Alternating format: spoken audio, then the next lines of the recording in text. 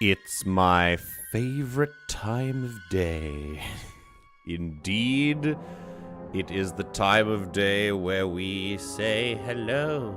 Good morning, good evening, good afternoon, and welcome to everyone. Whether you're watching the VOD or whether you're here live, know that you are very welcome here at this next session of One Can Hope. Those of you who are watching the VOD from the future, you would have had no break from now in the previous episode, and yet today is yet another time where we have skipped a week, and so we are all very happy to return to you today. No matter where you come from or how you're doing today, I hope that things are going okay, and if they're not, that's okay. Sometimes that happens, and I hope that we can make your day a little bit better today. Until that time where we must all return to the real world. For now, enjoy this brief foray into a galaxy far, far away. Now, of course, I am not alone today. As always, I have some people around me who are going to be helping me tell this story. Let's see what they're talking about today. Tiger Lego set has a butthole. Here's how we're gonna throw a wrencch in the conversation. Yeah, Google that. Like, okay. even though just butt Hi, is MJ. not indecent. Yeah. No. Keep going. Mooning Where's this people going? is. Well, it's because it's a rude gesture, but also like there's a difference between like this man is standing straight and about to get in a bathtub, and we show his booty cheeks. This guy just ripped his pants down and is currently displaying hole for the whole of Main Street. There's a difference in artistic value and me. I'm joined my by goodness. 4 wonderful players. Welcome, players. Hey, it was Blue's idea. I did continue the conversation. That's true. I like how It's fast lovely. you threw her under the bus. Very I'll good. fucking do it again. Dude, this bus is bouncing off me. I'm titanium under here, I'm ju- dog. The Oh? bus I'm is just gonna saying- have a problem. When The- I The bus is undeafened, bouncy? when I undeafened, I heard Taters say that some type of Lego has a butthole. That was my welcome into Yep. the chat. The tiger set, which I'm Glad now I could- googling. Oh yeah, the tiger does have a the butthole. 3-in-1 creator Yeah, set. yeah. I remember. I've seen it. Oh my gosh, it does. What the You fuck? have seen it. Yeah, I have seen it in real life as well. Who? It's a flower. They literally made Yeah. it a rosebud. Yeah. It is. It's a little. I think it's because one or both of the other set instructions within the set, you Needed use them the as actual flower. flowers. Yes. And they didn't know what to do That's- with them for the tigers, so they just put it on the bottle. No, Right. no. That's Well- a choice. That's a conscious decision. Well, aside I feel like from, they were like, we have this tiger butthole. What flowers should we put in the other sets? aside from a riveting conversation about Lego posteriors, We're back. We have returned after a week-long hiatus. I hope you all remember how to play Daggerheart and also what all your abilities are. It's a Yes. die. So let's see. Remember, we've done new sessions. All your abilities reset, and well, the ones that are once per session. And let's see what we can do. I have no pre-stream announcements today, other than Star Wars Zero Company came out, and this is not sponsored, but you should play it. It is absolute peak. I'm obsessed with it, and that's all. Let's play. I welcome you all once more. Are all the players ready? Yeah. Very good. No. Very good. That's okay. All right, we'll wait for Taters. Hold for taters. I don't think you're ready All because you're not okay. sharing your screen that we can hear music from. Shit, you're That's so true. right. That's so true, bestie. Okay, hold on. I There we go. That Well, was here we go. wild. Well, that's how you know the difference between crack and orifice. And It's with that, music, man. Sets Well- the mood. that's wow, so true. So true. How could you say something so controversial yet so brave? And with that, let's begin with our next episode. Episode 3 of One Can Hope.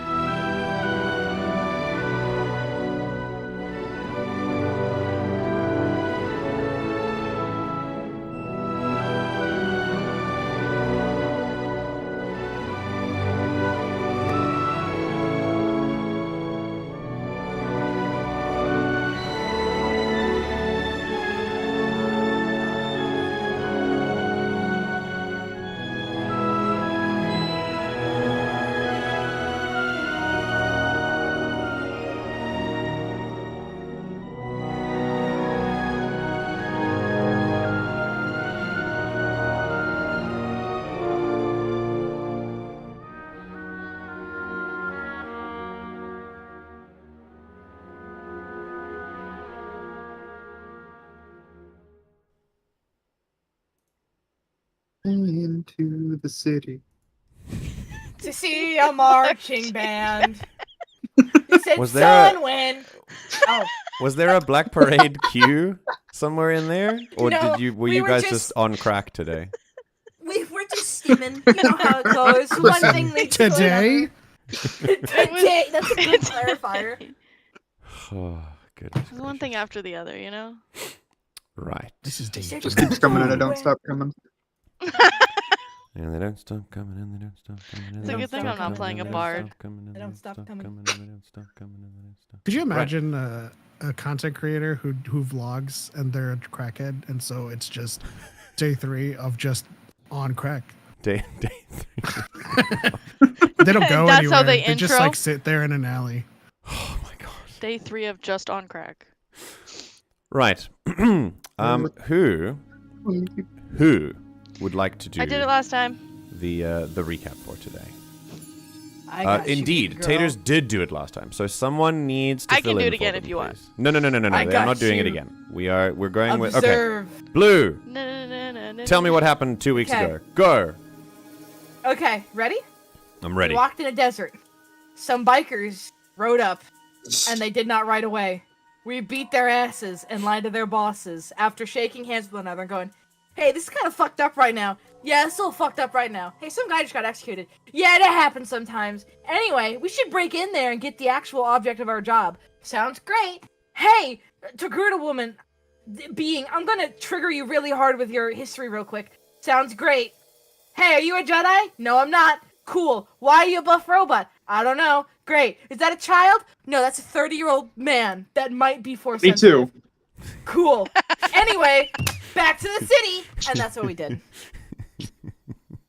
There was also some text RPing happening. There was some Indeed. text RP. There Very was- important. Very important. As I've discussed, we do have some text RP parts in the Discord. But first, thank you, Blue, for that incredibly concise and accurate recap. Sums up. I'm not gonna go to the bathroom. A 30-year-old man that might be force sensitive. Pep and I delved into Shin's recent past when he arrived on Tatooine and did 2 separate scenes that aren't super crucial to what's like I said, they aren't crucial to what's going on here. They just add a little bit of context to the character. So if you're part of the Discord and you want to go check that out, it was pretty fun to do it. I loved text RP. Text RP was how I grew up in like roleplay communities. So it was really nice to stretch those muscles again.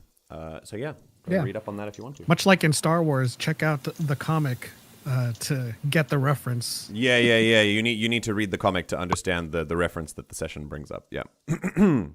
Speaking of the Beautiful. session, that's indeed a very concise recap, Blue. And here we are once again in the Dune Sea.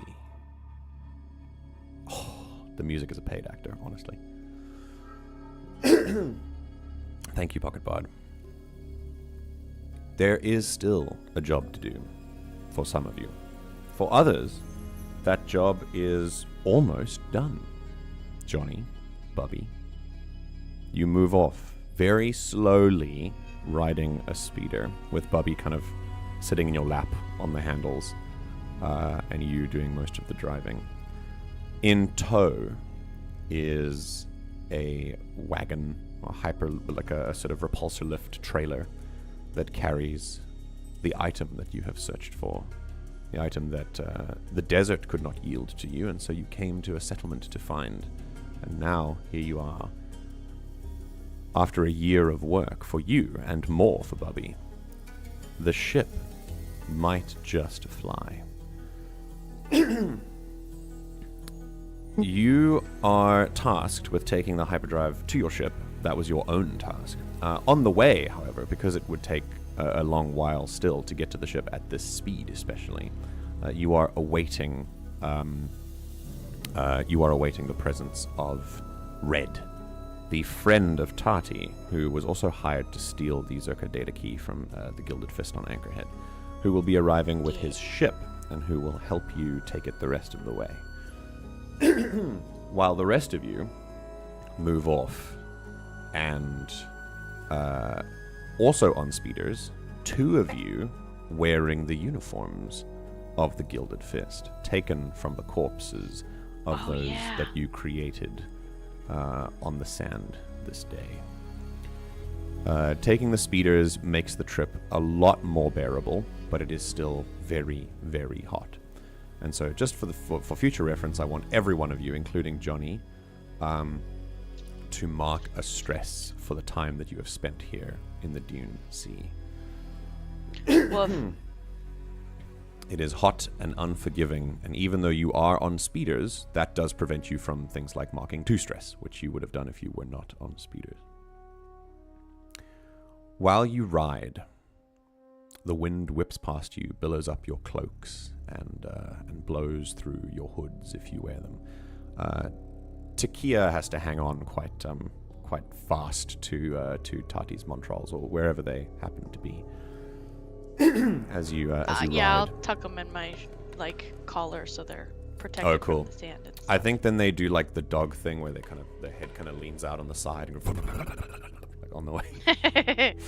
Their tail is also it's with the tail. Yeah. While we ride, my scarf that I've been using, because it was sort of wrapped around Takia and I, the scarf that I've been using, I tuck it into my bag so I don't lose it. Okay, very cool. That is something I think was purposeful for you, because I think someone's going to see something that your scarf was covering. Riding slightly behind Tahti, I'm assuming maybe Tati's on the back of Seku's speeder, maybe, because you only have 2 after a negotiation with the Sand People. Shin, as Taters and Tahti, it's a blend. As Tahti removes their scarf and shows like the main jacket, now that it's the wind is blowing enough that they don't really need the scarf anymore. They want more coverage on the wind. You notice that there's a certain logo on their jacket that says Mallow Bites. It rings a definite bell for you. Shin's eyes kind of like squint, but he doesn't do anything just yet. He's locked in on the ride. Yeah. But you notice it. Okay. Yeah. We can get to that later. You remember the job. It's too loud to be talking over anything over comlink. So you all now have, I'm assuming you've all now linked up comlinks. Johnny, being a droid, has an internal one that he can use. Yeah, you remember the job. A blueprint for how Zerka encrypts their files. An encryption protocol data key for Zerka Corporation. You're going to need this. What for? Is for Seku to know, and for you to find out. For now, all you need to know is that you need to get it. And Tahti, seeming fixed on doing it themselves, for fear of endangering anyone else, is going to start us off. But before you get there, I'm going to ask... I want to quickly move to Johnny first, as you split off from the group with the hyperdrive. It doesn't take very long before you can't see the party anymore, Johnny. And then, once again, you and Bubby are on your own. Just how things should be. And yet, how does it feel to have had this interaction with someone that maybe was your first non-Zerka mandated, kind of, I mean, I was going to say non-explosive, but explosives were also involved, but to have this kind of interaction where you meet people who aren't potentially your enemies at any given moment, how does that feel to Johnny?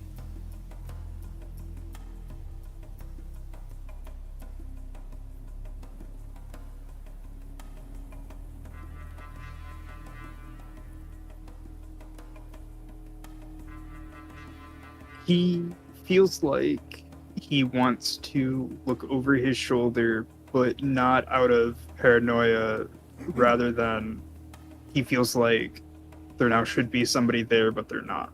Interesting. Okay. You become accustomed to it, even in this short time. Okay.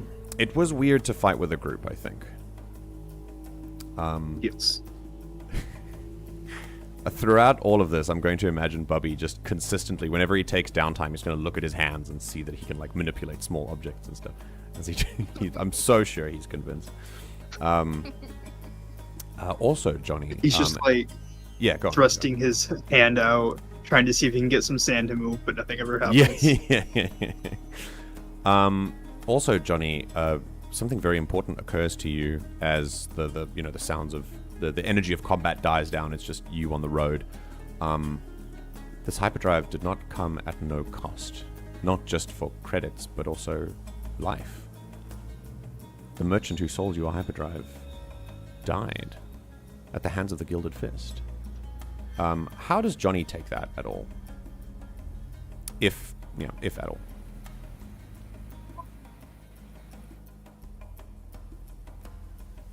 Could be as simple as unless he does feel something about it. I'm trying to hit like a specific fiber, because it's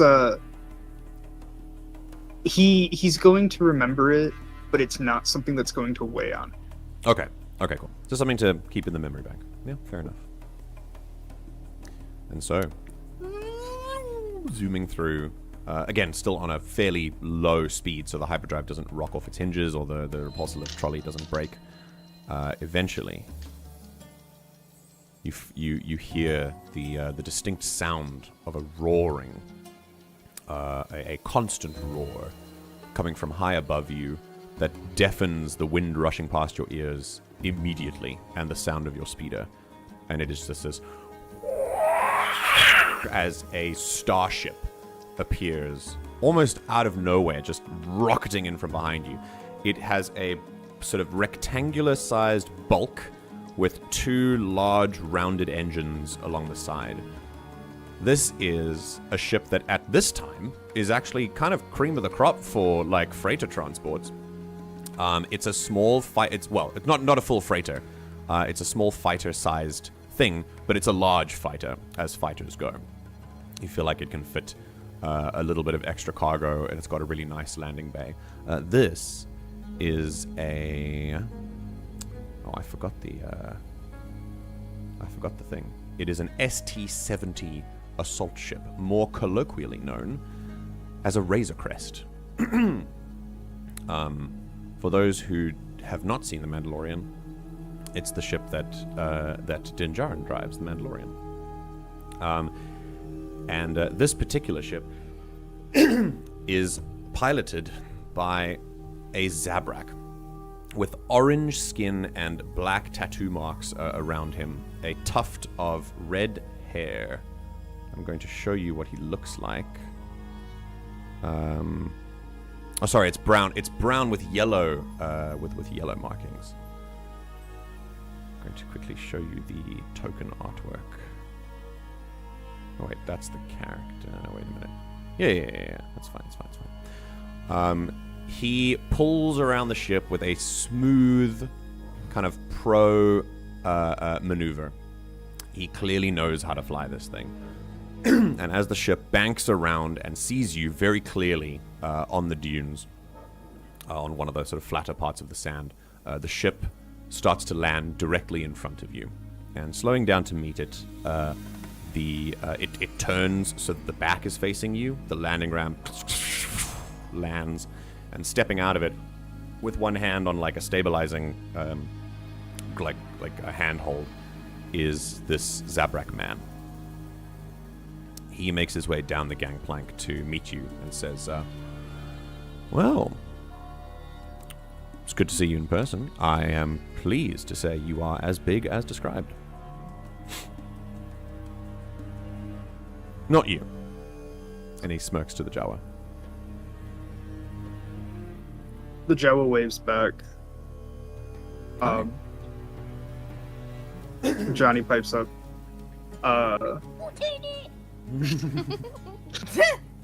Brilliant. I suppose you're my transport? Well, unless another ship is coming to take the hyperdrive, which, I wouldn't really trust. And then I'm it. I'm Red. Nice to meet you. Johnny. This is Hi, Bubby. Johnny. And Johnny holds his hand out. Johnny, huh? You're one of those droids. He shakes your hand. No designation? I don't really need it after my previous owner abandoned me. Oh, okay. I'm kind of on my own now. Well, fair enough. Only kind of, as he pats Bubby's head. Yeah, he smirks. He says, well, with me and my partner, that makes two of us. You're not the only one that's been left behind by the galaxy, Johnny. Come aboard. I can't fit the speeder and the... Oh? Alfred? Did you leave? Oh, wait, you came back. No? Yeah? I refreshed the page, Oh, sorry. okay. Okay, cool. Just, you can't see the red art on the stream if you were trying to show it.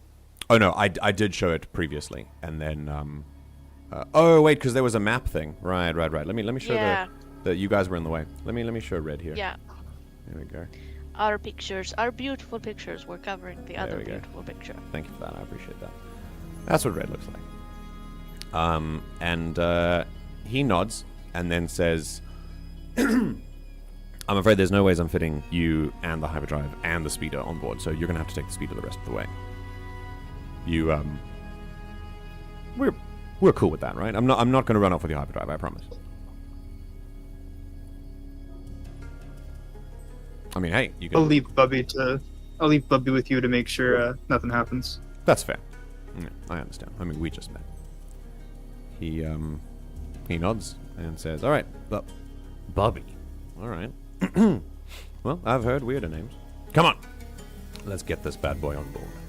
And together, you take the repulsor lift off the speeder and just tow it into the ship as is. He locks it down somewhere with some stabilizing cables and then turns to you and gives you a little mock salute and says, all right, I'll follow your lead. See you there. Bubby gives you a wave.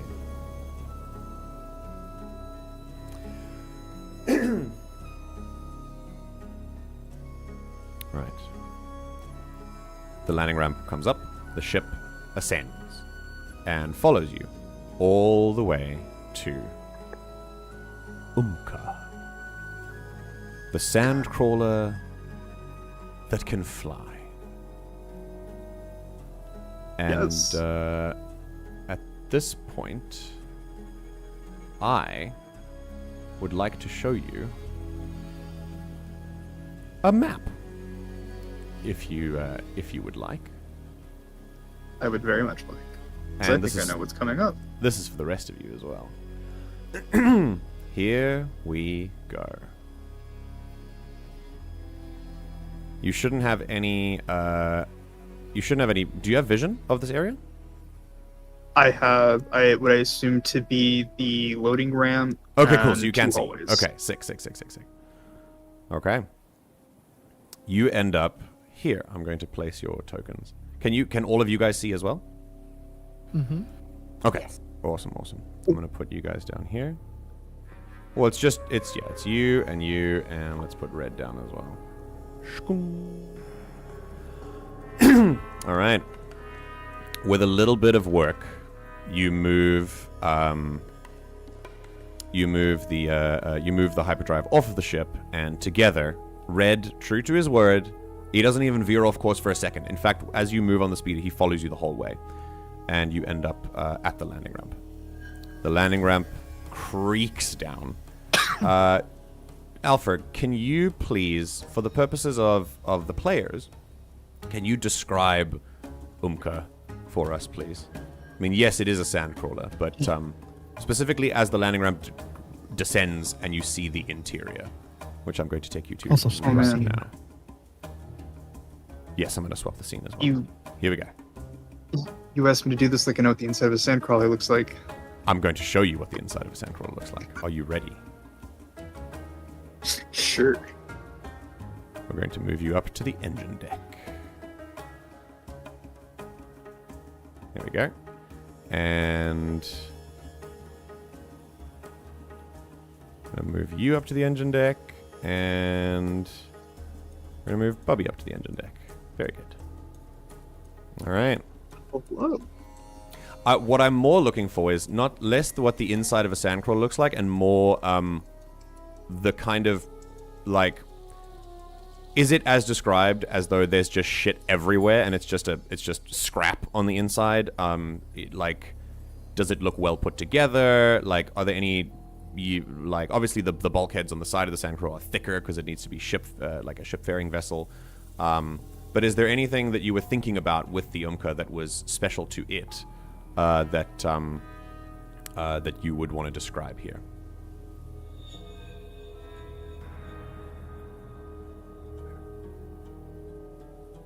Something I've given much thought. I don't think Bubby and Johnny would have been much for decorating. Okay. As far as things being a mess,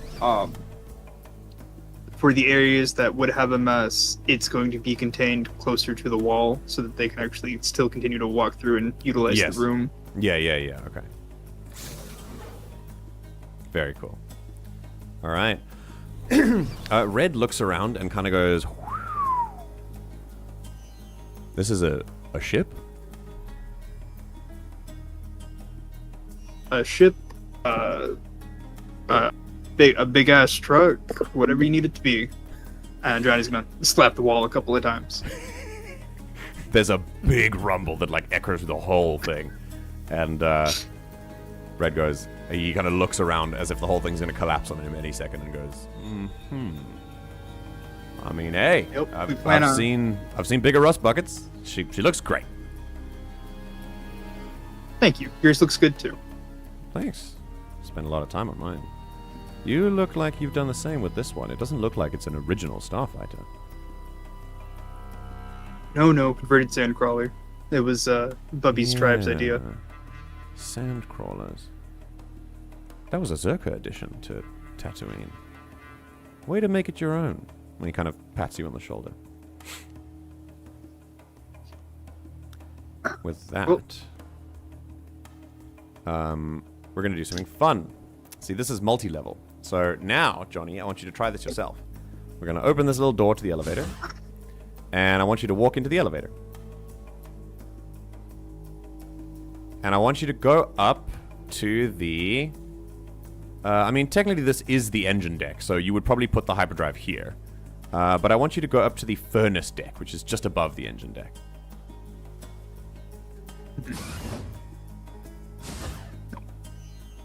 Did a little pop-up come up for you? Here we go. Now it Yeah. did. You need to move to the end of the elevator. Like, you need to fully be inside. Okay, I there we thought go. I was. Let's, bonk. We'll go to the furnace deck. And Okay. Johnny's still on the engine deck. We'll move him to the furnace deck. Cool. You guys are all following us, right? Like, you're all on the engine deck now, on the furnace deck now as well?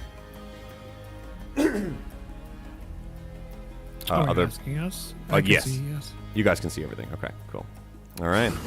You drop off the hyperdrive, and basically you kind of get over here. Each deck of the ship has a very specific function, and it is also labeled. So you've got your engine deck on the bottom. Above the engines, you have the furnace, where all your fuel goes to below. It basically, a sandcrawler takes scrap and specializes in melting it down for use in other things, like raw fuel or materials or ore for metal or whatever. It's a scavenging vessel, and it's a mining vessel primarily. Then above that, you've got a smelter deck. which lets you break things down in like a crucible type of thing. Above that, those are your like more technical aspects of the ship.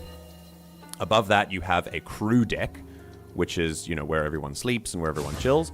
Then above that, you have the command deck, where you take control of most of the ship's functions. Then you have the bridge above that. And then on top of the bridge, you have an exterior. For now, we're going to just hang out on the furnace deck, just so you can see everything. And then you start...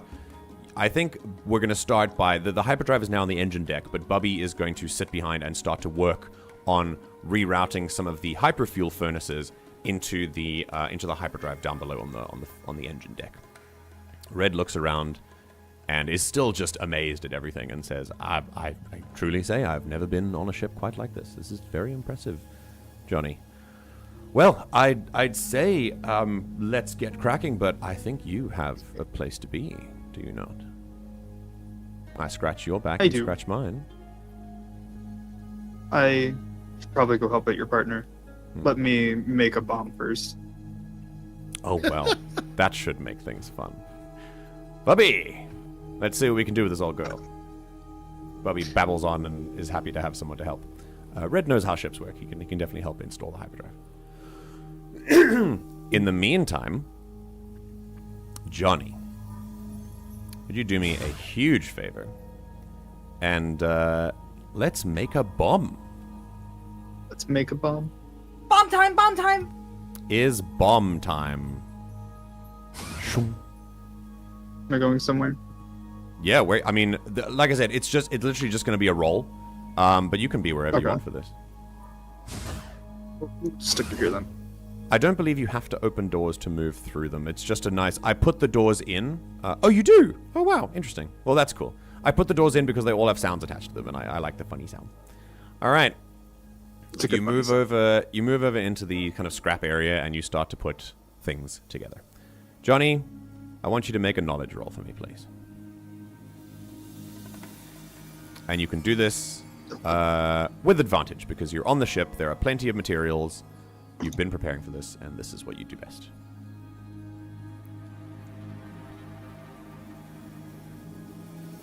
I'm gonna use, oh wait, do I have hope? I don't, never mind. Oh, no hope? Damn. That's okay, I don't need it. Oh my god. You guys have to stop doing this. During our text RP, Pep crit like 3 times. Oh, so wild. Okay. Right. One of them was ones too. Yeah, one of them was ones, yeah. Uh, You make an incredible bomb. Johnny, what kind of bomb are you making? the kind that goes boom. Okay, so just a regular run-of-the-mill, like, remote device. Yes. Nothing special. Okay, awesome. I am going to treat this... You know what we can do? Let's see if I can... I wonder if there's an explosive item here. Do Technically... I get hope on a crit? Yes, you do. You gain a hope and you clear a stress. Haha. Okay, so here's the loot. Oh, it would be a consumable, wouldn't it? Yeah.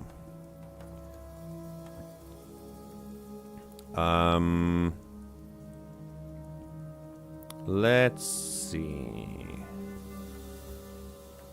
A gravity bomb. Oh my god.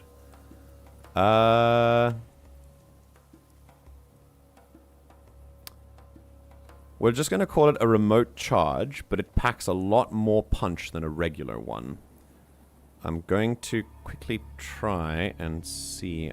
There's a Star Wars loot table here. I want to see if it Just does. quickly crafts a seismic charge. Yeah. So because it's a remote charge and not a grenade, a regular grenade you could just throw, and it would deal damage. But a remote charge, you have to make a roll to plant it and to like prime the device. However, because of your crit, I think you probably could just put this somewhere and go. It's made so well, I don't think it would even take up your spotlight to place it down. Yeah, I don't think it would take a roll. So if you now have this very capable remote charge that I think will work like an unstable shard. Yeah, we'll work out damage once we plant it, and we'll see what it does. For now, you definitely have your bomb. And with that, while you make this, we're gonna then move over. As the afternoon starts to set in, you arrive at the end of the Dune Sea, the rest of the party, at one of the back ends of Anchorhead. It's kind of, it's a lot quieter here. And let's take you back to the Dune Sea here quickly. There we go. Johnny, you've made the bomb, and now you bid farewell to Bubby and to Red, and you're now back on your way towards the group. The group, in the meantime, as I said, has just arrived at the back of Anchorhead.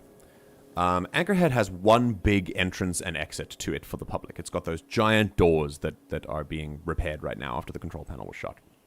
And of course, it also has spaceports and landing pads for other ships that want to come in. The walls are pretty high, not unscalable, but still pretty high. And on one end of Anchorhead, on one side of it, is what Tahti has described as what they are convinced is the Gilded Fist Den, at least the back entrance to it. Although when they say back entrance, you're not really sure you see anything. It just looks like a sheer wall. However, you can see a slight domed roof, a very large domed structure beyond the wall that suggests that might be some sort of central administrative building. And that is where you land now. Just outside the wall, you're still in the desert, and I'd say you wouldn't run up on the wall immediately. You kind of park your speeders on a curved wall that can see this main area, because you look around and notice that there are actually Gilded Fist members. Not a lot of them, but like one or two that are currently walking along the edge of these walls as just like regular patrols. Like I said, not a lot of them, 2 at max, but they are there. And so parking your speeders around a corner, still in the desert, still with the heat beating down on you, but now back against one of the big walls of Anchorhead. The 3 of you disembark. You straighten out your uniforms, Seku and Shin. And before you have the spotlight, I'm going to ask Taters to quickly roll me a dangerous opportunity from you guys passing the challenge, fighting the Gilded Fist members in the Dune Sea. So you make an action roll. Excellent. I was You make an action roll against the... it's any trait that you want against the environment's difficulty, which for you, for the Dune Sea, is... It's a great question. I think it's a 12. It is, it's a 12. And it is an action roll, so it will generate things. You can use experiences as well, yeah. I just meant any ability.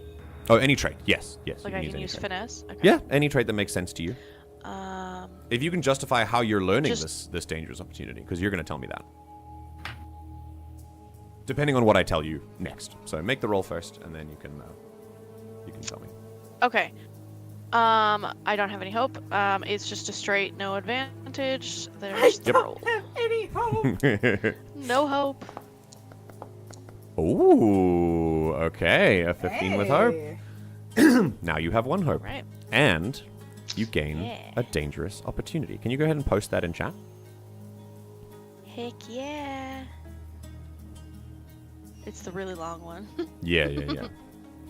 Tahti, you look around, and I want you to tell me how you were able to learn from the encounter that you had with the speeder, with the gang members on speeders, how you were able to learn a fortuitous discovery. You uncover something such as an impending threat, a secret entrance, a hidden ally, or a new opportunity. And while capitalizing on this discovery, you may mark a stress to swap the results of your hope and fear dice.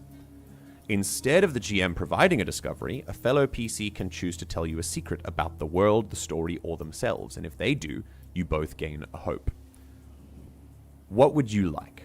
If you want the first part of that ability, Ooh. you can spot a secret entrance into this back area of the Gilded Fist Den.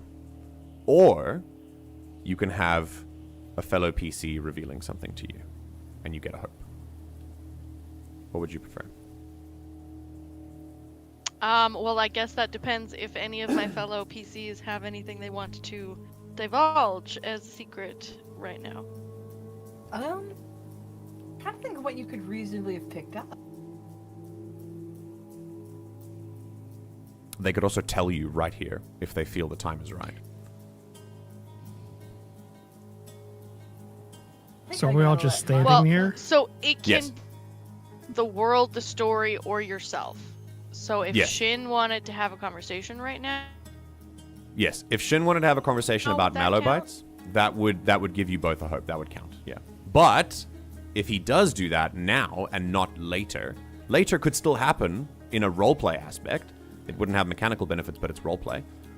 But then, if there is a secret way to get into this base, you would have to all work together to find it, rather than this ability just giving it to you immediately. So, you're going to have to choose. right.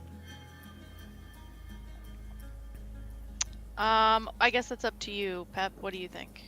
Do you want to do that right now, and then we find a way in? I can pass through the environment. I just have to find myself a way in. If you want. I think it would make sense for your character to want to discover a way in. Because I think RP wise, Shin's gonna stop you anyway. Oh, okay. And do the and do the talk anyway. Okay, cool. All right. So Taters, secret entrance? Yes. Sounds good to me. All right, I want you to tell me how you know about this. Secret tunnel. Based I was about on to start singing it. Well, okay, so we were like going through their stuff and whatnot. So maybe one of the really like lackey goons had like notes scribbled to themselves, like stop leaving your shorts little- in the public spaces. a little The map. back entrance is 3 clicks to the south. Yeah. Okay. The password is Fiscal 0725, whatever. Yeah. This is how to get back Yeah. in this town. The codes and stuff. A yeah. map to Fisttown. Okay, Yeah. cool. So, Taters, buried into the side. And then like somebody's birthday scribbled on it or something. Oh, random. of course. Into the side of one of the walls that enters into this part of the den is a hidden door. It is flush with the wall and so requires a really keen eye to find it. But also flush with the wall is a panel. And you can't see it from here. You just know that it's there. You're just going to have to relay that to the party now that you guys are here. So, like I said, you've got your backs to the wall. You're looking at... If I can draw like the structure quickly for you, let's go to Theater of the Mind so I can make sure that we're all on the same page. But basically, here is the Gilded Fist area. And the way that Anchorhead's kind of structured is it's got these curved walls around like that. And I want to say that you guys have you guys have parked your speeders like here. Oh. and you guys, there are 3 of you there, like you have your backs to the wall here, and you're looking at the Gilded Fist headquarters from here. I'm gonna have to switch the map as well so everyone can see the butt. And that's the Gilded Fist area. Now, Taters, you're pretty sure the entrance is around here somewhere, but you haven't found it yet because you're still over here. Okay. Got it. I'm deleting the button. Got it. Pep, move your token out of the way. Thank you, sir. Right. I was interested in it. The butt's gone. He was just checking it out. Some butt that I used to know. All right, so with that, and with that revelation, Tahti, the spotlight is yours. Me specifically, or all three of us? Yours, plural, but of course you have the information, so.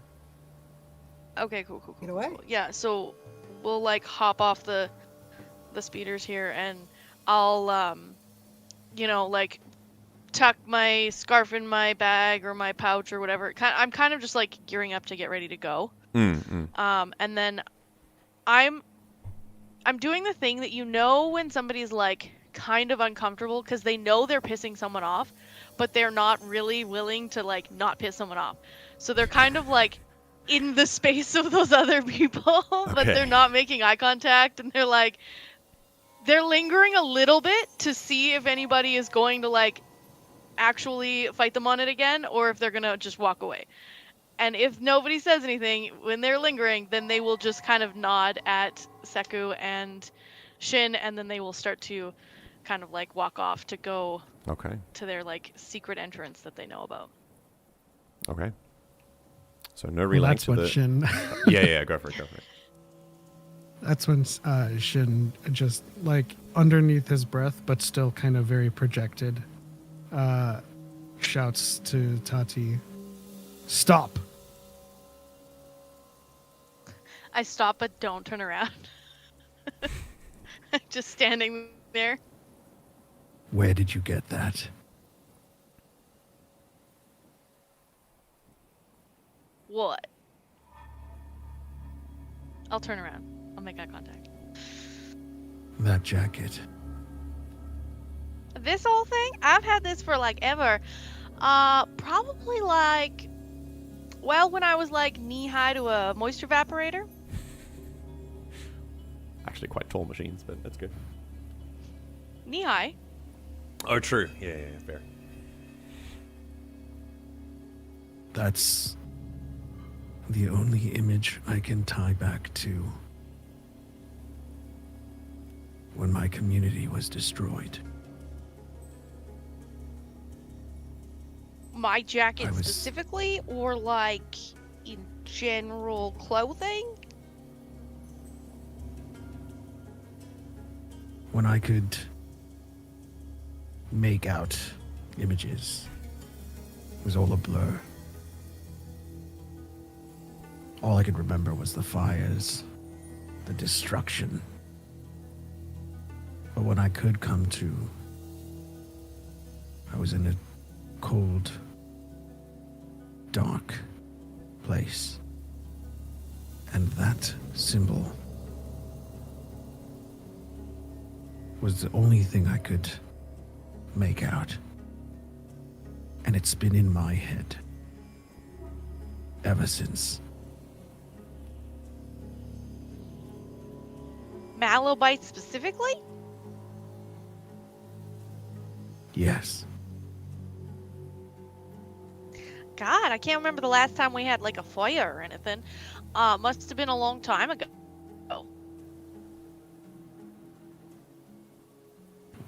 I grew up there. This is where I grew up. I lived basically in that restaurant. I mean, technically we lived like down the block, but you know. My mom worked there, my aunt worked there, I worked there. We all kind of just, that was where I grew up basically.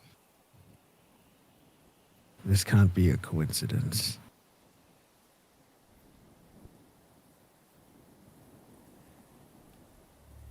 I was meant to find that. The jacket? You want my jacket? The jacket is a part of it. And it is a I mean, cool I'm gonna jacket. have to go buy a different shirt or something, because I've been wearing this for like 6 months. You might want to wash it. That's besides the point at this current juncture. But I think this this chance, this symbol, this connection, however small it might be, is trying to tell us something. And I don't think you should be doing this on your own.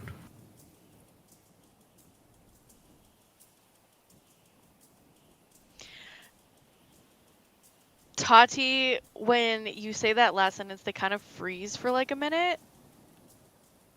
They don't say anything for longer than a beat. Then they take like a deep sigh, and they're just like, you can tell they've kind of been like, fine. They're like, why you gotta go make it all sentimental and all that shit? It's See, not my... Here's the thing. That's- If I went in there and I died today, you wouldn't have said nothing about it. But here y'all seeing my jacket, and now I can't go die. Plenty of things have happened today that were outside of my control, that I could have done something. But never again. I promised myself that. Now, we don't need to be together, but we can increase our chances of success if we work together. Even if that means you go in alone, but we act as backup in some way, shape, or form. Wouldn't you agree, Seku? Agreed. Did that go through, or was that just silent? I might have talked Very too quietly. softly, but I heard it. You said agreed? I did. Oh, yeah. Yeah. Seku is actually going to look between the boy and the Togruta. What are they both? What are the expressions right now? Because I'm happy to roll to like read that shit, but she's looking.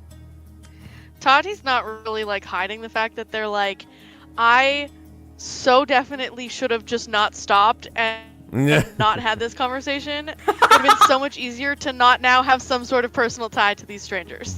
Like, they're like, oh god, now I feel something for you, and now you're my friends, and now I gotta take care of you too. Shin's the opposite. He's staring up into the sky as if he's discovered Jesus. Dude, Seku is like looking at one side of the spectrum, the other side by side, and she just kind of goes like, now, are you two, you good to be doing this? Cause you look like you're, well, more pissed than a refresher could be, and you look like you've just rediscovered the meaning of life. Shin kind of like resets and looks down finally and just replies, Sorry, I didn't mean to get carried away. That's the one thing I remember when I was taken. Oh. A galaxy Seku full sits of down in the sand. coincidences. What? Wait, Seku does? Seku. No, Tahti sits down beside Seku in the sand. Oh, I okay. sit down where Seku is in the Okay, sand. Sorry. okay. Okay. Smash So- one sentence Seku, into you two feel words. two hands on your shoulders pushing you down. Just my ass in the sand. Seku sits down! She will look back and forth, look at now the sitting Togruta, look back over and go, okay, so I'm glad you found something. I'm apologizing that you found something else.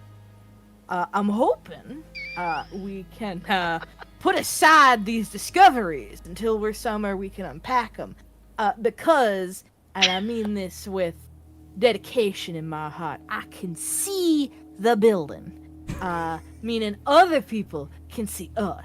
And might start wondering why we got this current series of expressions on our face. So, you know what we're here to do? You know what you're gonna do. She's now turned slightly to Tahti. And it sounds like we'll be lingering a bit closer than discussed. You still want to go in on your own to do most of the work. That correct? Listen, if I had it my way, you guys wouldn't even be here. But yeah, All the right. preference. Well, And then Tati will turn to Shin and say, "All I remember is the sound of the birds in the trees. That's what I remember from my childhood." And then they stand up and they brush the sand off and they're ready to go. What's the plan? well, excuse me. You don't burp, I do. I ate. She did not. She is going It's a to. little snackish. You just, find some chips while these two talk. She is going to pull out a little Speeder hollow snacks. projector, essentially. Yeah, like a Cliff Bar. And she's going to press a button to display a hologram of what Tati is looking for, which is, for lack of a better term, a special data key. Can't Yes. mistake it. Yeah. And she holds it in front of Tati, but not so that, like, people at the bar's like, what are they doing over there? Talking about our thingamajig over there. Well, bear in Like, mind, holding it closer to her chest. Blue, to be clear, you are on the outside of Anchorhead right now. You're the sand. You're on the Oh, Dune Sea still. dude, you I'm haven't gonna entered gesticulate like crazy. That's awesome. Yeah. Okay, no, so we charades this shit. So you look at the Yeah. feminine. No. She shows it and she explains. This is what you're looking for. It's valuable, it's older, and I'm willing to bet they are either underestimating its usefulness or are overestimating the price it could get. At any case, it's either somewhere well secure or in a heap of scrap waiting to be sold back to Circa. Knowing these. She glances back at the dunes where they just kicked all their asses and there was like someone screamed about Fisttown. General demeanor. I'm willing to bet that they are at least tangentially aware that it's valuable, but not critical enough to warrant something as extravagant as a personal guard. Shin stands up and interrupts. If I may. Well, you are now, so go ahead. I fully support Tati taking on this endeavor alone. But I think we should But? take a spell, wait for big iron giant to come back, The droid. and plan an adequate extraction route. She's gonna look over to Tati to gauge her reaction initially. Tati, still ass in the sand. Okay. Okay. Just no.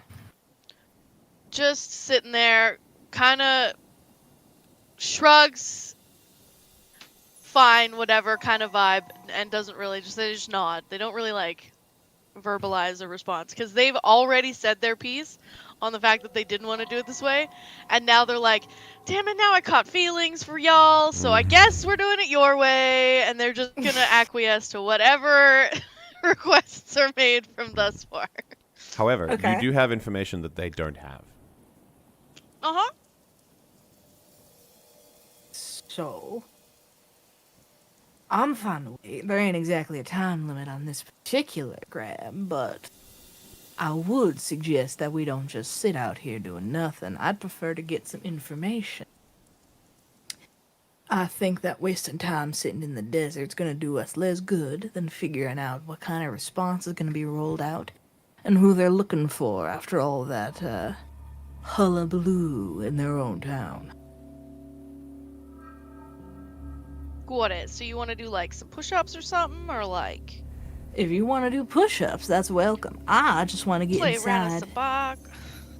If you want to play around a sabak, you get it, and you better win. Cause let me tell you, credits are tough to come by in this galaxy. But what I'm saying is, we wait inside, and at least I can put my cones to some use, other than this unique audioscape out here. And she gestures generally to the howling wind and It's the wind. distant Yeah. of the fucking sand people. Yeah, it's just... Where should we settle down then? Somewhere vaguely populated, any kind of busybody center, but I'm not angry with a tavern, I'm not angry with a marketplace, hell, I'm not even angry if you two want to go play sabacc and I wander my little tush around. I'll be close enough to keep an eye on you, and that's about the only thing I'd emphasize. But So- waiting. I've been in a place probably around what you're describing. My problem is, how is Johnny gonna find us? Well, it's less about Johnny finding us and more about us being gifted sight and being able to notice his figure approaching through the doors. I don't think we'll be missing Johnny. Agreed. We can He's- come ahead and tell him where we are. Agreed. You would also know that Tahti can get through safely because that's the dangerous opportunity that they found within the Anchorhead. But Johnny does not have that, and they know what he looks like. Yeah. So if you want to hang Johnny out in Anchorhead, Definitely being looked for. yeah.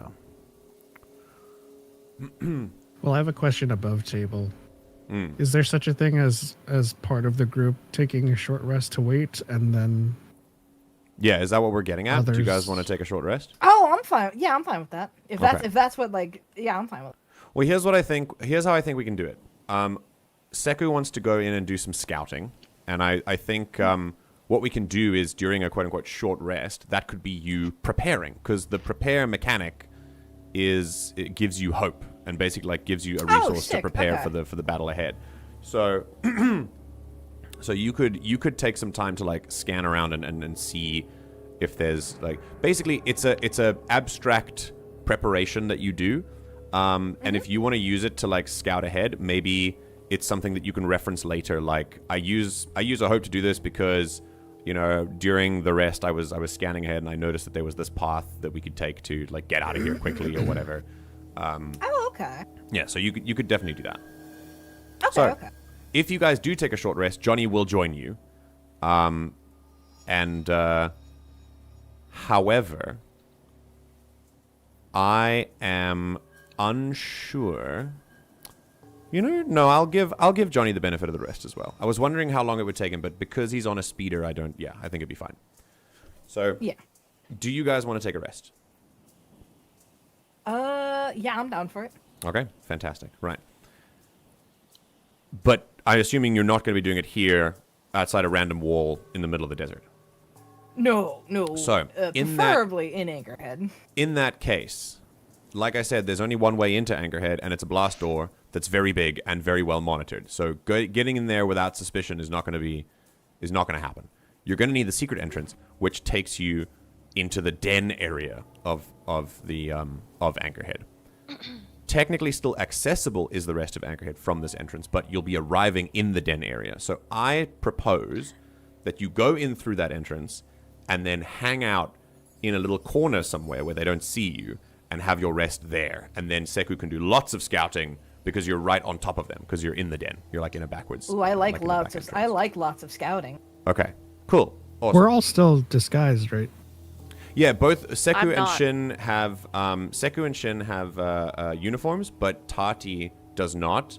But they can get their dangerous opportunity within Anchorhead, which includes the den, is they can pass through a place without fear of being harmed.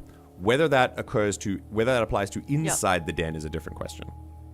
That's going to be slightly different, but at least around and stuff, Tahti knows the terrain in Anchorhead well enough now that they can move through unhindered. But you guys also have disguises, so if you can pull it off well enough with the disguise, great. All you gotta do is talk about Fist Town randomly and you're Yeah, good. yeah. I really need to actually have that conversation with you about changing my character ability. Oh, you want the Hollow Shroud disguise? Yeah. Okay. I mean, you have used the advantage on hacking to hack that big door out of Anchorhead. It did help. But again, Taters, if you have safe passage, yeah, you did. But if you have safe passage, that's fine. You don't need the Hollow Shroud because you have safe passage, right? Yeah, that's true. For now, let's leave it as It'll it is. be And what then it is. if you really want it Tahti's going later, in, it doesn't matter. then once we like get off world maybe and we go off to like the next place, then we can talk about swapping out. Yeah, for sure. Okay. Okay. Yeah, so let's For the time being, go in and take a short rest. Okay. go in and take a short So rest. if we're agreeing that we're taking a rest, Tahti will show them the secret entrance, and they'll take them through that way. Okay. Well, there you go. Okay. Tahti taking the lead. Impressing. They move off, and the secret entrance is actually, the one that you found is not big enough for speeders. It's a personnel entrance, and it's really a backup. Like it's like a repurposed maintenance shaft. It's for emergencies, and it goes through the wall basically. It's got 2 doors, one on either side of the sandstone wall, and you wait for Johnny first, and then once Johnny arrives, you'll then take him through the entrance as well. The one thing I will need, the secret entrance does give an opportunity to find a place of rest first. But that, I will consider, is the only place of safety for you. If you move from that to anywhere else in the den, like Johnny I'm specifically referring to, then you'll have to make some rolls. Right. But as long as you stay in that place that you find, you're good. So, with Tahti taking the lead, Johnny once again joins the group. Johnny, is there anything you want to discuss with the group before you move off into the secret entrance? Johnny should probably be brought up on the plan. Yes, I assume that everyone relays to Johnny what the plan is, and that is that. Yeah, I figure I could just like comms chit chat to you when you're driving. Yeah, on the way through the speeder. Flying Yeah, that back. makes sense. Yeah. Okay, so Johnny, you're abreast of the plan. You guys go in, you take a rest, and then once you're done, while you're resting, you do some scouting work, and then Tahti moves in first. If they get in trouble, Shin and Seku move in to try and like distract with the uniforms, and if they get in trouble, Johnny, you are the nuclear option. You're the Hulk waiting in the fucking Quinjet. Yeah. Got it. Should we go over our short rest action? Yes, let's do that. So first, I'm Yeah, going to take you. how I'm does going to a take you short to rest where. work? That's a great question. I'm going to take you to the Gilded Fist Den first, and then we will see. I'm going to put you here. Let's see where this could be. Yeah, this feels like it's on the outside. Let's put it into.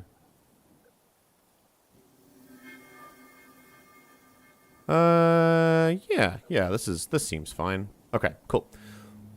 Right, I'll place you in here.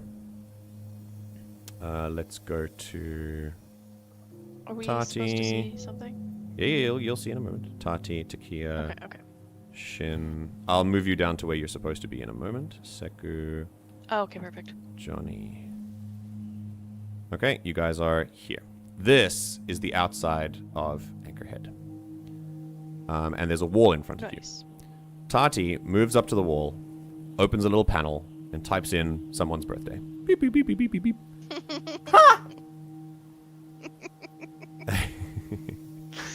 Uh-huh. Let's have a look here. I've got some cool sounds. The panel beeps, and a door opens. All right. It's a little hatch, so it's not a huge door, but all I had on hand was a huge door for now. And with that, you head into this area. Boink. It's a little... It's basically a little point. I'm going to move you here, here, and here.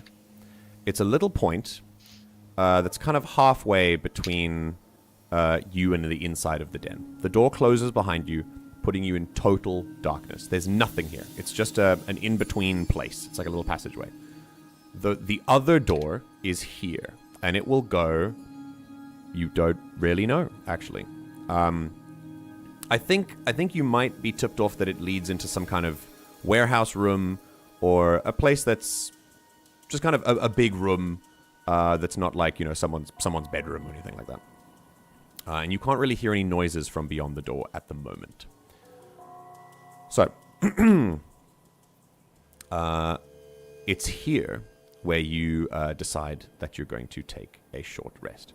And this is where you can tell me what you're going to do. I'm going to go to your party token, and we will click short rest. I will. Don't worry about it. A dialogue will show up for you. Now, on a short rest, you can do one of 4 things on a short rest. You can clear hit points, you can clear stress, you can repair your armor, or you can do you can prepare for the time ahead. I'm going to quickly move to a different. Yeah, let's go here. Okay, cool.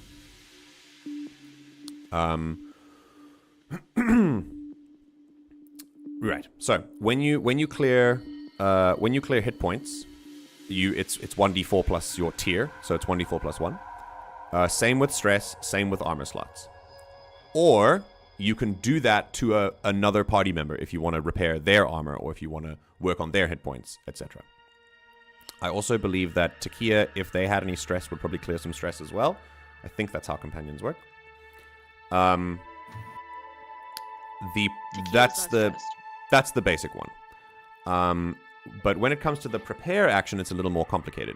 You can either prepare on your own and gain 1 hope, or you can choose another party member, and if they spend one of their downtime actions to prepare also, you can describe how you prepare together, and then you each get 2 hope.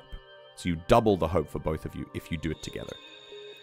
You have 2 options for downtime moves. You can choose any of the options that are prepared before you. And you can do the same one twice. So you can prepare twice, you can do hit points twice, whatever. So, I'm gonna ask, who's doing what? Prepare. I'm gonna prepare. Okay, so we Yeah, I prepare. was gonna say, I would like to prepare. I'm also preparing by overhearing things. Yes. Yeah. Okay. So, so that's 1 move, but you get 2. So what is your second one going to be? Or are you going to prepare twice? Are we prepared? No one has to keep watch. Together? Yeah, I assume if multiple party members are preparing, I'm going to assume that you're preparing together. If you can describe to me Does that how count you do as that. Together? Yeah, if you're all doing the same prepare, then I assume that you're together. Like I said, if you can explain how you're doing it together.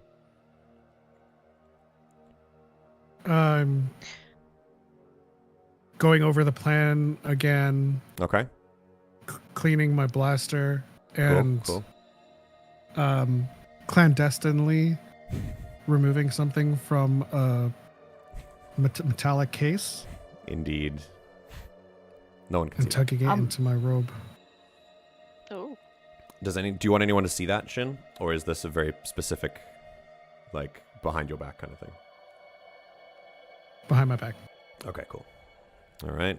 While Shin goes over the plan. Just like Blair Witch in the corner. It's really dark, so. While Shin is going over the plan, I think maybe you guys are sort of lit by someone's glow rod, which is like a flashlight in Star Wars. If only someone had, like, I don't know, a lightsaber. Yeah, if only. I wish. Yeah, it'd be so cool. It'd be anyway, cool.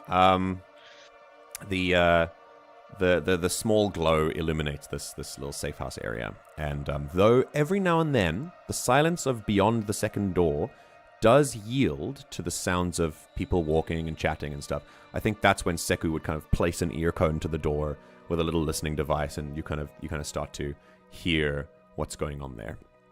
And Seku, that might count as your preparation. Yeah, I can. Yeah. I'm not gonna like actively, use the skill, but I do have like some echolocation, so I would kind of be, yeah. You can help with that. And obviously passively Shin, just listening, but not choosing the action. yeah, Shin goes over the plan with everyone, so that's probably a collective preparation as well. Yeah, I feel like probably Seku can show Johnny the little hollow image. Yeah. As well. Yeah. Of what we're Well, looking for. I was gonna ask, does Johnny also get in on this prepare action? Do you also want one of your things to be prepare? Yeah. Sure. Okay, go for it. So then I also one of have your a second action. Yes, Does you all have anybody second action. I need to clear some stress. How are people looking? Who's hurt? Who's got stress? Like, what numbers are we looking? I can use one of my second actions to do something for someone. Tahti if you looks need pretty to stressed. clear HP, then you can do that, and then I can clear your stress. Yeah, can do. Okay. I can also do that. I just need to know who's hurting the most, because I can also I have one in each, so I'm not dying. But if everyone's looking at 1-1-1, then I'm happy to heal someone. I'm happy to work on myself. It comes down to what's needed. I currently have 3 stress still. Oh, hang on a second. I I don't also think have- clear. Let me confirm while looking at the rules quickly. But I'm wondering. I think it says that 10 to wounds is for an ally, but it doesn't specify that. Oh no, you're true. That the stress. Let me confirm. It that actually, quickly. it does specify in repair armor and wounds Core that you mechanic. can tend to an ally. Interesting. Yeah, it's just the stress you can't. Yeah. Downtime. That's interesting.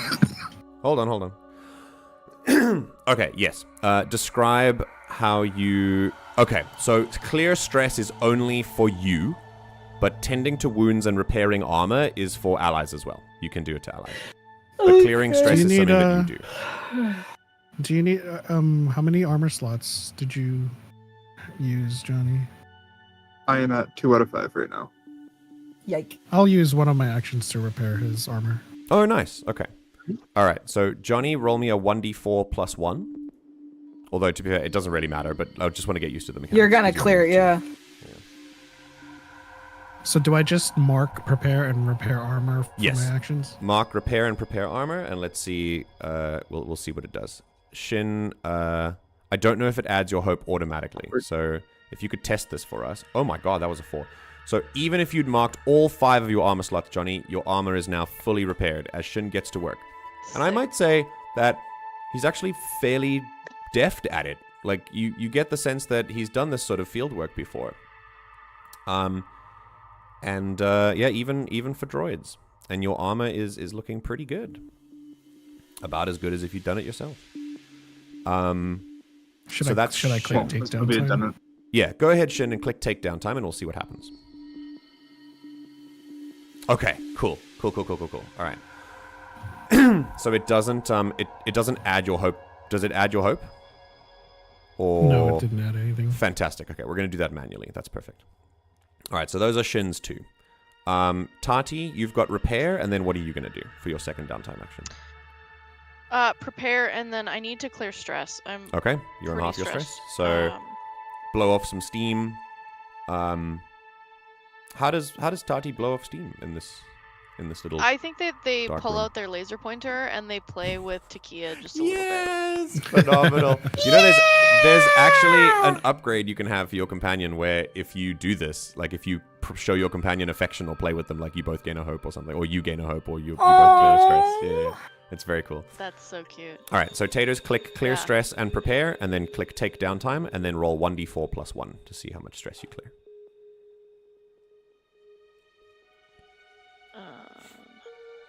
/ roll 1d4 plus 1, or you can use the dice tray down below to just click the little triangle for a d4, and then click the plus 1, and then click roll. Yeah, nice. Okay, so plus 1 would be 4, but you clear all of your stress. So you are feeling good. Excellent. Yeah, and then I just have 1 armor slot and 2 hit points gone, so. Very cool. Very cool. Then, Seku, what's your second downtime move? I think I'm gonna repair my armor. Yeah, Okay. I'm gonna repair my armor. I'm going to say you only have one armor slot, so you don't really need to roll. You can just clear it. Yeah. But, yeah, I was but like, yeah. So click prepare, click like- repair armor, and then click take downtime. Yeah, I think she, you cannot select any more downtime. Why? Oh, I'm a goober. Hang on. It's okay. Look, I can fix my fucky wucky oopsie whoopsies. Yep. Take downtime. Goated. There you go. All right, and then Johnny, you got prepare, and then what's your second action?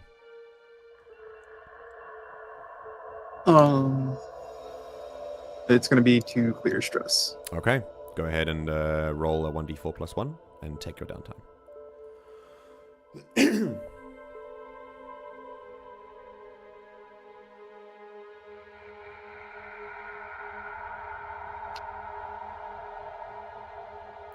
Okay. Sweet. Nice. Just enough. So, across this time, you go over the plan, you blow off some steam, and once you've kind of taken a moment that is in... What is going on with your sheet, Alfred? I did backspace 3, and so I put 30 out of 6 stress. Cool. You are considered vulnerable. I'm going to delete that quickly. Are we supposed to do anything with hope I'm going to give that to you now. when we... Once, Okay. even though this place isn't necessarily air conditioned, it's still ventilated.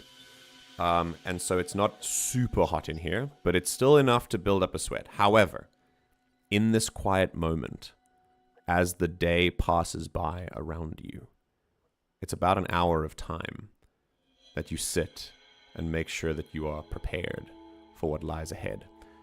All of you, because you all work together with prepare, can gain 2 hope each. So you add that to your sheet. On top of what you already had.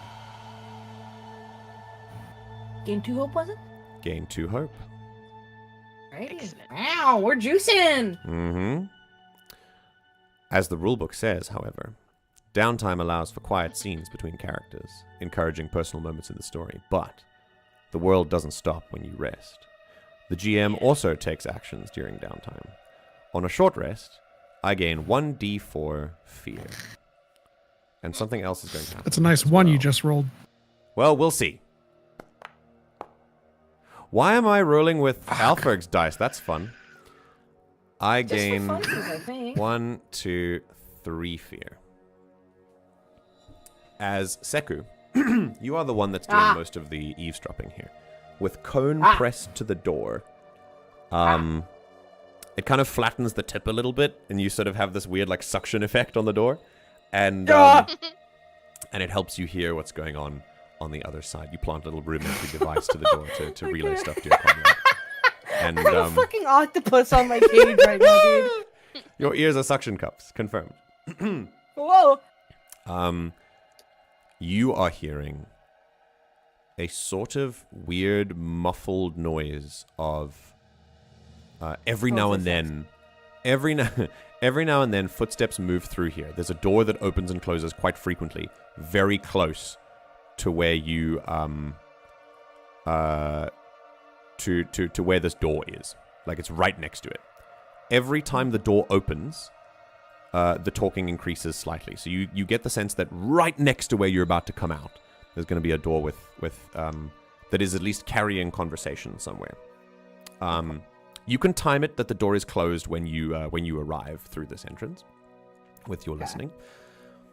When it does, however, you hear voices coming through, going, for like the first time is talking about Maddock and how he's on a fucking winning streak with the Pazak game that they're playing. They're also talking about how some speeders got wrecked a little while ago, but the repairs are coming along nicely. And don't touch Maddox's speeder because he likes to do his own personal stuff.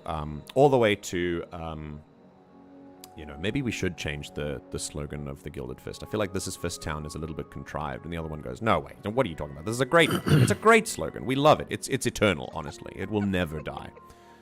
And it's coming into fashion as we speak. Yeah. Fist Town. You also They're gonna make hear merch. comments made about the creepiness of the droids in this room, currently deactivated, but it's almost like their eyes follow you. It's like just gang members talking about how creepy their battle droids are. You don't hear any battle droids, so you assume they must be deactivated. But they're in this room that you're about to get into. Ow. Great. All right.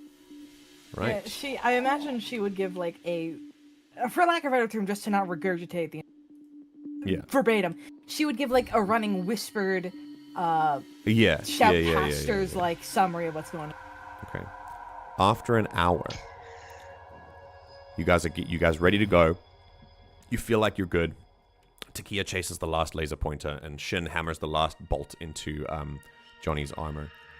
And you stand up and you're ready to go. And that's Seku. That's when you hear it. You hear the door open again and a couple more frantic footsteps. As two Gilded Fist members move through, you hear them blurry, but you hear them. And they go, oh, shit. Oh, the boss was mad. Yeah, no shit. We just lost track of like 7 of our guys. They said they won, didn't they? Yeah, and where the fuck are they then? Oh, well.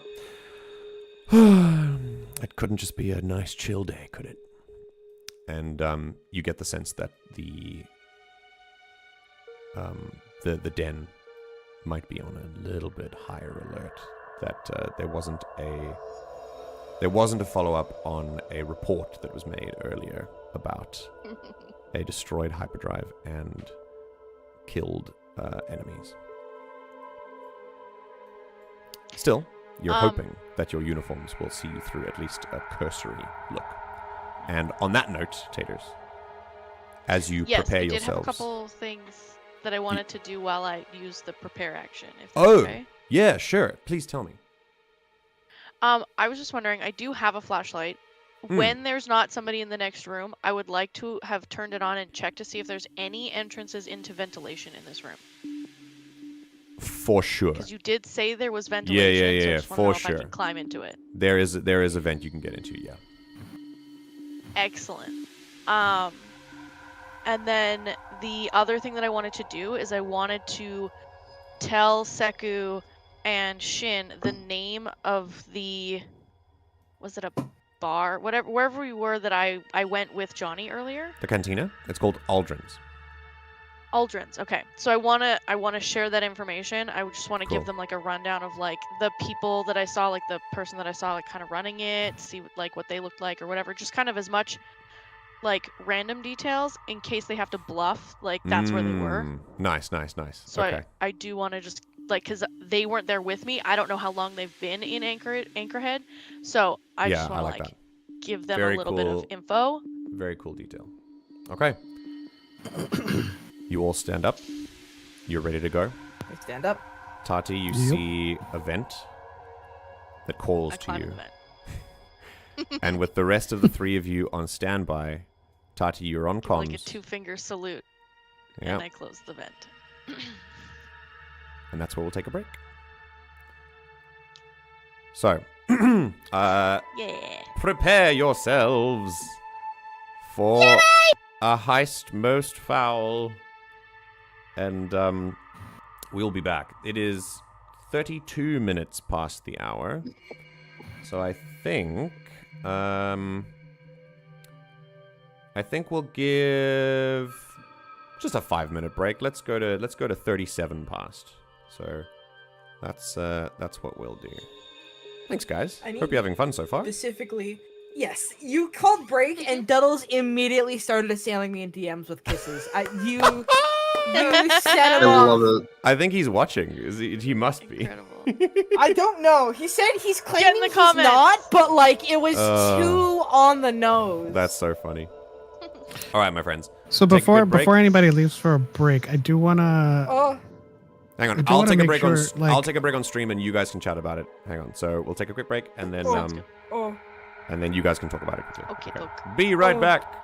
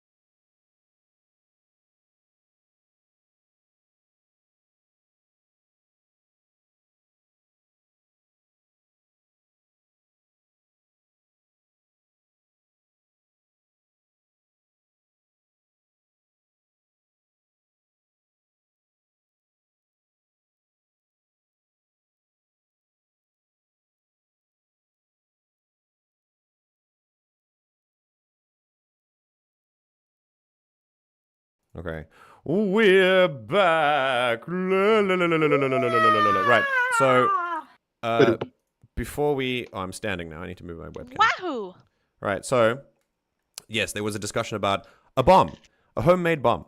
And Pep just brought out the idea that, should we keep the bomb with Johnny? Or there was an idea that was floated that we should maybe give the bomb to Tahti. What do you guys think? If it's a remote detonator, Tahti could set it somewhere vulnerable. Cover up the fact that we took the It's true. the specific Zerka chip. That's true. That's true. We have multiple options to distract. However, if Johnny plants it, it won't take a roll. If Tahti does, it will, because Johnny made it for Johnny. So what do you think, Alfred? Are you cool with giving it to Taters? Or do you want to hang on to it for a backup plan?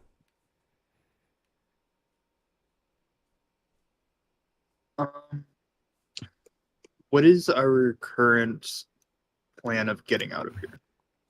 That's a great point. I feel like a bomb would be very good at... Yeah, I mean, same door, I think. But a bomb could be very good for making an impromptu escape. So there is that. All things being equal, Tahti is successful. We get out this way, and Tahti gets out, safe passage. Yeah, through Anchorhead, yeah. Can do. I think it's a cool idea, but my opinion, feel free to discard, is that it's a cool backup for Johnny to keep, especially because he made the thing with a crit as well. It's not because I don't want Taters to have access to a bomb. No, it's not that you don't want Taters to have access to a bomb. You don't want Taters and Alfred having access to the same bomb. True. Yeah, both of you together. I see the clarifier. I just said it's not that, guys. What do you mean? Anyway. Are we sure? No, it couldn't be that. Are we sure? Look at me. Tati's not. Tahti has only now seen the one. Gone. Goodbye, Tater. The building we were in. Gone. The one. Am I back now? Yeah, you're back. Yes. Taters, you cut out. You went. Tahti has now just seen the one, and then you were gone. The one took you away. Oh goodness. The one ring. Cut to Keanu Reeves. I no, am the wrong one. franchise. The one building, I think it was. What were you saying? Oh. Gone again. Dude. Oh my god. 2 for 2. Taters. Okay, fine, I'll do it. The storm is taking Oh my them. god. Oh, I think this time they were muted. Okay. No, I'm not muted. I was talking. You're just having problems? Okay. Just fine. Cool. Johnny, keep the bomb. You're fine. We're moving on. Here we go. Let's go. Johnny, keep the bomb. Throwing it into his lab. Right. Let's do Stuffs this. it under his chest. Taters. Oh, shit. Hold on a second. Oh, my keyboard's in French, but I'm typing. What? What is happening with you right now? What know, ley dude. lines have overlapped to cause this? Tahti doesn't want the bomb, so it's fine. doesn't want the bomb, but we'll take it. Okay, bomb stays with the bomb boy. Yeah, Thumbs bomb up. stays with bomb boy. That's fine. Okay, we'll do that. Right. So, anyway. Door opens. Tahti crawls into the crawl space. Door closes behind them, Secret tunnel. leaving you guys in Secret there. tunnel. Tahti, it is quite... Yes. The space is limited. It's a tight squeeze, but you're in. And it's made of... It's kind of a combination. Some of it's metal to connect rooms. So as you move over rooms, like the floor is metal, but the sides and the roof at any point are sandstone. It's a little... Because it's built into the den itself. Cool. Right. And you begin your descent through the maintenance shaft. Is Takia coming with you?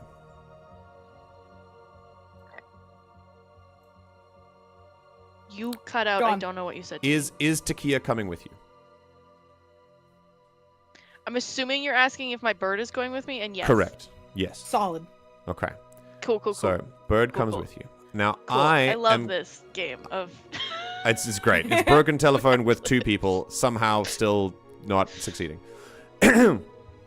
So I'm gonna reveal parts the rooms that you move over, and you imagine it as you just looking through the grate and seeing what's beneath you. If you are too loud in there, you may make noise. Bearing in mind that people in the gang are not on high alert, but they're certainly not. They're certainly like, where the fuck are our guys? Like, they should be here by now. And that's what you have to contend with. So I'm going to move you into the next part. You end up here in a sort of maintenance area, warehouse, spare parts area. Now, I think you guys can see what Tahti sees, I believe, if you click on their token, because you all have observer access to them. The droids. Tahti, inside, as you go into this vent, you kind of stand in the, you sort of crawl into the middle of it. This is where you belong. And looking down, you can see the droids that Seku relayed to you, that you were talking, that she was talking about. There are deactivated droids here. They look like regular battle droid models. I don't know if Tahti has ever faced a battle droid before. They do come in different shapes and sizes. Regular battle droids are kind of good for overwhelming, but they're not very bulky or like built to last, really. And these definitely look like the regular battle droid types. The ones that overwhelm with numbers. Scene shift. Sorry, point of clarification. Yes, thank you. They are not bulky? They're not bulky. These are regular run-of-the-mill battle droids. Yeah, they're meant to overwhelm you. They're B1s, yeah. You, from this vent, there's no talking here, and you don't see anyone. The room is empty, but you get the sense that it won't stay that way, because what Seku was relaying to you is that people do move through here every now and then. To your left, you can see that there's a door here that reaches out. And actually, while there's no one in here, the droids are deactivated. So you can actually kind of, if you're feeling brave, you can kind of peek your head out and kind of look around at the room if you're peeking through the grate. And you can see that there's a door here, and there are 2 more doors there. This door leads very clearly to outside. The other 2 are both interior doors. Of course, you can take the vents anywhere, and you also note that there is also an upstairs. But, yeah, I'm going to need you to tell me now where you go. You need me to tell you what now? Where are you going? Where I want to go? Mm-hmm. Okay, first question. How many droids are in this room? 10. I relay that to the group. Okay. Quietly, because you said the room is empty. I quietly relay to the group. 10 droids, next room. 10 droids deactivated. Cool. All right, they understand? Yeah. All right, where are you going? And then I will move in the direction that I'm assuming is more central of this, like into the middle of the building if I can. Okay. Moving into the middle of the building, the vents stop and instead go up because Interesting. It's an outside area. I'm going to show it to you, and as you get you get a little bit further here to the end of the vent, and then you pass through it and get to the outside area. Here, you see why the Gilded Fist was known as a speeder gang. There are speeders everywhere, but you also get a sense of the entire place. It is as follows. A corporate aesthetic warped into gearhead metal. The smell of cigarette smoke, or in Star Wars they call them cigaros, that seeps into the vent and kind of is permanently there. Death sticks? Not quite death sticks, but definitely just regular cigarettes. And you get the sense that while this is for the Gilded Fist members, that there are other people who can walk in here. This is an open entrance that you can see here, but it is guarded. And you get the sense that no stranger makes a move unwatched in here. What you are currently looking at is a gaggle of Gilded Fist gang members repairing speeders, maintaining things like that. And also some of them are keeping a lookout for anything suspicious. And you also note that there are, not depicted on the map because they're constantly moving, but there are also patrolling Gilded Fist members moving back and forth with brisk pace, as they just need to look busy because they're still waiting for their guys to come back.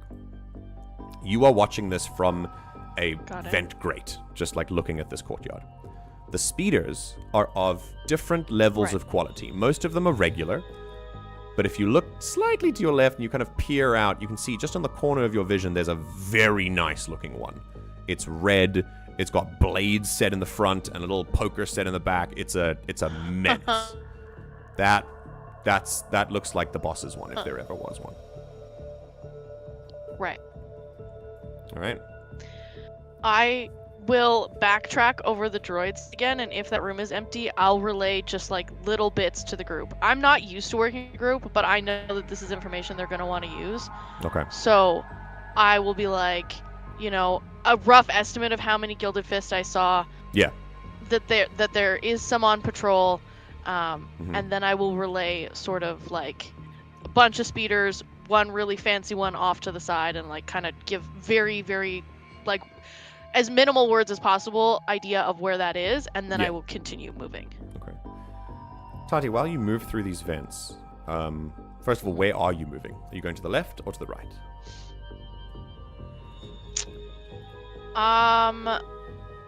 You said both ways go upward now? There is a way to go up. You can go up any way you like on a vent, but okay. but both of them are interior. Basically, this whole thing is shaped like a partial donut. Right. Let's go left. Okay. Tahti, you sneak through this this area, and a thought comes to you. Do you really think that you can get this data key on your own? Seeing what you're seeing now. If I can not chat with any of these fine fist members, then probably. If not, then no. All right. In that case, you follow the vent this way. It gets close to the secret entrance, and then it moves off that way. And you end up crawling above a passageway with a number of other doors that lead to other places that you don't see. This vent, you stop here, and you can see outside. Okay. This one leads directly outside, like above the speeder. You can see with Takia there. I've moved them there. Okay. That one leads outside. And that's where the vent stops. As I said, the vents stop when they're outside. Right. But you keep going. And as you go through the vents, because you're hearing things that are like uninterrupted by doors, because the vents don't have doors, I'm actually going to keep you here. And I will say that you start to hear a lot of conversation. A small kind of there's a small gathering of sorts that is going on over there. And I'm going to spend a fear. You hear the muttering of, yeah. All right. I'm done for the day. I'm gonna take a leak. And there's a me too. I'm gonna get some shut eye. I got a headache. And door opens, and there is you don't see what's beyond the door, but the talking gets much louder. And no pissing together, I'm afraid. And I think we'll bring just a guy. Just a guy. Comes through and walks under you, and I need you to make some kind of stealth check, which probably finesse, I think, for stealth. Cool. This particular I thought you were Gilded doing Fist member. Yeah, what's that? I thought Pep was doing the fucking down with the sickness. Ooh, This Gilded Fist member Their face is mostly covered by cybernetics, and as depicted, they have 2 tubes that like wrap around their skulls. And they also have abnormally large ears for a human that kind of wave a little bit and waggle as they move through this passageway. Whether that translates to a mechanical bonus is unsure. Uh-huh. And is that agility? What is that? Finesse. What is that? Presence? I need you to make a finesse roll because it's stealth. Finesse. And hide. it's a reaction. Oh, actually no. I think I would ask you to make a finesse roll to hide. But I could also ask you, what do you because he's not actively looking for you, how do you react to this? Are you just hiding? Because I want to force the stealth roll on you if you want to do something else.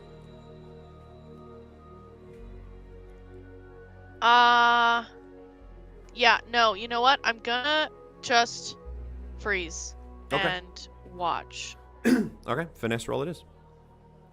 You know, video game players don't look up. Yeah. We'll hope so. NPCs hopefully also don't. I mean, I'm assuming I'm still in the vent. Yeah, you are. You're still in the vent. Okay, cool.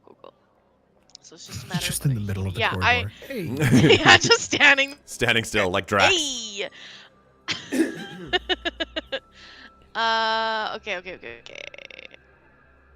I'm going to use my if you can't take the heat, stay out of the kitchen. Yep, good call. The ceiling of my workplace is the sky, because I'm free. Free falling. Okay. Well, That is a 12 with fear. Not Now, good. I will offer you. Your dangerous opportunity gave you the chance to mark a stress and change the results and swap the values of your hope and fear. Is this something that you'd like to do now? I don't know what my fear was. Oh, 6. Okay. 6, yeah. Don't So you- it- fail with You fear. can, That's gonna be change bad. you can change a 12 with fear into a 12 with hope. Don't fear. Don't do that. What can I ask above table? Is Tati rolling against? Finesse. It's a finesse roll against the fist thug wanting to see them, and I think for the purposes of other abilities, this is a success. Taters. The difficulty is 12. And you can change a success with fear into a success with hope if you want to. If you want to mark a stress. But then you're done. So you still succeed, but right now it's a success with fear. I'm just offering you the dangerous opportunity that you got earlier, because this is the mechanical benefit that you get. At some point while exploiting this secret entrance that you found, you can swap your hope and fear die around. Yeah. But it's a one-off. I'm gonna hold off. Okay? I'm gonna wait. Okay, success with fear, so I gain a fear. But you still the thug passes under you kind of unbothered.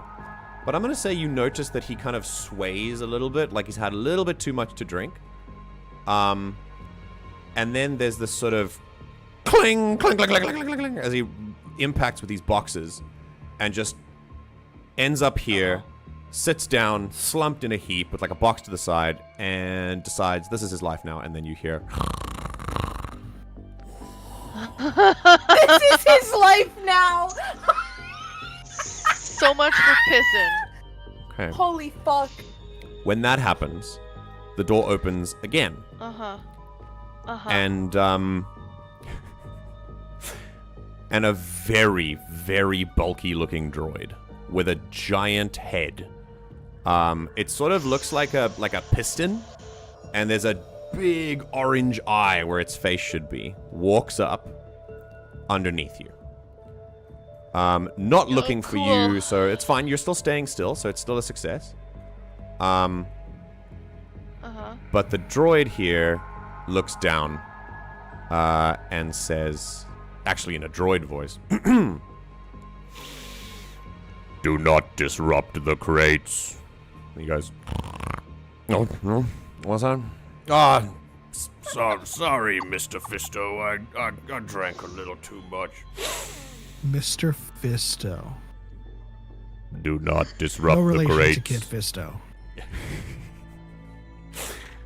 And he goes, I see, do not. And you see the droid picks the man up by the scruff of his neck with one arm and carries him off to the maintenance area where the others are. And he's going to drop him off just unceremoniously on the floor.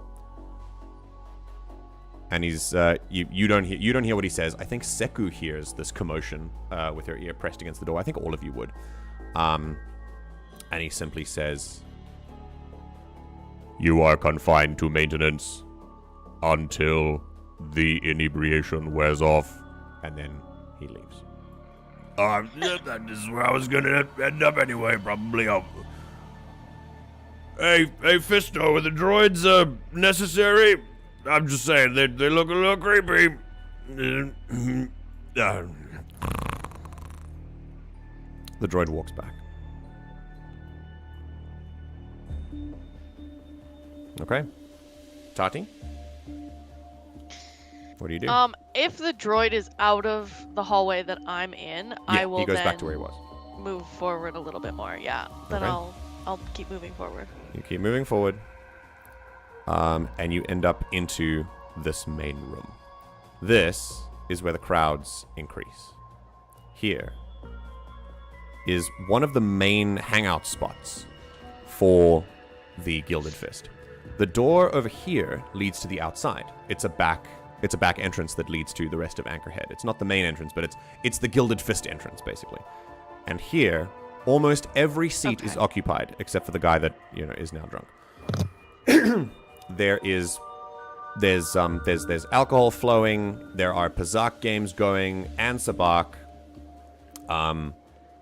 And you are able to look through the grate and see all of this. However, in this moment, if you move further into the room in these vents, there's a lot of people. And even though some of them are drunk, there's also a very big droid here. The same aforementioned Mr. Fisto. From this side of the room, there's the smell of something very delicious being cooked. It's just these guys are kind of just having a good time. You get the sense that they are ready to move at a moment's notice because of, the kind of slow emergency that's been declared. But for right now, they're just enjoying the evening. Okay. You notice that alongside all of the cybernetics and other things that they have, they've also this is also an interesting place where there are this is very important. On crates and piles and things like that, you see various bits of tech and other kind of stuff that is just kind of lying around. This might be a good place to search. Okay. And does the various piles of tech, does it look like stuff that was left behind? Or does it look like stuff that they are actively using and they just are really shitty at storing their crap? It's a bit of both. Some of it looks like they would not make it because it looks a little too sleek. But some of it is stuff that they're actively using or things like that. Yeah. And you notice some of them are playing with some of the tech as well. It's just sort of, this is just kind of a common room area. Right. Okay. Knowing that I want to come back to here, I'm gonna backtrack and see what is the other way and see if there's like something else in this area. All right. I'm gonna spend another fear. And ask you to make a finesse reaction roll, please, to see if you can get out of here without making noise. Okay.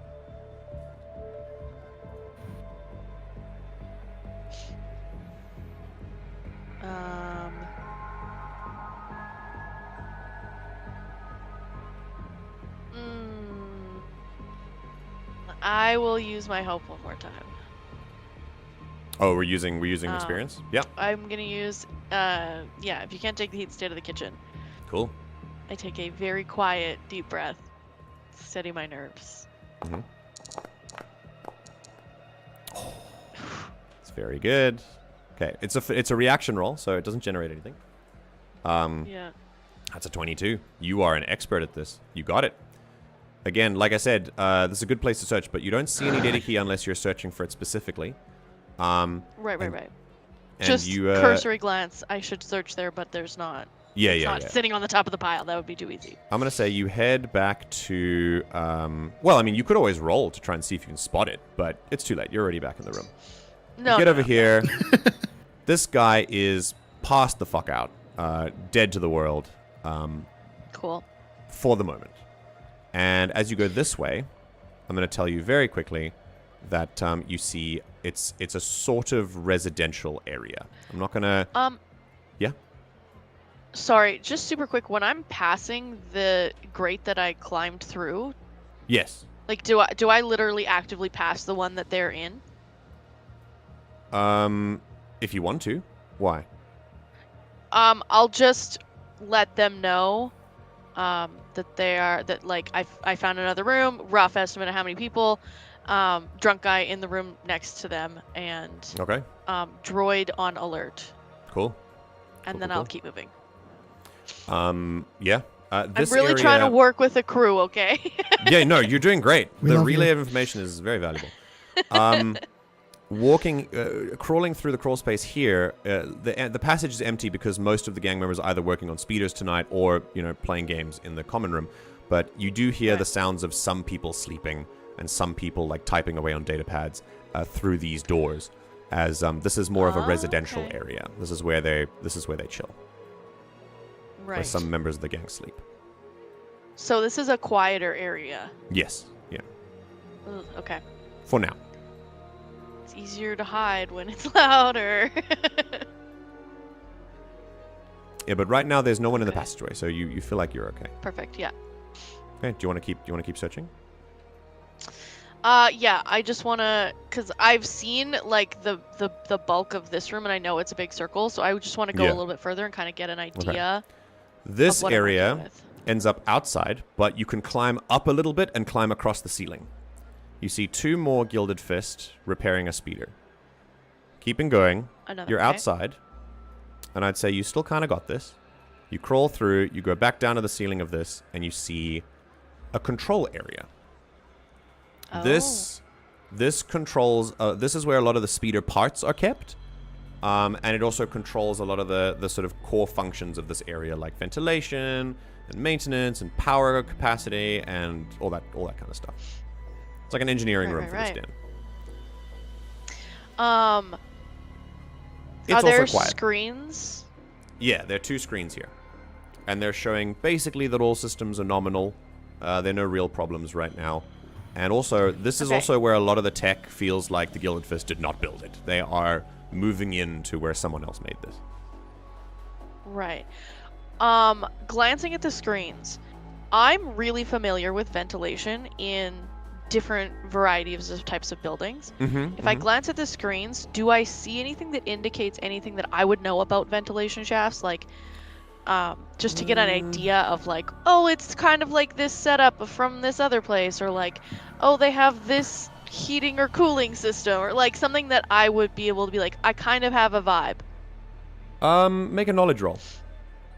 Roger. Okay. Knowledge, not my strong suit, but we'll give it a go. I'm just gonna do straight roll. You're doing very well.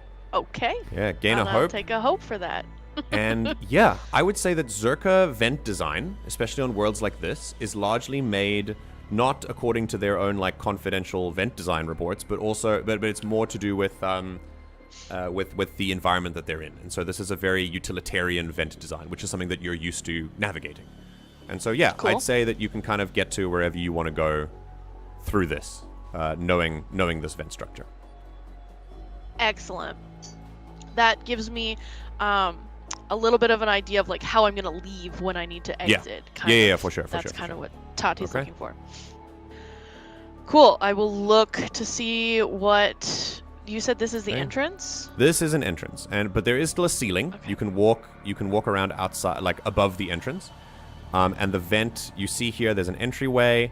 There are 2 Gilded Fist guards here, just kind of watching. No one's coming in right now that isn't Gilded Fist, because the place is on slightly higher alert. Anyone who Right. tries, you notice that at the point that you are here, someone attempts to cross and like just they kind of say they're here to talk to Matic, and the gang puts their hand up and says, "No one's talking to Matic right now. There's a bit of a situation. We're handling it. Go back to your homes." And yeah, and that's it. You end up. You follow the scent of food that the vent takes you to, and you realize there's one dude in here cooking a meal. There's already a pot, a couple of pots of something that's already sitting on the stovetops. But yeah, there's a meal being cooked here, and then you end up straight back where you were before, just on the other side. Okay. Now that I'm a little bit closer, do I see anything in this, like one of the piles of tech? I want you to make an instinct roll, please. Alright. Also not the best work, but I will work with that. Be right back. Sure. I am going to... I'm going to use my experience for this one as well. Mm-hmm. I steady my nerves. I try and focus on details. And I will use my... You can't take the heat. Stay out of the kitchen. Yeah. It's a great experience. Go for it. It's a tense situation. That almost was a 1 on both of them, which would have been great. Okay. Fortunately, it's an 8. But I get a hope, right? You do get a hope. Nice. You don't see it in an easily accessible location. Yeah. Okay. However, Uh-huh. you've seen the hologram before. You note that it's quite small. It's got some sharp edges to it. Uh-huh. And one Gilded Fist member throws their head back. I'll say this guy. Throws their head back and laughs and goes, "Ah, fucking good one. Ah, I should have hit." And just kind of throws his chips in and pays some credits and stuff. And then you see he takes something from the side of the table and starts to clean his teeth with it. Just kind of really getting in there. Oh my god. Some kind of metal device that you are about 65% sure matches the description of the datakey. Cool. And you said this is on his person, or it was just sitting on the table? He's taking it. Like he takes it every now and then, cleans his teeth, gets something out of his ear, picks his nose, and then puts it back on the table. And it puts it back on the table. Okay. Cool. In full view of everyone. Yeah, they're not hiding it. It's just sitting there. Mm. Okay, I'm gonna go back over the kitchen because that's my zone. Okay. I feel good about kitchens. That's like I'm like at home. Yep. Does this person look like they're gonna be here a while, or like they're prepping something to leave the room with? It's like they're standing by the microwave reheating something. Like they're just kind of waiting. So they'll leave eventually. Okay. I will.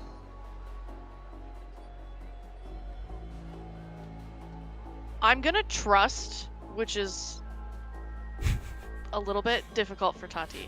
I'm gonna trust that the crew is doing what they said they will do, and they're waiting for my word. Okay. So I'm going to wait for this guy to see if he leaves this room.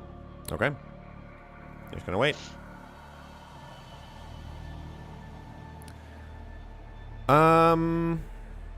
I'll only give it a few minutes, but I want to see if he leaves the room. I think I'll spend a fear.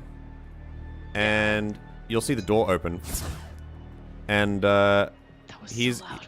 he's kind of He's kind of waiting. Oh, you guys can change that volume, by the way. If you go to the playlist tab on Foundry and you turn the environment noises down, that will make the door noise softer. Once you've done it, I'll test it again. Another guy walks in and goes, "Hey, what's taking so long?" That's better. Yeah, it's not. It's just got a wonky circuit. You know how it is. This tech is old, man. Old. It's Zerkatech. What do you mean? Yeah, well, Zerkatech from ages ago, like years. And, I mean, have you tried to make anything work on this dust ball of a planet?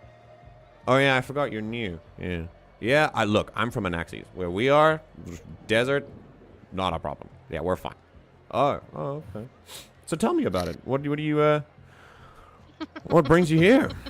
And yeah, they start chatting. Excellent. Awesome.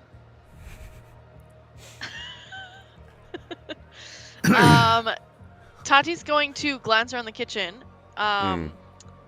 They really like using their environment. Is there anything in the kitchen that looks like it could be useful?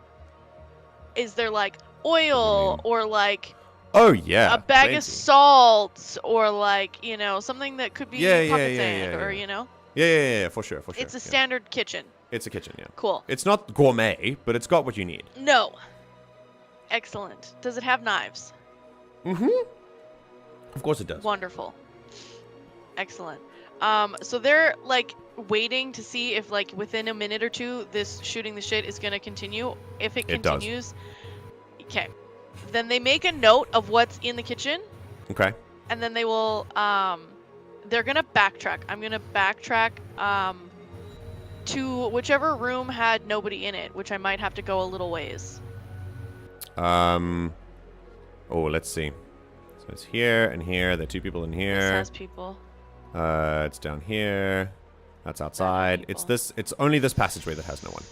But you are sensing some presences beyond it, like in the residences. Just gonna say. So then I will backtrack all the way back. Yeah. The safest bet to come back would be here, where the unconscious guy is.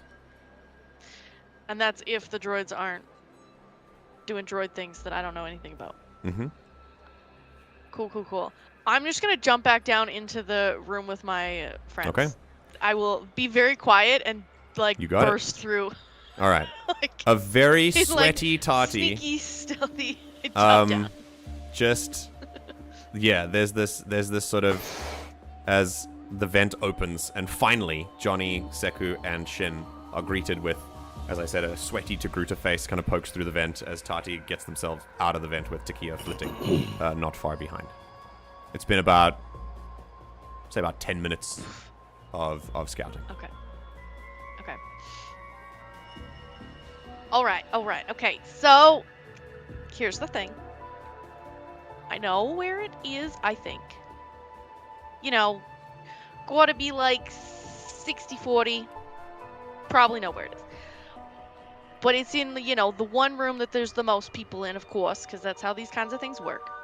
So, I can go and I can try and do my thing. Or if you want to do the whole work together thing, you don't want me to get myself in trouble, we could, use a little bit of a distraction, something to pull them out of that room. They look like they're ready to go. They look like they're the ones that are going to jump up if there's some action. So if you had an idea and you want to do something, I'm not telling you what to do. I'm just saying, if you're jonesing for something to do, a little bit of something could pull them out of that room and I might be able to get what I need. Shin runs towards the room. I'm just kidding. Immediately.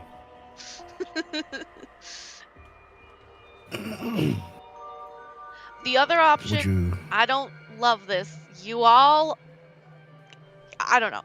Y'all are wearing the outfit. I just don't think you're going to blend in as much as you hope you will. There's a lot of them in there.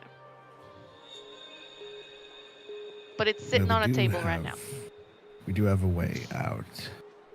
We could create a distraction long enough for you to acquire our quarry.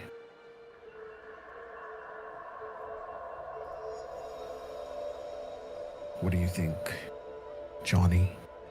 Seku? I'm back. Welcome back.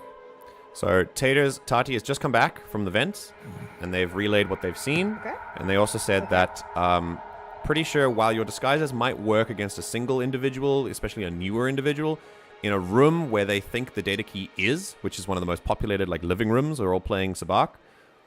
Yeah. They That's where they're pretty sure the data key is. And Rough. in a big group, it's unlikely your disguise will carry you very far, especially for like older members of the group. Still, Yeah. then Shin suggests that he creates a distraction, or some of you create a distraction using the effectiveness of your uniforms or whatever, to lure those guys away from the room, and then let Tahti go in and take the data key. Shin walks over to Johnny and says, "Is there any way you could program those droids in the next room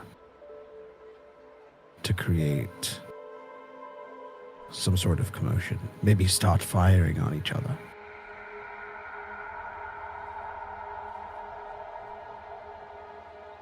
We do have the drunk in that room to contend with. Did Johnny? the drunk seem to be a fist member? Hang on, let's wait for Alpha and then ask. But yes. Sorry.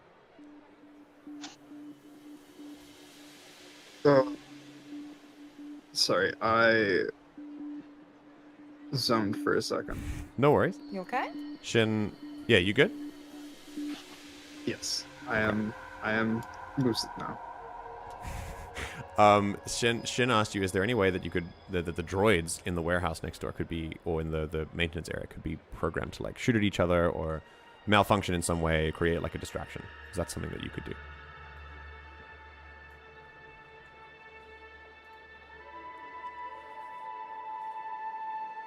If I think about how droids work in Star Wars. Make it up. If I can get if I can get a connection with them, yes. Okay.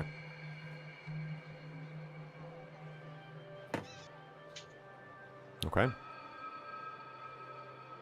And then to answer What do Tater's you think, question. Seku? Yes. I That's what was reckon first. I reckon Tahti go back and lie in wait and give us a signal. I think. Yeah, so I was yes. thinking I could go over there and I can, like click a couple times on my comms, just to let you know I'm ready. I'm in position, and then y'all can, I don't know, wreak havoc. Now, I do agree, but just to be certain, you can just descend and get the chit. It's not protected by nothing. There's no kind of alarm sensors it's on. So here's the thing. I know this is probably not what you want to hear, but it's sitting currently sitting on the table, being used as a toothpick. It may or may not have a booger or something on it. I'm not entirely certain. Did it seem So broken? it didn't look broken. I wasn't exactly like inspecting it, Toothpick. They're using that for a toothpick. My goodness gracious. They don't even. Oh my god. They weren't raised right. None of them were. My goodness. But to the point, I think you laying in wait and us finding a way to get some heat away from you is a good plan. Now, there is the distinct possibility that two strange occurrences back to back will make them raise an alarm. Are you confident you can get yourself at least back to us should things go awry? I can make myself scarce. I don't know about getting specifically back to y'all, but I can find Red and we can get back together after. Okay, that's good enough for me.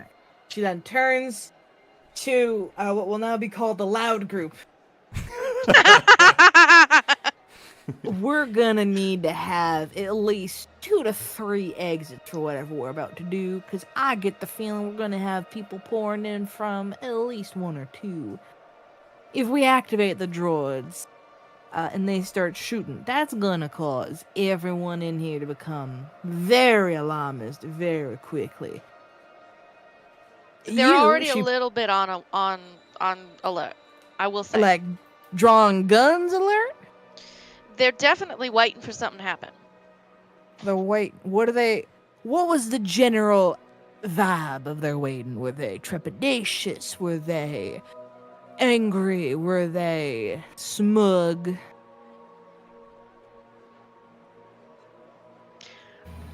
Well, those are 2 chit words. I don't Did they seem necessarily. scared, nervous, angry, or happy?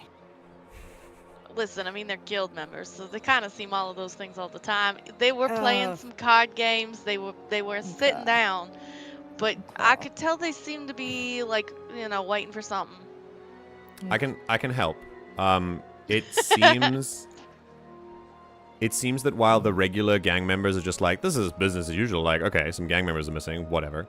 But they're ready. They have this kind of I'm spoiling for a fight kind of attitude.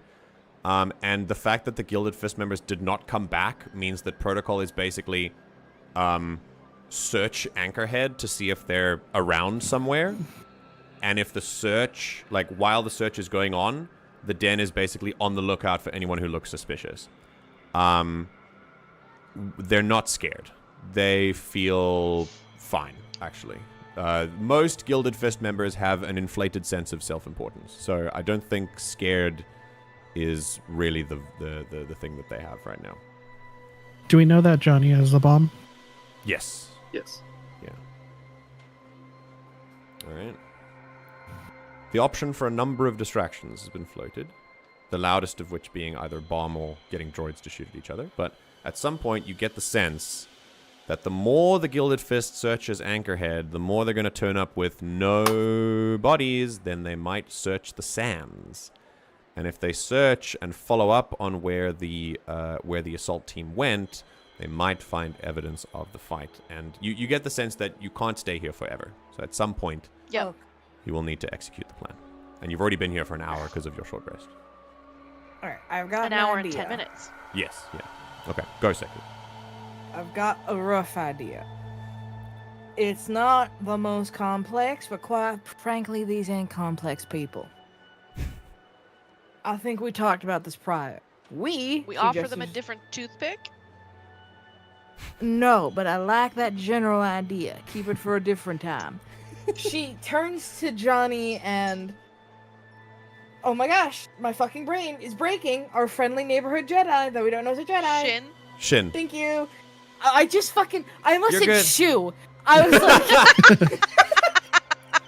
like... Knee. So I'm just gonna work up the Elbow. leg eventually.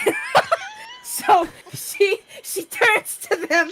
She goes, "You and I, you can take your pick between drinking or felt for years if it's something happen. I don't know. There's a very specific set of circumstances in which two folk disappear and forget about the giant droid they had dissipate beside them. Can you act drunk?" To Shin. Yeah. I don't know. I've never acted before. Okay, so you're not gonna be doing too much talking, respectfully. I'm still on the mind wave of creating a commotion with the droids, because even if they come rushing to check the commotion out, none of us will be here. I do agree. Okay, 2 points. We could start up the droids, which will lead to a fight. Even if we slip away, everything is now going to be known someone's messing with them. Point 2, we can step outside, make a commotion of us coming back, and when they press us for details, I need you to play along with whatever I say. I'll do what I must. One of these will cause them to know that they're under attack. The other one might get you or me hit hard, but it will get time and will still be outside. I will follow your lead. Okay. He then turns to Johnny. You have explosives? Always. Okay. Can you I'll be subtly, right back, I'm just peeing quickly. and I mean subtly, prepare to throw them if things go very wrong? He's gonna reach up under his chest and pull out an explosive. It's in Always. your chest. How long did you have a bomb in your chest? I don't want to know, actually. I'll assess that later. I trust in the fact that you had it close to heart that it wasn't going to explode. Oh, it's close to heart, for I sure. don't know if it's gonna Quite explode or more not. so than I've ever seen. A friendly droid likes to keep his, things close to the chest. I can tell. No, not even close to it. In it. My old boss always said, Friends had a close, boss? your enemies closer, and your bomb's even closer than your enemies. What kind? Disregard. We'll find out that later. Okay. Oh my god, that doesn't sound like a healthy relationship that man has. I don't think that there's any healthy relationship on this planet at this point. I think it's just people talking at each other.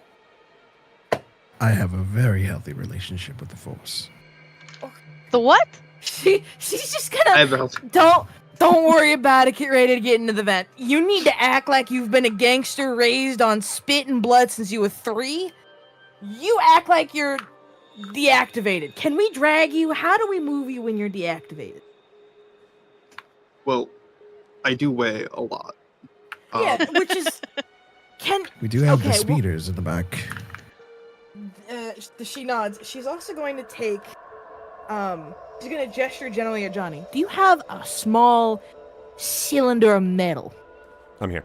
Enough that I could wedge it in your neck and it do nothing to you. Do you want to Quickly. use my laser pointer?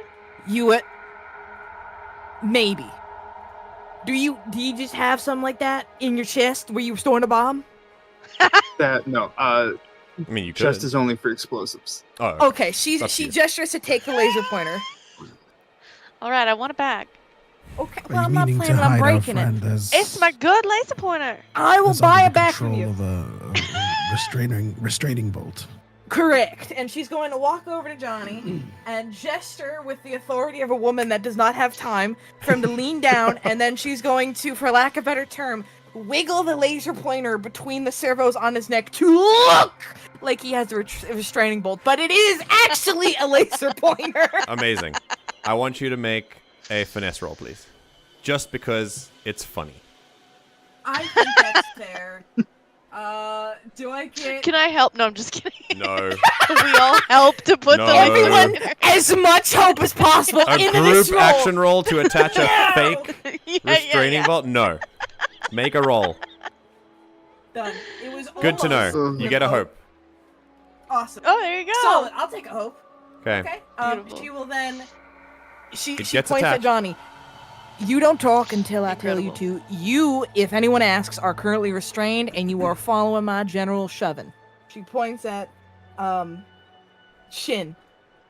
We're gonna go make a kerfuffle, and worst comes to it, we're gonna run because she points Oh my at the God. Togruta. That one can get out on her own. She points really hard at the Togruta. I don't care if it's covered in plaque and 80 years of rust. You get me that shit. Do you understand? You got it. Whatever you want. Okay. You want me to If get we- the other thing that the other guy had in his ear? What? No, the shit. That's very You funny. want anything else while I'm Eyes on the shopping? prize. The shit. Climb back in the vent. shit. The They're shit. gone. And then They're gone. she's closing the vent behind them out front. And then Boom. she's gonna go walk out the door. Oh, wait, wrong way. Are you going back to the desert? Yeah, to come into the front because otherwise it's gonna be like, what the fuck? Ah, Where did you want to come come in through from? the front. Okay. All right, cool. Am I coming with? Okay, you're yeah. coming with. You're you're walking. coming with. Your Um, restraining bolt. Seku has like looped an arm around. I assume most of the droids in Star Wars have like a little grippy point where you can clearly like, okay, you come with me, droid. I'm so She's sure. like just yeah. grabs. You know what? Like She's the hooked shoulders her or fucking hand, something? hooked her hand into that like fucking little like cube bit that's cut out of his chest, and Yep. it's just like you're like fist-sized grabby moving with him. Yeah. Okay. Incredible. Okay. And walking to the I'm Move back you in do. the vent. Right, you Okay. take the long way around. Yeah. And you kind of As we get closer, she's going to lean over to Shin and go, "You won a game of sabacc. We spent all that time trying to figure out how to divvy it up in celebration. Agreed. Okay. I can't believe Okay. you swindled me out of that again. Those were my last credits, and you just... What was... the lock fuck? door. Sorry, I right-clicked the wrong thing. Keep going. Oh, okay. And you said double or nothing, and you really took me for nothing. I can't believe I had to call in those many favors for that.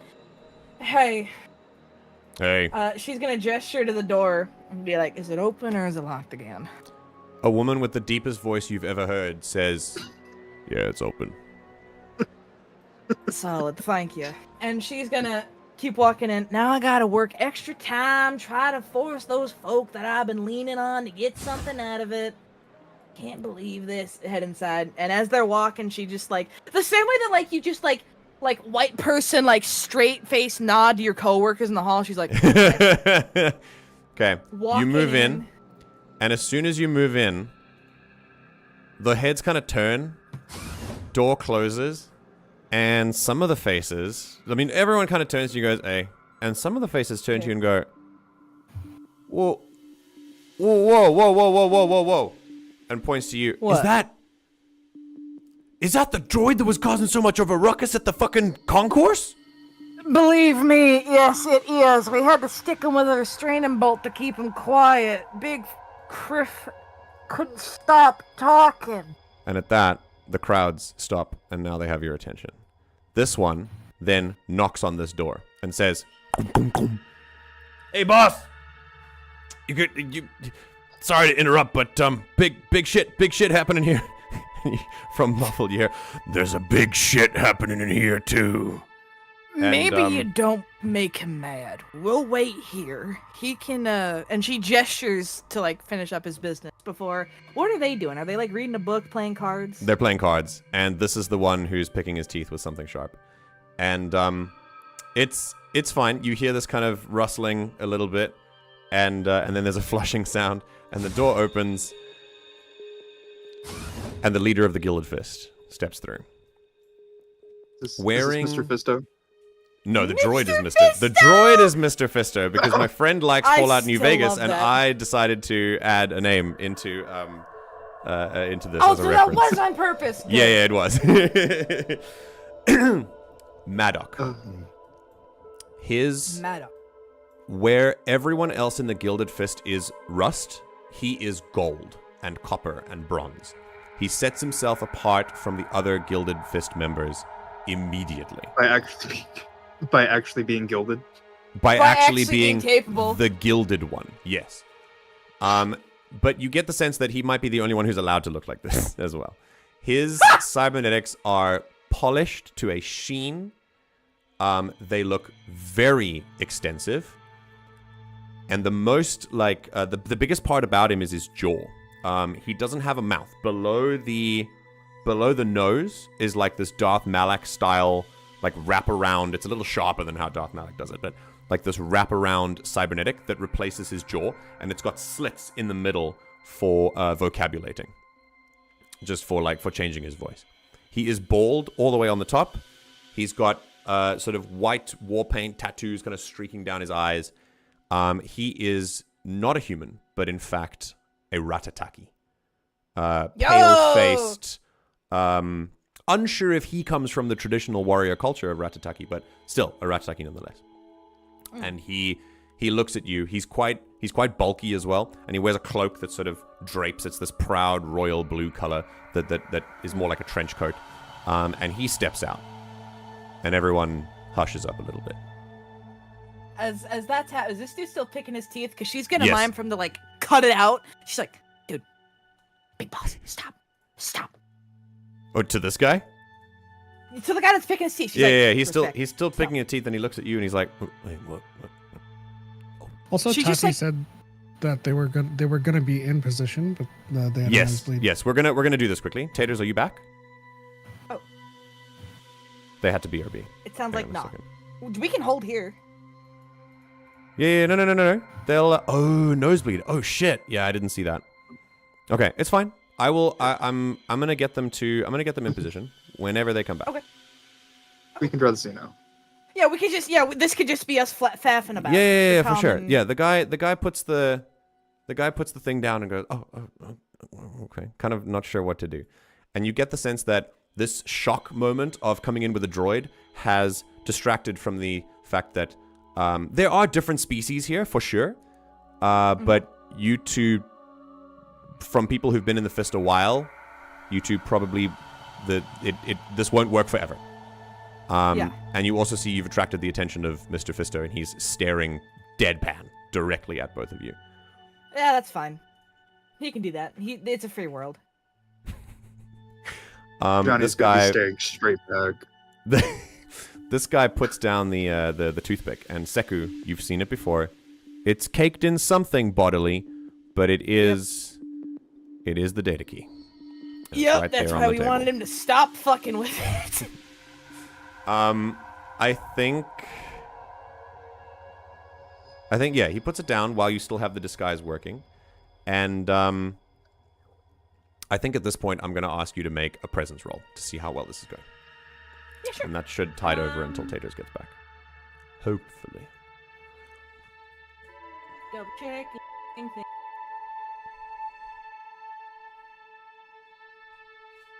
Difficulty 15. Oh, that's... let's see.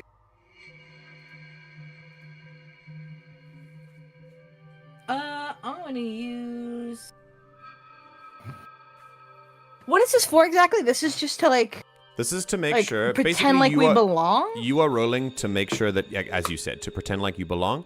But basically, a high success or whatever will basically pause the timer on them discovering you as, hey, hang on, these people aren't part of us. Because they're too focused on the fact that you got the big-ass droid that was causing so much shit earlier. Okay. Shin can help if he's got the hope.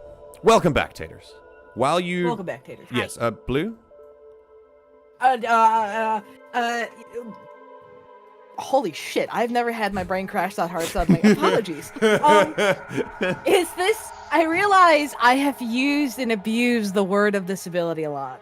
Okay. Weight of authority seems like it would fit This is where it... we're This is where it they're would work. like- Yes. This is where it's Yeah, used okay. to... This is where it's supposed to work. Okay, yeah. okay. And I think I'm also... Is it... Let's see. Yes. Shin, would you like to help? If I need to. Or Johnny. I mean, yeah. Yes. Okay. So Johnny, spend a hope. Shin, if you want to, you can also spend a hope and add a d6 to kind of sell this. For Blue, what this is both of them are spending a hope, so you add 2 advantage. No, I'm not spending a hope. Oh, okay. I have a way I can help. Just Not with We'll this see. roll. Okay. Okay. All right. Fair All right. enough. We'll see. Okay. So Okay, Johnny, so I you have- add advantage, and Okay. then for situational bonus, Blue, you add a +1 d6 because of your weight of authority. Okay. But So you have to spend a hope for 1d6 that as well. advantage.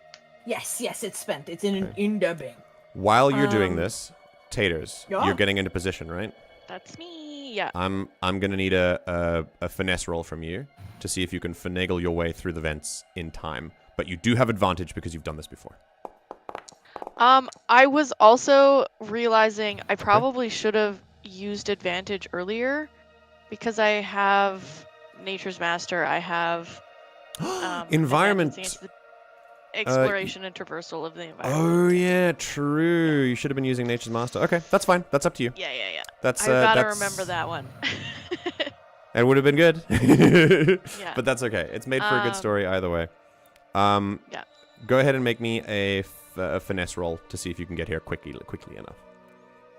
And basically Okay. time this thing. Where are you headed? Are you headed directly above these guys? Or are you waiting for them to cause a scene and then... I was gonna go, well, I was supposed to get there and then, like, you know, kind of tell them I was there, but I was just gonna go, like, the quick way, and then Okay. when the scene started, I was going to use that noise and distraction to get over the space.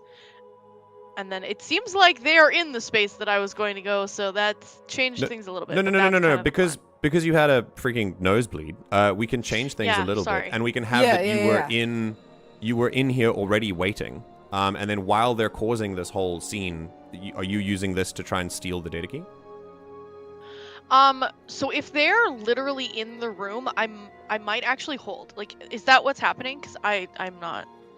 Yeah. I mean, I assumed that was what you guys were doing because they just walked in. But were you... Okay. I was hoping they would draw the folks out of the room. Is that not the plan distraction? still? I thought they were going to. Blue? Well, they're in the room. I'm not going in the I'm room. under if the they're impression. In the room, is what I'm saying. I'm under the impression we're extending the charade right now until Tahti gives a signal, and then we create the thing. Okay. Yeah, and we could be like, we'll step outside and Okay. talk about Okay. it. We're Cool. interrupting people. All right. Okay. Okay. Sorry, I just wasn't sure what happened when I wasn't here.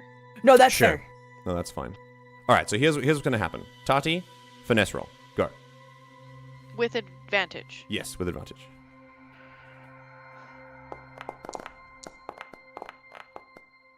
Okay. Amazing. Take a hope. You're good. You will be in position when you want to be. Right. Seku, Excellent. 25 with fear. I gotta. Yeah. I'll take that fear.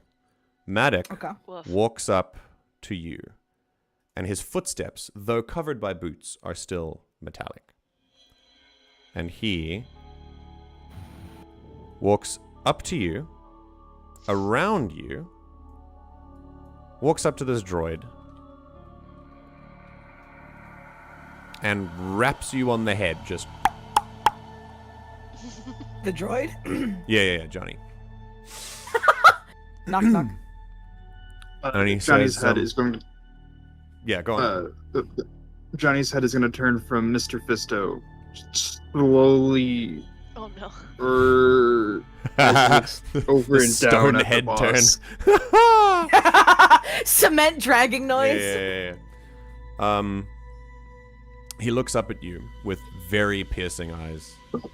He's definitely one of the first people in here to actually be genuinely scary. And goes, "Where's your friend?"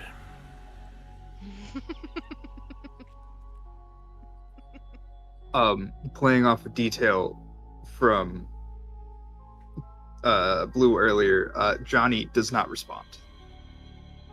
Okay. She will speak up, clear her throat a bit. He's got a restraining bolt in to keep him from mouthing off and moving as much as he would. He keeps if you looking at wanna- Johnny, but he speaks to you.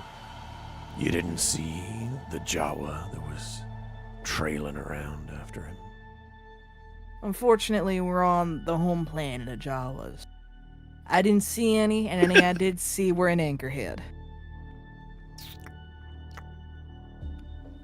You backchatting me?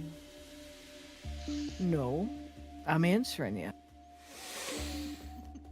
There's like a oh snap from like some other people on the table.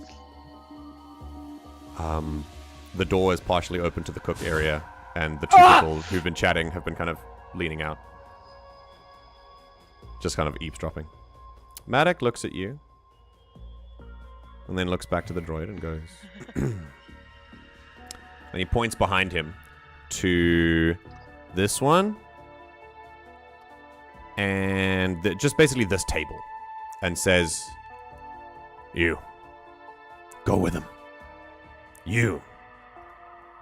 Take him to the other droids in the maintenance shop. We'll see what we can do with him.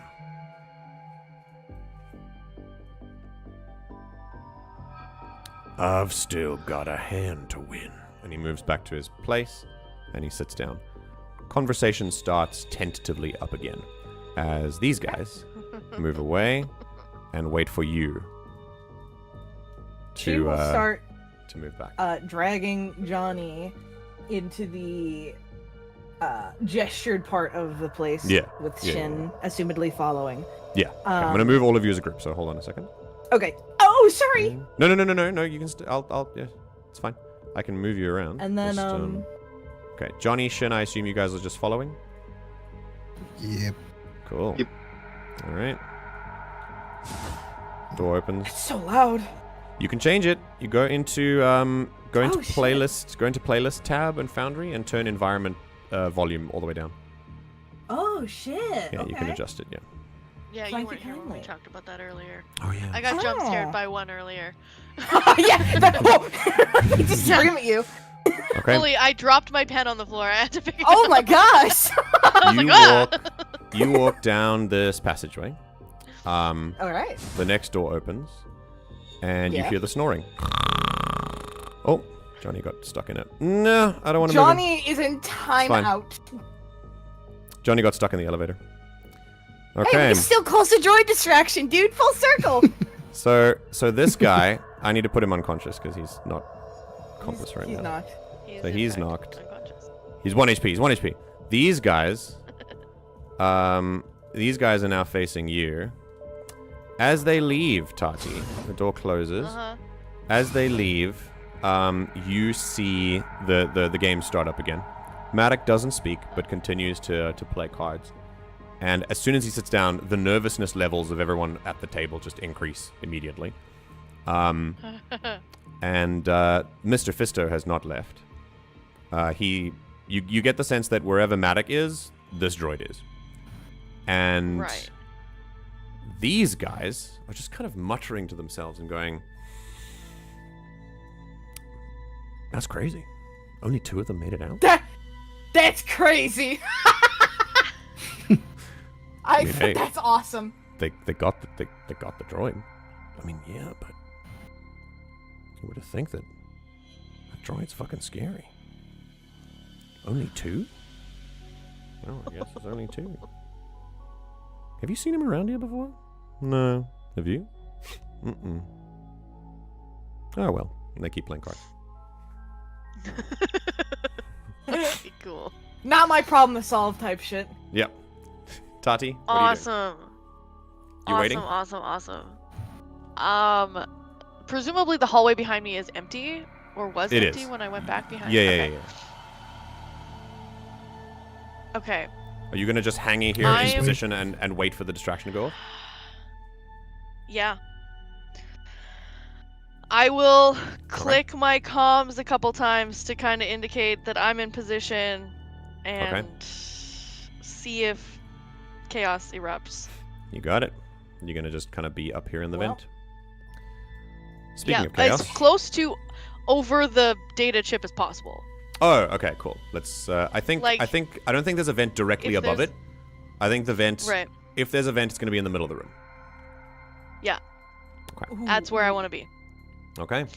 With, You with three. the clicking of the comm, Yes. Seku is going to basically shove Johnny into like the group with like the most droids, where he can very surreptitiously reach over and start fingering them to activate them. I don't know how he does it. What? And she like shoves He's him there. turning them on. Works for and me. like she shoves him there and like bops him on the chest once, turns back and goes, "Have y'all ever seen a droid like this? It beat almost everyone to death with its hand." Jesus Christ. This one, yeah, the one seemingly in charge turns around.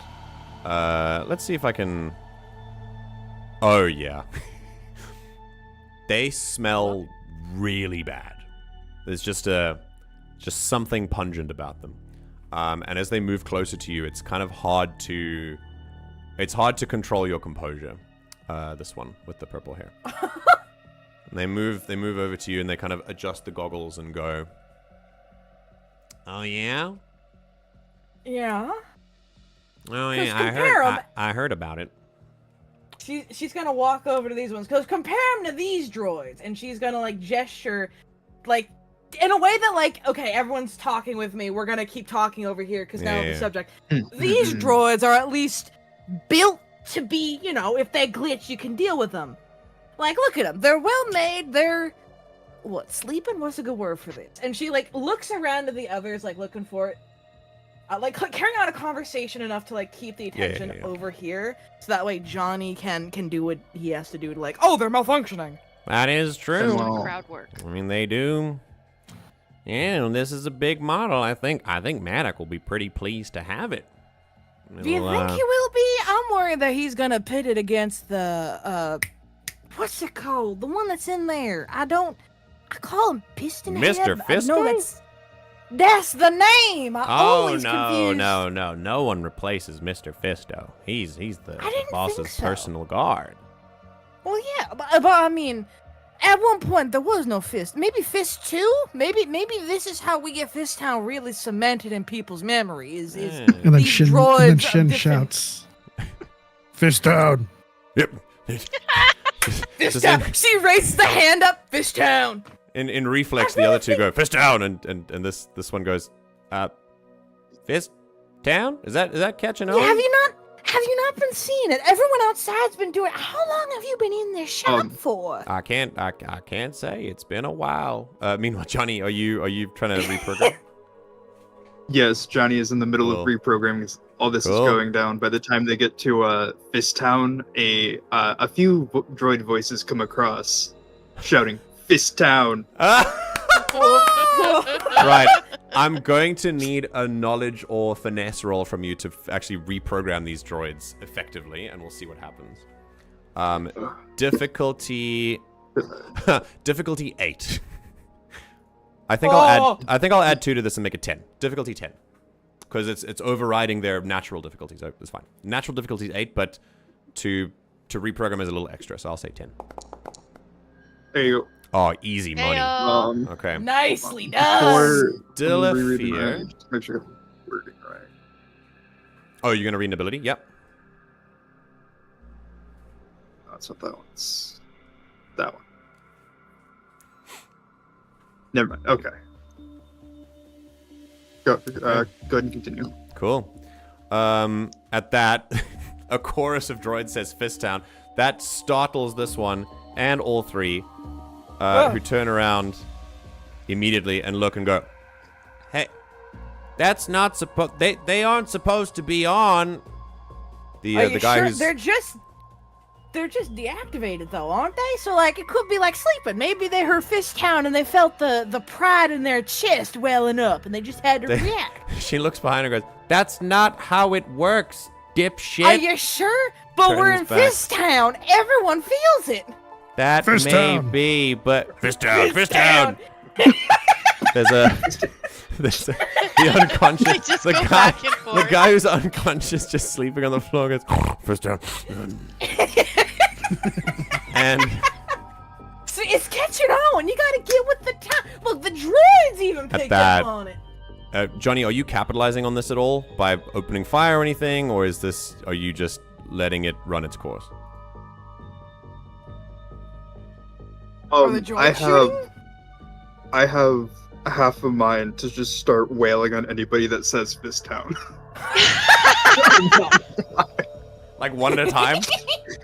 Just like, oh, Fist Town, yeah? Wail. Oh my god. Okay, well this is the one that's closest to you, so do you wham immediately?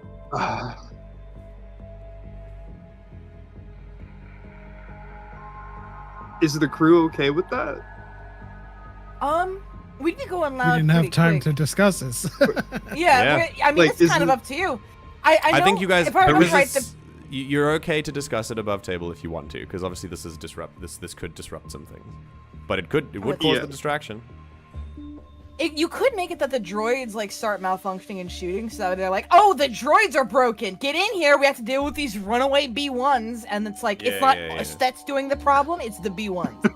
And I'm currently following Seku's lead, so just Okay. whatever. Cool. I think that's a good idea. The droids are going to react to the shouting of Fist Town and start fisting everyone. No. Oh my gosh! Now, the That's thing a way about to these put it. droids, I'll say with a 22 with fear, you've managed to sneakily program all 4 of these, not this 5, not this 5th one over here.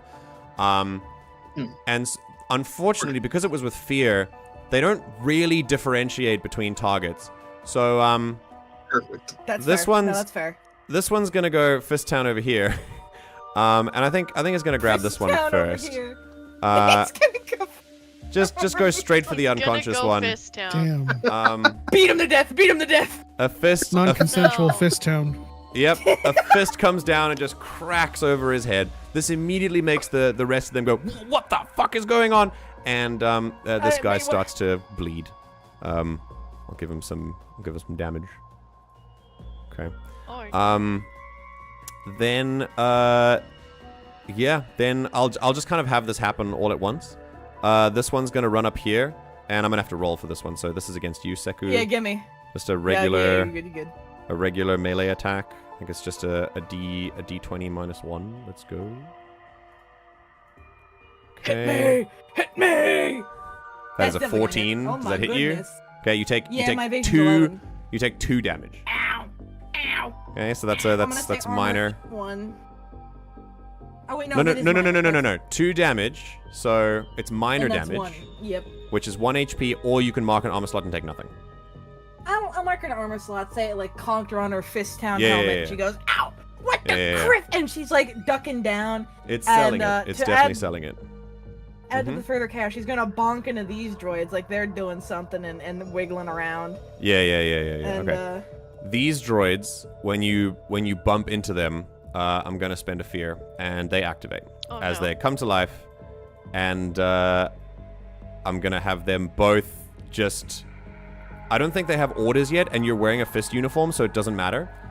So they're just waiting, but they are activated. Okay. In the meantime, this one's gonna run up to here and bust this one, clonk, and Clonk. and then this one's gonna run up to here and bust this one, clonk.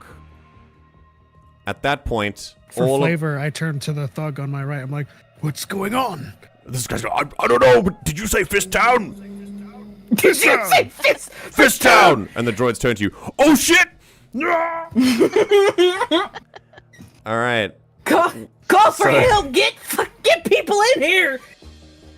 Okay. No one is ever gonna say Fist Town again. So here's what's He happening. dies in this room. Yeah. We traumatized them. Here's what's happening.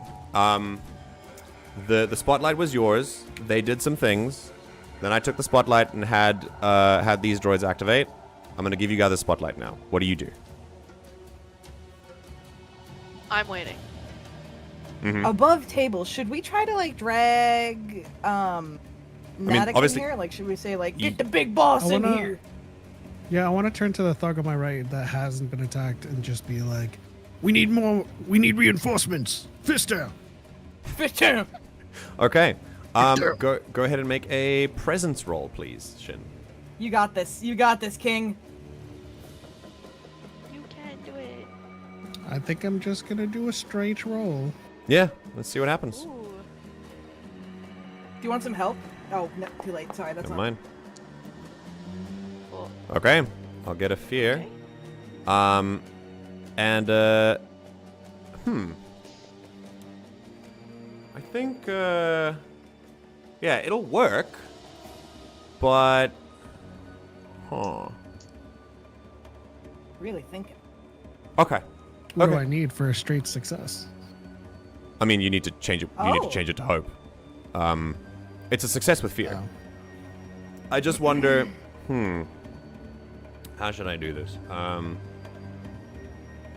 Yeah, okay, cool. So, this droid was busy bonking this guy. And this guy goes, Yeah, you're right. I'm gonna call the boss. and he opens the door. That, when he goes, Oh shit.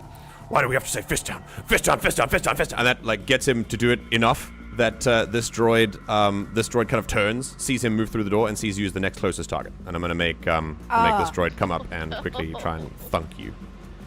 just repeating it like it'll protect him, like it's a prayer.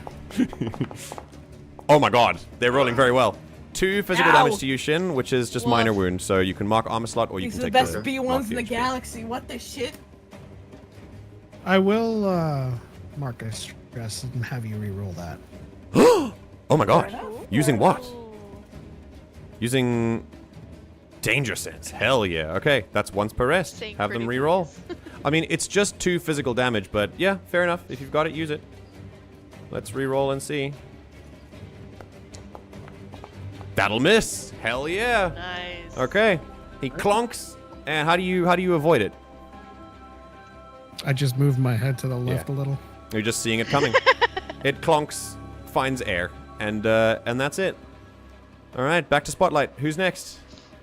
I'll actually let this guy kind of go a little bit further, and start running through here.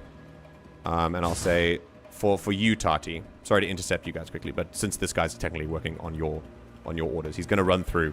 And Tahti, you see him run in. Before he opens his mouth, though. Yeah, spotlight is players. Go for it. I got this. Wait. Shin. She's gonna. Oh, go. Shin looks to Seku and Johnny and says, I'm sorry for all the theatrics. and he takes out That was- a golden-hued lightsaber. Oh my god! Oh my god! I'm not even there. I heard the sound. That was so Her cool. eyes. Yeah, that was really cool. Seku's eyes We were widen. friends. Oh my And he's god. gonna swipe at the droid. Let's fucking go! All right. A metal cylinder comes out and, as described, ignites to life go ahead and make your attack. In all the commotion, Battle hard into this. please do. In all the commotion, the Gilded Fist members didn't really notice that you were speaking now, or like speaking in a different voice, and but they do notice the lightsaber. It as it ignites, we'll see how the attack works on this droid. I kind of don't want it to be a roll, to be honest, but yeah, go for it. Just want it to work.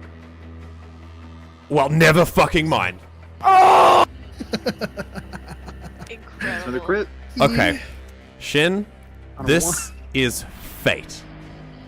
I want you to roll damage. You first of all, you gain a hope and you clear a stress. And then Nice. it wasn't with fear, so you don't get your extra damage, but your lightsaber is D8 plus 3, which means it's now 8 plus D8 plus 3, because it's a crit. So I want you to roll a D8 plus 11. Is that that's the code? So if I click roll damage. Yes, you click roll damage. It comes up. Oh, it already takes the thing into it says account. critical on it. Just take paired away because you're not using it with your blaster. Yeah. And that So- should be it, right? Unclick paired, but skilled is there, and then just click roll. It'll do it automatically. Oh my god, it's max damage. Holy fuck! 20 damage. Right, Shin. Now, Beautiful intro to the lightsaber. technically, this is all droids down. Because they're minions with a code of 3. So for every 3 damage above the first droid you kill, that's 1 for the first, that's 19 left. However, these droids are the malfunctioning ones. So where do you want to direct this attack to like keep the... Although I suppose with the Gilded Fist members on you now, you are the distraction. So how do you want to... Yeah, how do you want to do this with your huge damage? Are you well, I keeping droids suppose the other alive? Are person you is- targeting some of the Gilded Fist members, etc.?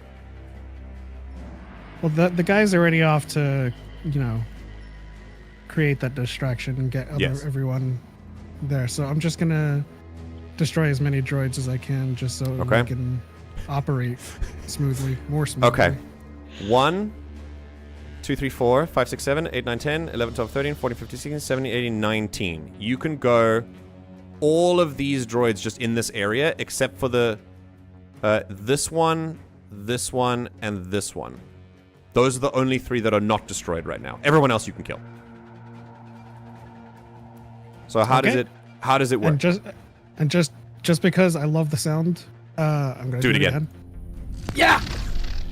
Yes! He's just gonna he's just gonna dart to and fro in between Okay. everyone. Yeah.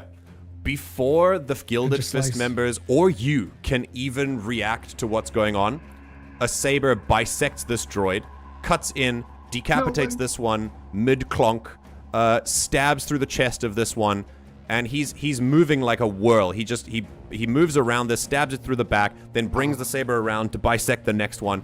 Seku, there's that scene in Revenge of the Sith where I think it's Anakin who frees the Chancellor by cutting through 2 battle droids. He does exactly that. Upward slice through one, downward slice through another. They're both down. And just for good measure, this droid that is still deactivated gets a saber straight through the back of the head. A no-look kill. He brings it out, and the saber is in his hands. And that's the moment where all the droids fall to the ground.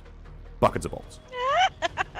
1, 2, Wow. 3, 4, 5, 6, 7. The other 3 droids are deactivated. Jeez. There is a silence for a moment. Certainly knows how to cause a distraction. And the unconscious fist thug goes, First down. and this guy, the foul-smelling one, turns and says, "Oh, shit. It's a Jedi." Yes, Johnny. After he turns, Johnny's just gonna backhand him in the head. Go ahead. Make a roll. Make a roll.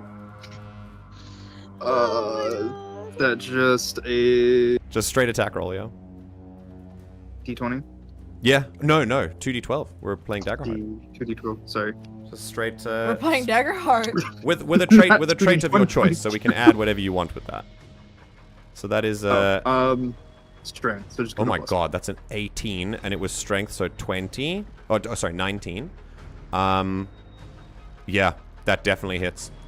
And because this one is a little bit more beefier, is not a minion, you will stun them. Because it's a clonk on the head, I'll make them vulnerable for a little while. But you unfortunately, now that they're alerted to everything, it's not going to be a knockout. So you can deal damage for me, please. Can you roll a d4 and add your strength? So just d4 plus 1. Actually, for you, because I think you're... Yeah, no, d4 plus 1. That's just an straight unarmed attack. I think they do d4.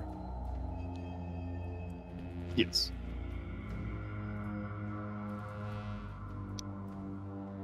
Sorry, I typed with E/E at first. That is a 5. 5 damage. Yeah, 5 damage is good. Yeah, you clonk and kind of make them kind of sway back and forth. They're not having a good time. And I think you'll kind of bring them to a knee a little bit, which gives you some time to keep moving. They're going to get up, but they're going to take some time to recover. Okay. That was... I'm going to take the first dice as hope, so that was still a success with hope. So you guys do have the spotlight here, unless you want to put the spotlight on the guy who's currently calling for backup. If you want to do that, then we can progress the story that way if you like. Unless you want to keep mopping up these guys. What do you guys want to do? Say again? I'm sorry, I was fucking coughing out my lung. Oh god, are you good? Yeah, water went down the wrong pipe. Okay. All right, so Hey, don't do that. you can Thank you can either keep cleaning up these guys if you want to, or you can let this part of the story progress and have the thug call the Gilded Fist out here to come and investigate the situation. Do we want to stay here and fight him, or do we want to start beating feet to lure them away? So that way. Up to you guys. Because I think we either beat feet or we fight. What are we feeling? I think we should beat feet. Pep? Say again. Are you beating it? Feet or fight? We're gonna fight until Tahti gives a signal that they have the key. Well, I mean, I That think works for me. beat feet in this instance means like leave the den or move somewhere else. And does that mean I leave the was den for you, thinking- Blue? Beat feet for me was like, okay, let's go into the next room. So that way, when they come in here, they're like, what the fuck? And we can have some time like, wow, that was crazy in there. I wonder what they're screaming about. In the sense that, like, we can... If we fight in here, my only concern is that there are exactly 3 ways out. One of them is a secret door that we haven't opened before, and the other 2 have fist members that would pour down them. In this specific room. If we go to a different part of the area, we have a unknown, but Just maybe a way a out. suggestion. I could create a doorway. I forgot you have an explosive. Okay, true. yeah, I'm fine with either then. Do you want to plant feet, or do you want to plant or run? Because I'm fine with moving it to a different room, or staying here and fighting. If we're staying here and fighting, we've gotta. I think if Johnny's okay with it, they could prepare our exit strategy while we continue to give Tahti all. Okay. Like, just kind of drag things out a little bit further. Yeah. Play dead. Wait, Tater suggested that we clear the room and play dead. Play dead. Oh, Incredible. And That then would be wait funny. until they get in there. my other suggestion is I put the explosive underneath the sleeping drunk guy, and then when they all come rushing in,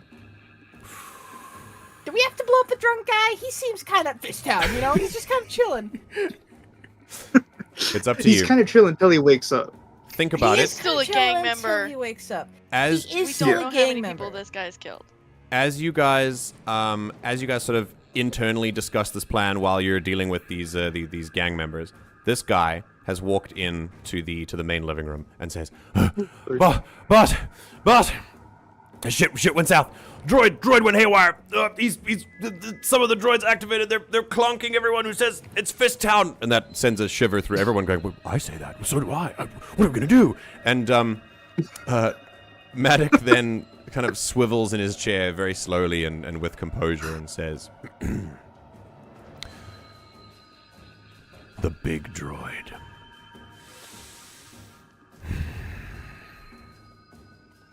I knew they didn't look familiar." And he stands up. You, with me. Fisto, follow. Yes, Maddox. And, this guy kind of steps in. He doesn't really want to go back there.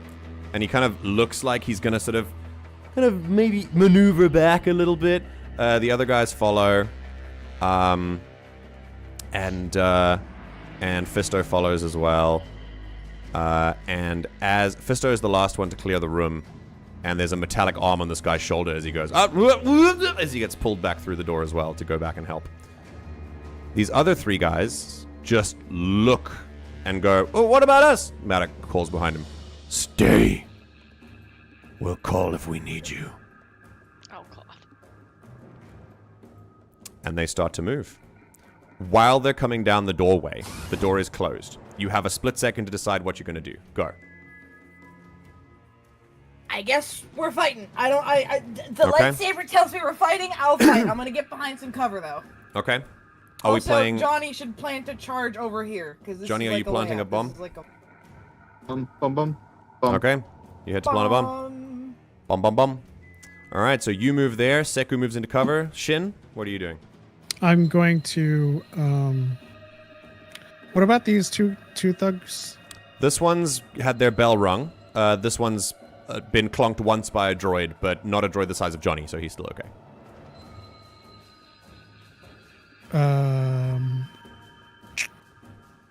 So he's just kind of standing there this whole time.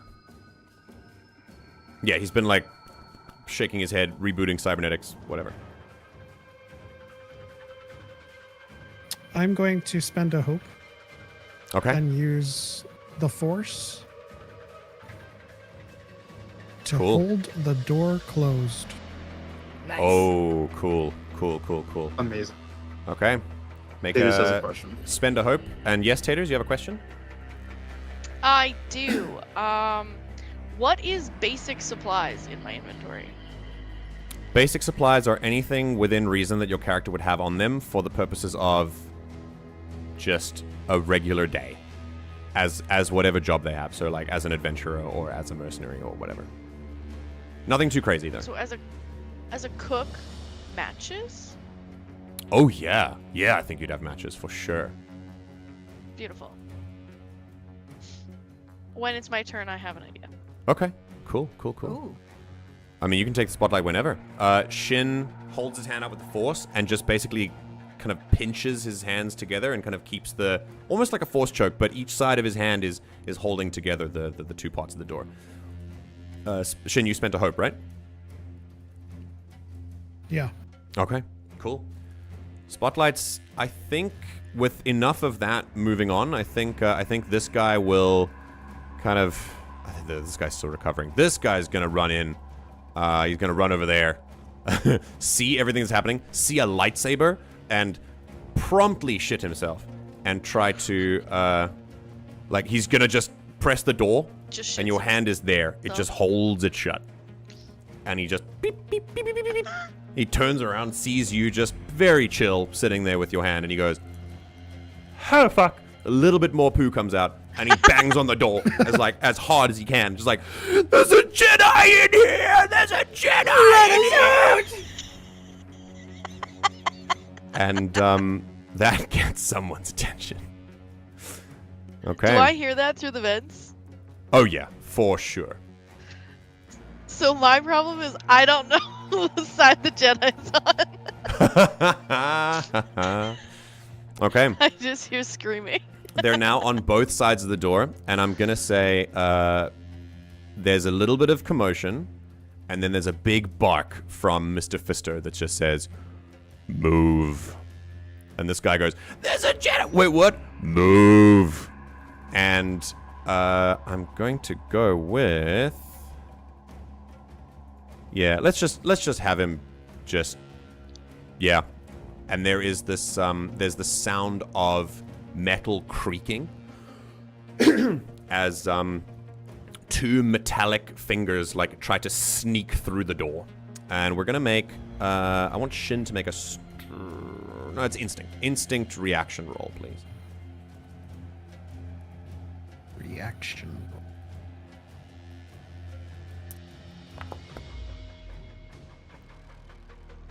Okay. Two fingers sneak in through the door and try to pry apart the doors like manually. But your hand stays fast and the door does not budge. Eventually he pulls his hands back and the doors slam closed, a little bit dented from before. This guy's like hiding. And then you hear from the door, "Buy time." And the thug goes, "But is it buy time." Oh, fuck it. Ah! I'm gonna spend a fear and have him like run up to you. Oh my gosh. I think he has a blaster. What the fuck is he doing? He's gonna stay here, and He might be scared and making bad choices. Yeah, he could be like, I don't know, it's a Jedi. I guess like punch him, blast you know him, what? don't work. That makes a lot of sense. Let's let him just let's let him roll a d20 plus 1 Local man against you. panics, punches Space Cthulhu in the face. Okay. Yeah, should panic indeed. Yep. A very clear, just swing and a miss. His blaster's out. And yeah. Poor kid, this is above With- his pay grade. With that, Shin, your senses, the sensors through your sensory tendrils start to pick up through the door. There is a distinct sound of beep beep beep beep as something is being planted on the door. Can I do my thing? Yeah, you have the spotlight, so anyone can take it. Okay, so because I took stock that's in the kitchen, Yeah. I'm going to crawl over to the kitchen.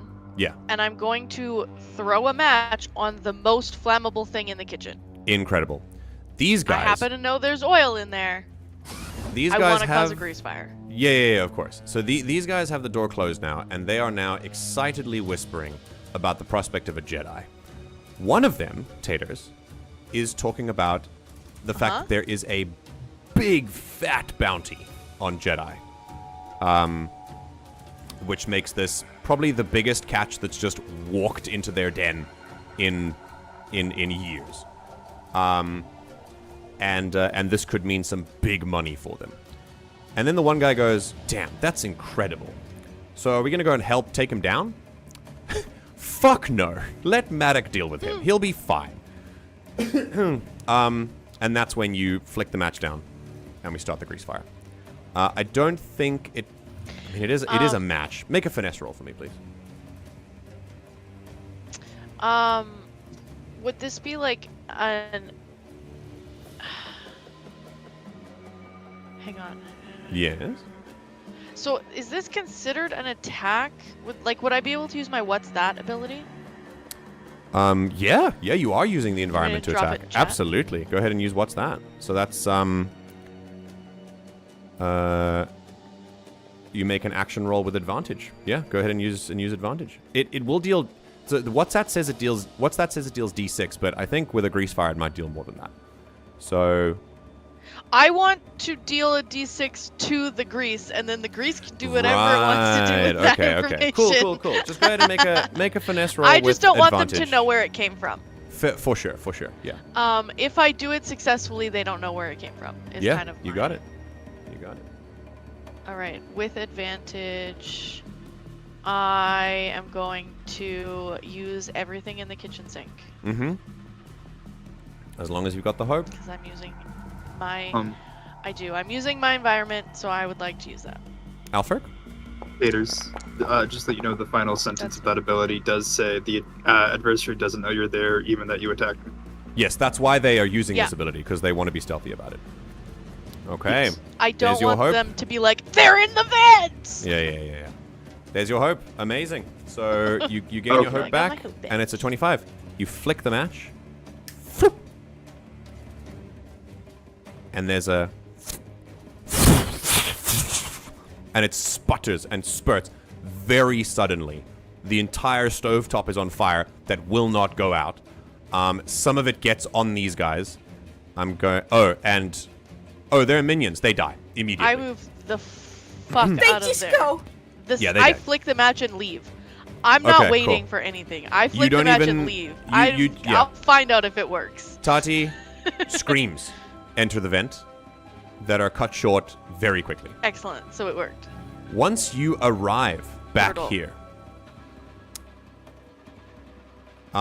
you see, you're through the vents, and as you crawl back to the vent here, I'm going to spend a fear. As you crawl back to the vent here, you peek through into the table, sort of onto the table where the last three guys are, and you see that actually Yeah. all of them are dead.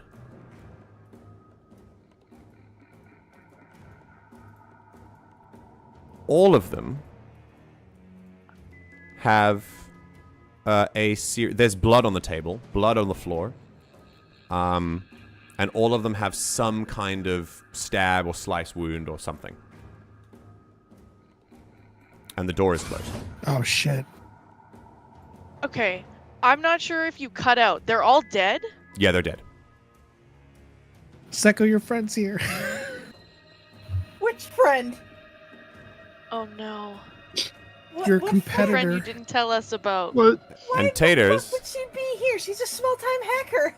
Taters, you see a woman kind of just absent-mindedly sort of looking through some of these piles, sort of turning things over and above, like just up and down, kind of going, no, that's not it. Has this person seen the data chip? You're not sure. The data chip remains on the table. You're not sure if she's Cool. like, cool. you don't even know who she is. You keep cutting out at the worst point. What You- did you say? You don't even know who she is. You just know that she No, is I know. searching. She's searching in the place where the data key is not. The data key's here.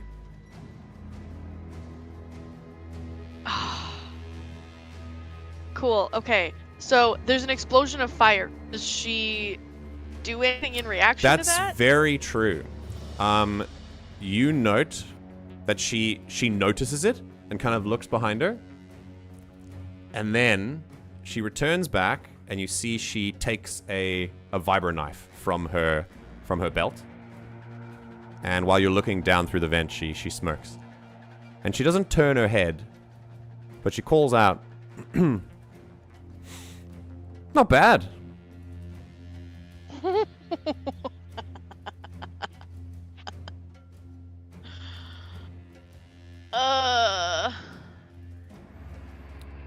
So safe to say, I'm not stealthy anymore.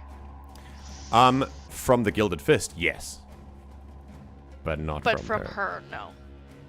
Cool. Kind of turned on. I will.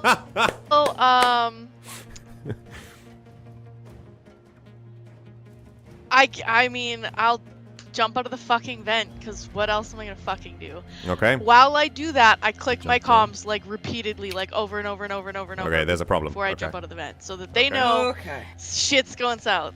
Okay. Well, I don't know who this person is, but I know they just killed 3 fist members without them getting out of their fucking chairs. So, To be fair, these guys were also minions, Cool. but you killed 2 of them.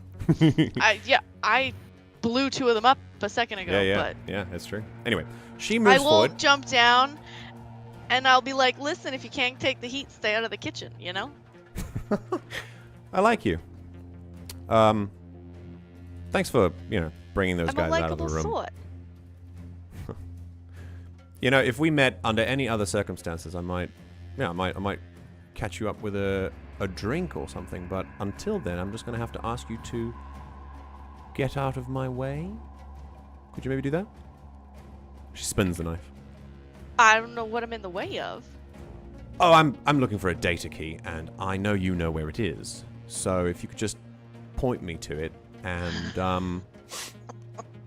I'll be out of your hair. There's I think more my than enough exact loot in here. words were like 60-40. Okay, listen. Have you seen the kind of loot that these people have gathered over the years? I mean, the town of Anchorhead is not a rich place, but the credit stores in here are... I mean, I don't exactly know where they are, but you could find them. You found the data key. I just need to know where it is. I'm afraid 60-40 Alright, is not here's the going to thing. cut it. I'll give you everything else in this whole place. I just want one thing. Okay. Here's the thing.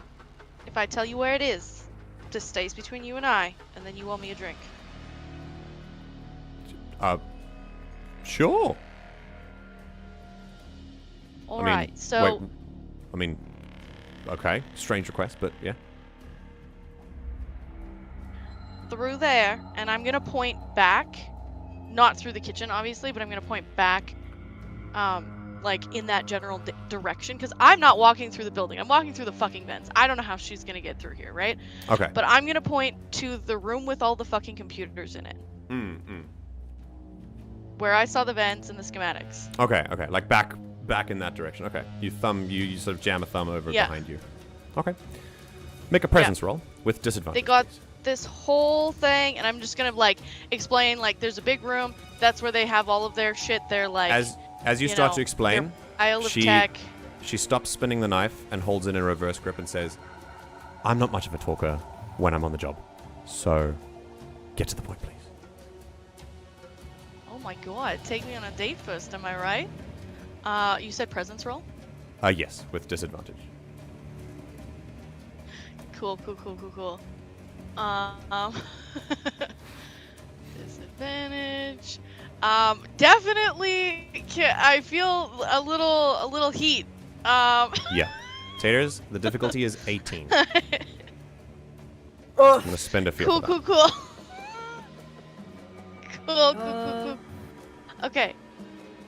Let me just do a cursory glance over my abilities. Okay. While that's happening, I don't think I is have there... any people Johnny, skills. you've definitely planted the bomb. Like I said, it was a crit success to make it, so you can just beep, beep, beep, and it's there. Sekushin, are you guys doing anything while you're in here? Obviously, you've got... Yeah, she's turning back toward Johnny and just says, blow it. Okay. Very cool. Johnny's going to take a good step away. He's actually going to grab that droid, and he's gonna get across the hallway just to make sure he's a safe distance away. Grab the droid. Grab both droids, or do you want 3 over there, or is the one here fine? If that one, if the explosion doesn't destroy that one, we'll pick that one on the way up. We only need 2. Okay, cool. All right. Cool. But Johnny will be grabbing both of these droids, and then he's gonna blow it. Okay. All right. So before that happens, I need Taters to roll. I'm trying to think if there's any way I can use everything in the kitchen sink as well. I think this might stretch the definition of that experience, but you can definitely do the hot water one. So go ahead and make your roll. Yeah, I feel like I can. Disadvantage. I do have something that I don't can have help any here. skills for this. So let's see how this goes. Oh, hang on. Okay, hang on. Okay. Wait, can I use my thing to switch them? Yes, it would be with hope, but it would still be a failure. And No, it wouldn't. Sekus? Yep. No, it wouldn't. I could channel the force and give her +3. Oh, hang on. It's far. It's within. Is it far range? Have you checked? Yeah, I checked. Okay. Swap that with hope, and we got. Oh my gosh, goated. All right. You have.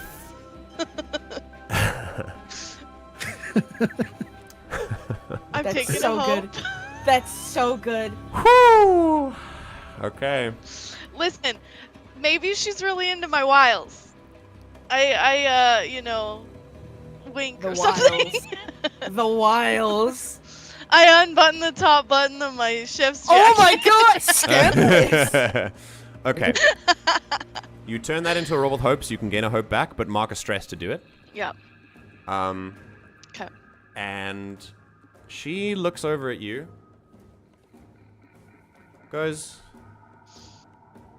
huh. Might as well post it. Yeah. There's some... Okay, so Taters, you get the sense that there's, like, something... Yeah, here's how it works.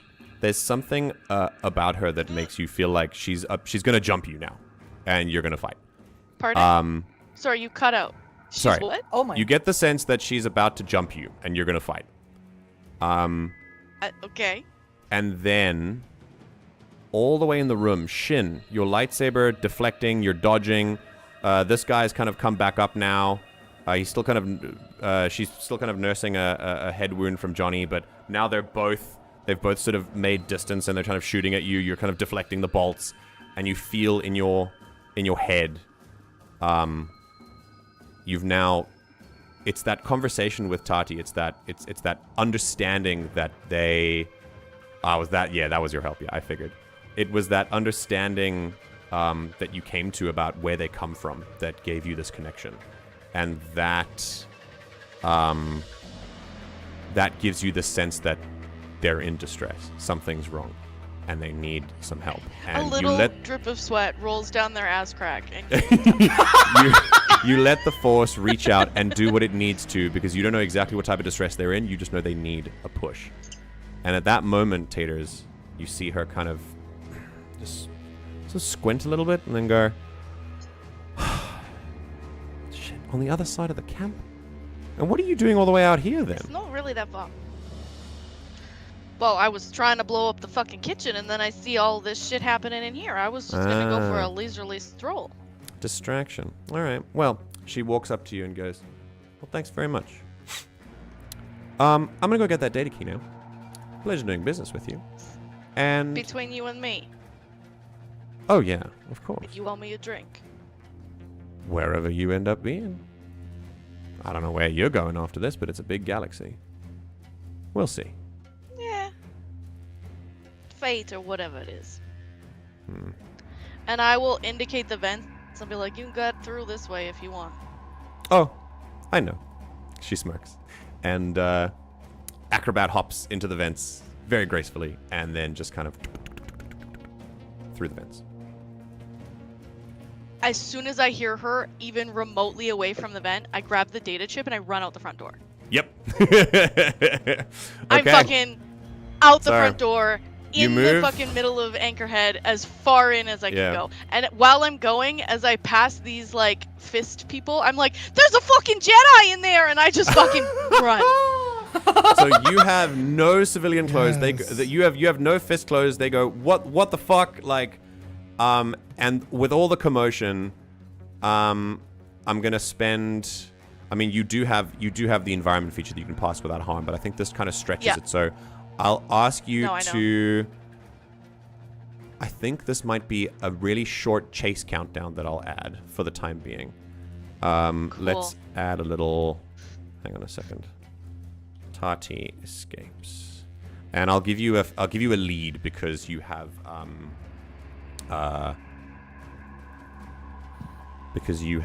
a lot of because you know this area. The fire alarm's blaring behind me. So you have a 3. Yours is a 3, and the others are a 6. So it's only a couple of them that are chasing you. The rest of them are going, what the fuck? And they move back in to go and see what's going on. They see dead people. And that is when the alarm goes off. For some reason, there is no alarm for this. Oh, there it is. And that's when the alarm goes off. It's very soft. Quack, But that's quack, quack, quack. Okay. So, that's when the entire fist den goes on high alert. Everyone's there, and it's only a matter of time before they get to you. Tahti, you and Takia run as fast as you can. You've got the data key in hand, and you go. You click on the comms, and the others know that you're in trouble. But then I assume you also tell them that you're on the way out and everything is fine. I say got it, and then I fucking truck Cool. in. And you find And I 2, will 3, put 4 the fist data members key- chasing after you. Yes? I put the data key on Takia. Oh, cool. Okay, all right, they've got it now. Okay. Back here. Hold on a second. I have a track for this. Hold on. Here we go. What? Back here, Bless you. Johnny, Seku looks at you and says, Blow it. do you blow it? Like, Cool. Hang on, I've got a one-shot for this. There we go. actually, what if Johnny was the detonator and it just blows? Honestly, yeah. Yeah. You just kind a of flicker push across your his chest. eyes. Yeah. He flexes. There is this huge boom. It kicks up dirt. This droid is fucked. Shin, you feel the back of your robe just like partially singed with smoke. And the smoke reaches Johnny, throwing up a cloud in his direction. As the smoke clears, Johnny slowly walks up to a giant, brand new hole in the wall. And that, at the very same time, almost synchronized, there is a... as the door is blown off its hinges. And flowing through is, well, Mr. Fisto first, followed by Maddock himself. They look incredibly pissed. Maddock specifically. How someone can look incredibly pissed without a jaw to show that kind of emotion is impressive range, honestly. He pulls out a blaster pistol, and Mr. Fisto pulls out a rifle, aims it directly at all of you, and you see a shield around... Mr. Fisto crackles a shield around... I'm going to spend a fear. Cracks a shield around Maddock that kind of wraps around him like a little body bubble. And there is a moment. Maddock looks at you, all of you, scans your faces, and says, We're gonna be rich, boys. Take them. and I'm gonna spend another fear and take the spotlight. So we're gonna go with... I can't really do his... Yeah, I think we'll... I think we'll do Maddock. We'll have him kind of move up here. He'll clonk a... He'll basically move a little crate in position to give himself some cover. He'll dive behind it, and then pull out his pistol and start shooting. He's gonna start by shooting... He's not gonna shoot a Jedi yet. That's smart. I think he's gonna shoot Seku first. Which is fair. So that's gonna be a shot against you. It's a D20 plus 3. Cool. Oh, that's a 19. That hits. Yeah, that do be hitting. We roll damage. 2d8 I am plus going 4. to put a force shield on Oh my god! Seku. Okay. So the total damage on that was 13 energy, which is enough for a severe wound for you, Seku. Ouch. Yeah. Shin then reaches out a hand. I'm going to... Oh, I need more of this. Yeah, there we go. Shin reaches out a hand, and Seku, this sort of almost... Shin, is it invisible? Or is it like a visible barrier? It's invisible to anyone that's not attuned to the force, but it would look like it's hitting something. Okay. He takes out as Maddock takes out his blaster and fires, it goes straight for center mass. And Seku, you could have sworn that it shimmers inches before your chest and slows down and then hits you in the chest. Something that would have probably taken you down for the count instead only does major damage. Then I'll mark an armor cloth and take 1 damage. Take that to minor. Okay, very cool. He's going to do a reaction and use minions. He's going to mark a stress to spotlight another Gilded Fist adversary, which is going to be Mr. Fisto. Mr. Fisto is going to... I think he is the cover. I'm also going to use my last force die to just give myself a hope, because... Oh, nice. Very that's cool, fair. very cool. Yeah. Oh, just a quick thing. You can only do that when you have the spotlight. Unless it's a specific reaction, you can use Channel the Force it's a thing that. Hang on a second. Spend any number of force energy you use. Spend time energy to do some heavy damage. Add to roll. Yeah, I think gaining a hope would have to be when you have the spotlight. So once this enemy's turn is over, then you can use it and get the hope back. Okay. Mr. Fisto is going to basically he slams his fists together and they crackle with energy. He then flips his arms out. They turn into these sort of weird like energy whip things that he then throws at all of you. He's going to use his energy shackles. I'm going to spend a fear and choose a point within far range. All targets within close range of that point are restrained with energy bands until they break free with a successful strength or instinct roll. A target restrained by this feature must spend a hope every time they need to make an action roll. And he's going to... Yeah, he's going to get all of you guys. So the energy crackles and it hits this point here. It then finds the 3 targets that he's programmed it to, and it... And all of you feel your legs just magnetized to the ground with electricity that courses through you. And you are considered restrained.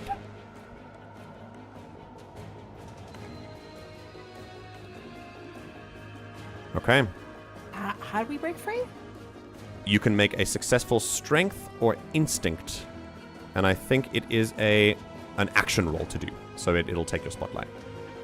Okay. All right. Spotlight's yours. What are you guys going to do?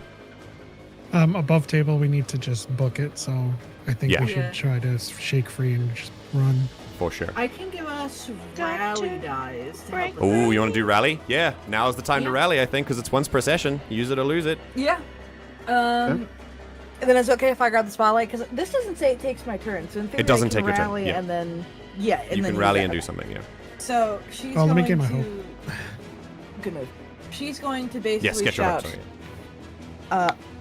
we are not being chained up by a small-time speeder gang in the sandy dunes of nowhere. Get up and get out. And then...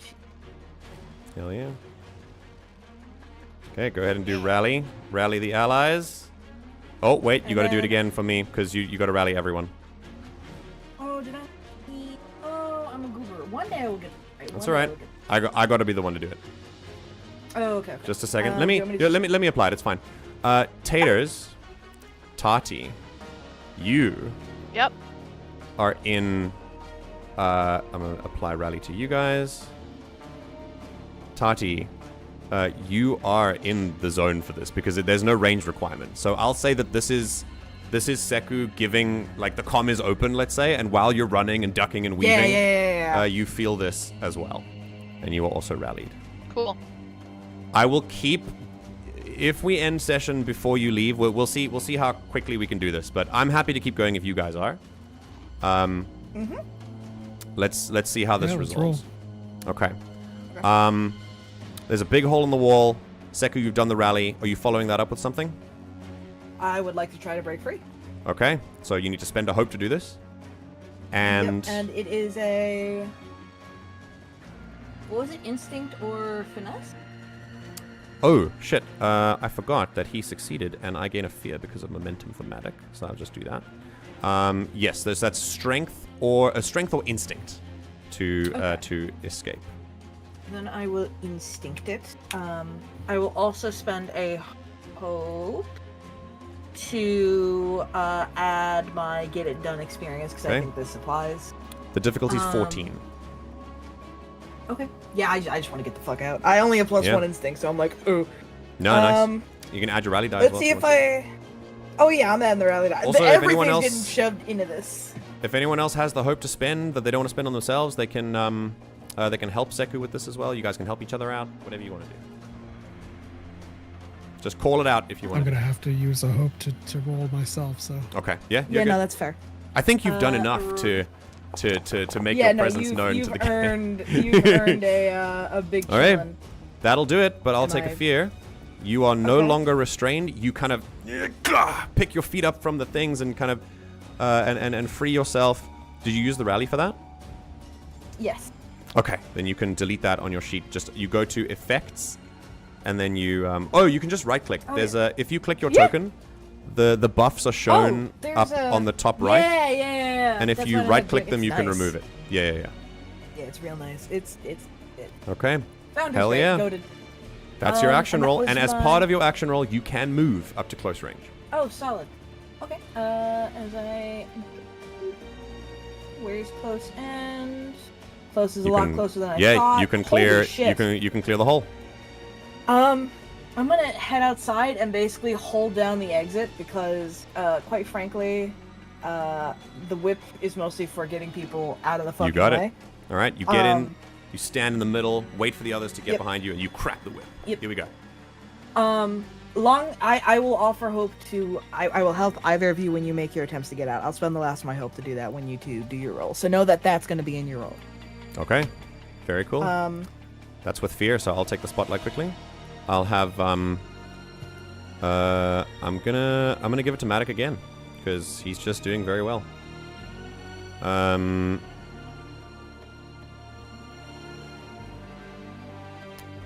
You know what? I think he's gonna look over. He's gonna see how effective you all are. He's gonna see Johnny. I think he's gonna look over at you, Johnny. And while he's shooting, he's gonna say, Hey. These are your pals, huh? You know, they used you as bait. I wouldn't. You'd have a glorious life here. pew, pew, pew, pew. And shoots at him. No, not shooting him. He's shooting you guys. Just I'm adding in ambient sounds, and he's going. Okay. It's never too late We're to jump literally ship. shooting right at him. And I'm gonna use offer you can't refuse. Oh, wait a minute. No. Sorry, I've read this wrong. I'm gonna save what he said there for a little bit later. That's fine. Instead, he's just going to take a shot. I think he's gonna take a shot at Shin this time. Good Jedi. Okay, here we go.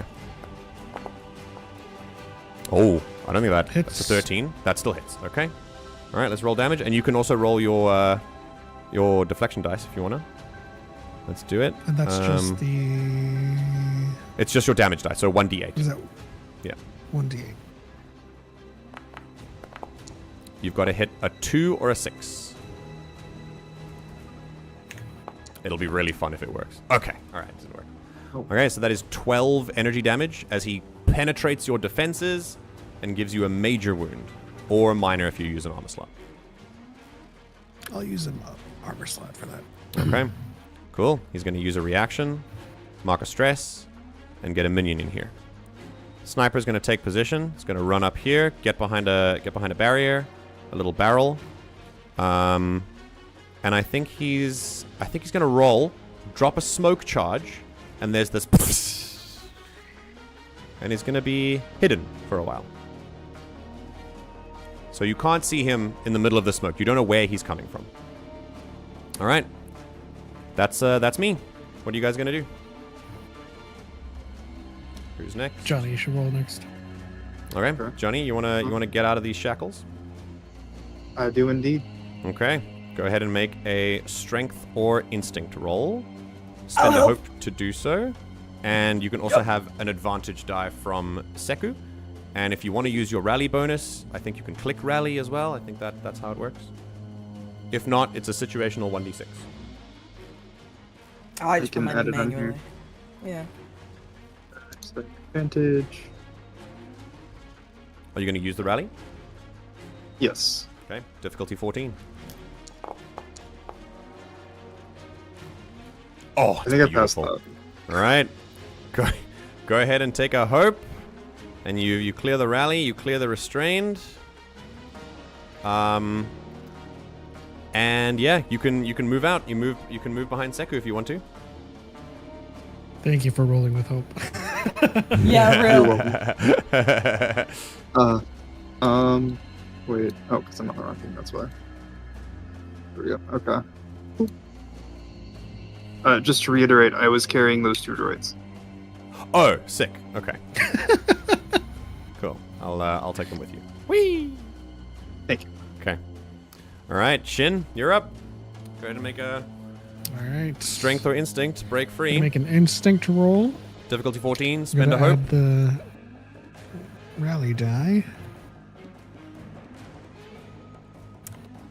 Damn, I gave this while you're rolling, I want Johnny to respond because I'm not going to be able to use his ability that Matic used. What do you say in response to Matic here as he offers you a chance to kind of join the Gilded Fist? You see Mr. Fisto as a well-treated droid under this little outfit. I don't like you.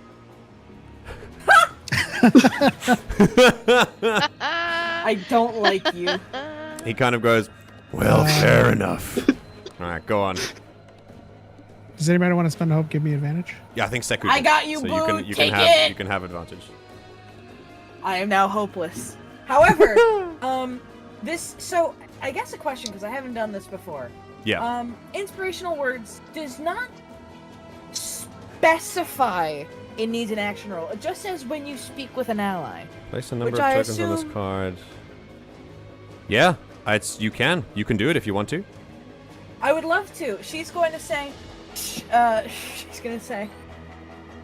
Jedi, I don't know how you're alive, but let's keep it that way. And you can, you want to hope?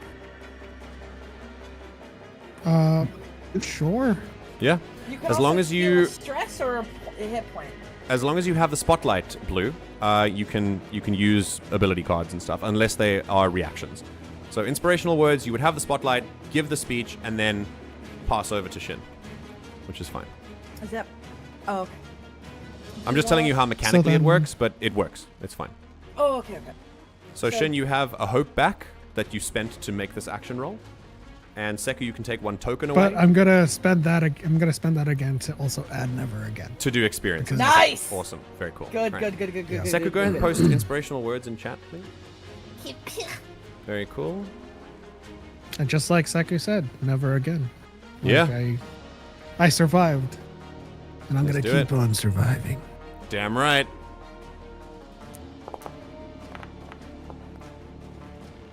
Oh boy, that'll do it. But that's with fear. You're no longer restrained. I imagine like either using the force or the saber to like cut the shackles, and then what are you gonna do? You're gonna move outside. I turn to Matic and I say, Pleasure. and then run. Oh, it's Hawaii Fiver. Yeah, I think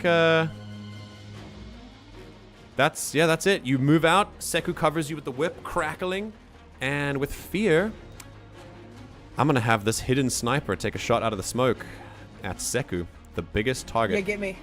We're gonna use get me. I'm bright Unseen yellow. Strike. We're gonna make a successful standard attack against the target. You know what? I'm actually gonna do this. I'm gonna spotlight the lieutenant first, the one that got their bell rung. And I'm just gonna go, and I'm gonna give them an opportunity to roll to make you vulnerable. To just kind of, I think, just kind of suppress you with blaster fire, basically. So they're gonna make a roll Fair. against your evasion, not to damage you, but Okay. to make you vulnerable instead. Okay. So +2. I think that does it. It does it, yeah. Okay. I was While hoping it you're- would land on a 2. Fuck. Yeah. While you're vulnerable, I'm going to Yeah. use Tactician, mark a stress, and spotlight 2 allies within close range. One of them is going to be this guy, who just tries to. I think it's fine. He's just going to shoot regularly at you. I'm going to spend a fear to make it a bully, and it's got advantage because you are vulnerable. Yep, I think that'll hit. I do think it does hit. Damage I on believe that. an 18. Damage on that is D8 +1. That's a 7 energy. So that's a major Is wound. Major? Okay. Give me the rest of it just so I can. I mean, you got to take it one at a time. So the major wound, Oh, you got to okay. decide whether you're going to do an armor slot now.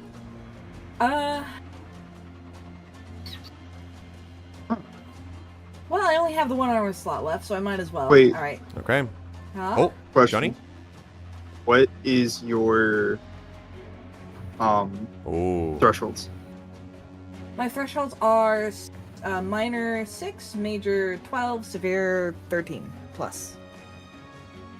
Are you trying to use Let ingenuity? me. Yeah. Alfred, I'm putting it ingenuity is into- not about ingenuity. Isn't about damage thresholds. It's Oh, you're trying I to can add avoid it- from marking a hit point. No, I see it. I see it. I Any see it. I see it. roll. Yeah. No. I can add respect 2 from any roll. As well. Any roll. Yeah, any roll. Oh shit, that counts But for that damage does- rolls too. Yo. Okay. Yeah. Okay. I love that. You could also have Seku avoid marking a hit point anyway. So that would. I realize that now. Yeah. But that's great. It's cool for damage rolls. Okay. So instead of, do you want to use that then, Alfred? Yes. Okay. So spout some technobabble. Tell me why it didn't work. Sprout some technobabble. And spend your last hope. I don't like you. Tell me why that shot doesn't hit just right. The weapon in his hand could sense. Is this Matic attacking Seku? No, it's just a random guy. Oh. The Blaster the motherfucker. weapon in his hand could sense Maddox, his boss's upsetedness from being told Johnny doesn't like him, and decides to move the disappointment to this man. Okay. So he He apparently has a sentient pistol. the blaster is a little scared right now and malfunctions. It pisses itself. Is that what you're saying? Yeah. Okay. Blaster cool. piss, top text. Cool. A blaster pissed. Here we go. All right. It still connects with you and deals minor damage instead of major. So you can mark your last Okay. armor to reduce it to nothing if you Yeah. want I'll, Okay. I'll do that because I feel like I'm gonna have to eat a really bad hit coming up. to. Yeah. With that, there's this as a shot spins off of whatever like combat plate you've got going on, rendering it useless. And that's with your armor down. That's when the sniper strikes. We're going to make a roll with advantage because you're still vulnerable. And I'm going to spend a fear to add 2 to that for stealth. And let's go. Oh, Oh, he misses. oh my god. Oh my god, he He misses? misses. That's Yeah. crazy. Okay. Cool. You are still vulnerable, but that's insane. What happens, Seku? How do you dodge that? I like to think as the armor breaks apart, she sucks in hard, Yeah. focuses on the room at large, Yeah. kind of gets into that like adrenaline point of like we're really tuning into everything around me. Yeah. And there's just enough forewarning. Maybe it's the smoke moving as the sniper brings up the rifle to shoot. Maybe it's just the way that like someone's like, "Hey, fucking take her down." Maybe it's something else entirely that no one quite can see. But whatever it is, she starts to move just in time that the shot goes wide and like skims the broken part of her armor on her hip. It's fast. It's fast. It's barely happened, but just barely she read what was happening somehow and got out of the way. Okay. Some and then- kind of instinct serves you well, and the shot goes wide. And with that, that's all I can do. So are we doing Get the fuck out! Get the fuck Are out! we Get running? the fuck out! We gotta With- have El Tati. with Matic screaming behind you saying, I don't know what you took, but you won't get away with it.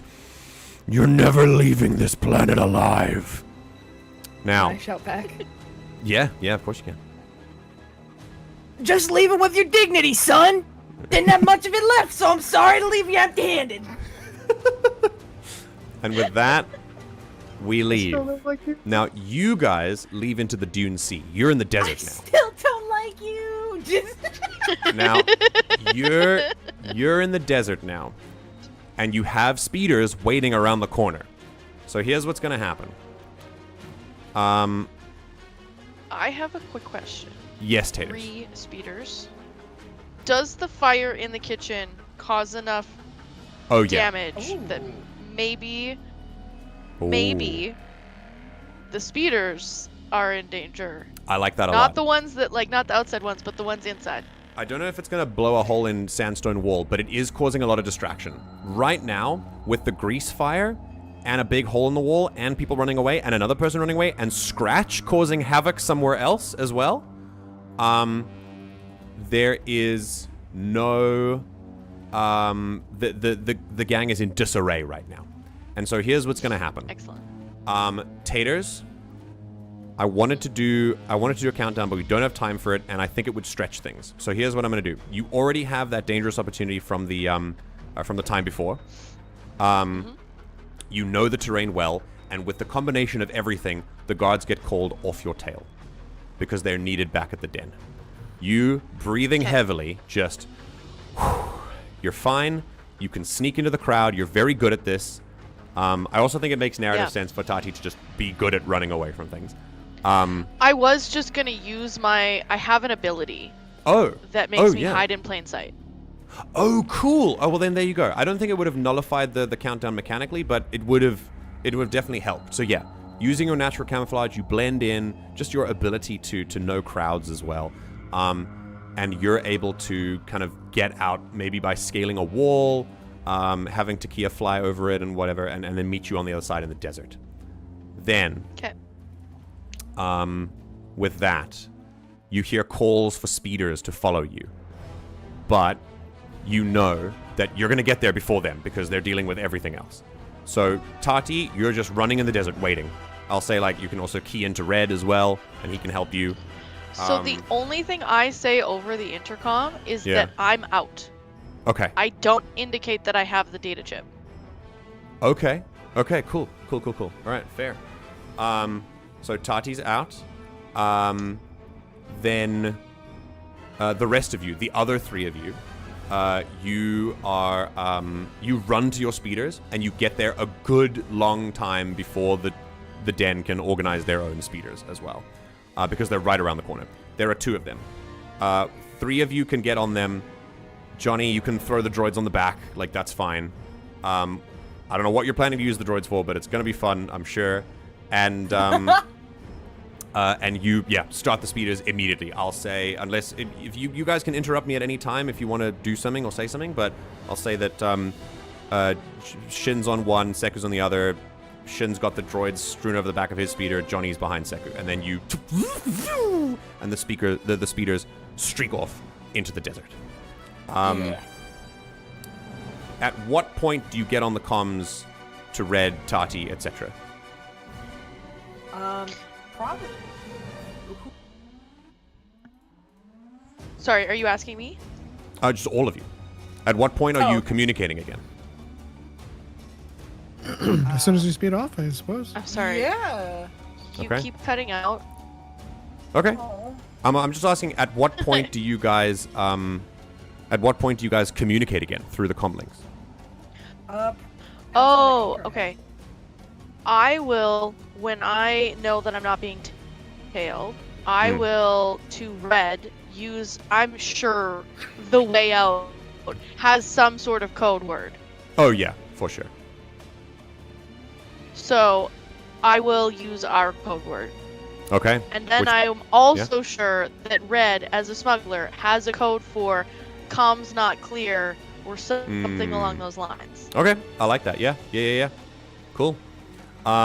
Just going with the vibe that I know that was being created for Red before the campaign started. Yes. Yeah, of course. Yeah. I think he's got that. Okay. He sends back a little couple of beeps that says, Roger, acknowledged. And he's basically saying, and then he says over the comms verbally, pickup's on the way. And he says it to all of you. You are 2 speeders streak through the desert while maybe a couple of miles away, sprinting as fast as they can with a little bird behind them on the top of a ridge in the Dune Sea is Tahti and Takia. Let me bring you over to... Style. Oh yeah, for sure. Bring you over to the Dune Sea again. And it is just at the moment where you start to think surely the Gilded Fist would be mobilizing by now, that you hear this as the Razor Crest ship zooms overhead, and over the comms, Red's like, I made sure they didn't have any ships, so I think this should scare them off. We should be clear, and I'll cover you just in case we aren't. Tahti, I'm coming to get you. And Tahti, you see him sort of pretty expertly turn the ship down to you while hovering just above the dune, and he lowers the gang ramp that is just like empty for you to jump straight into. Do you? Yeah. Okay. You leap off the dune, get onto the landing ramp, it closes, and the ship flies off again. Then it flies straight towards the two speeders that are going as fast as they can to the sandcrawler. And then it banks just above you and passes overhead. That you're starting to see the Starcrawler. It's hidden in a little canyon area. You get you get within like sight range of it. Johnny kind of pointing out where it goes, and towards the back you see the Razor Crest fly over you, like I said, and then you see a group of little specks outside as you kind of look behind you, and you see that the speeders are coming after you. But that is when you hear... Wait for it. Wait for it. What the fuck is this?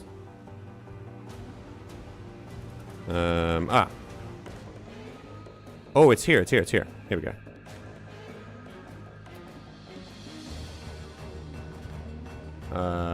There we go.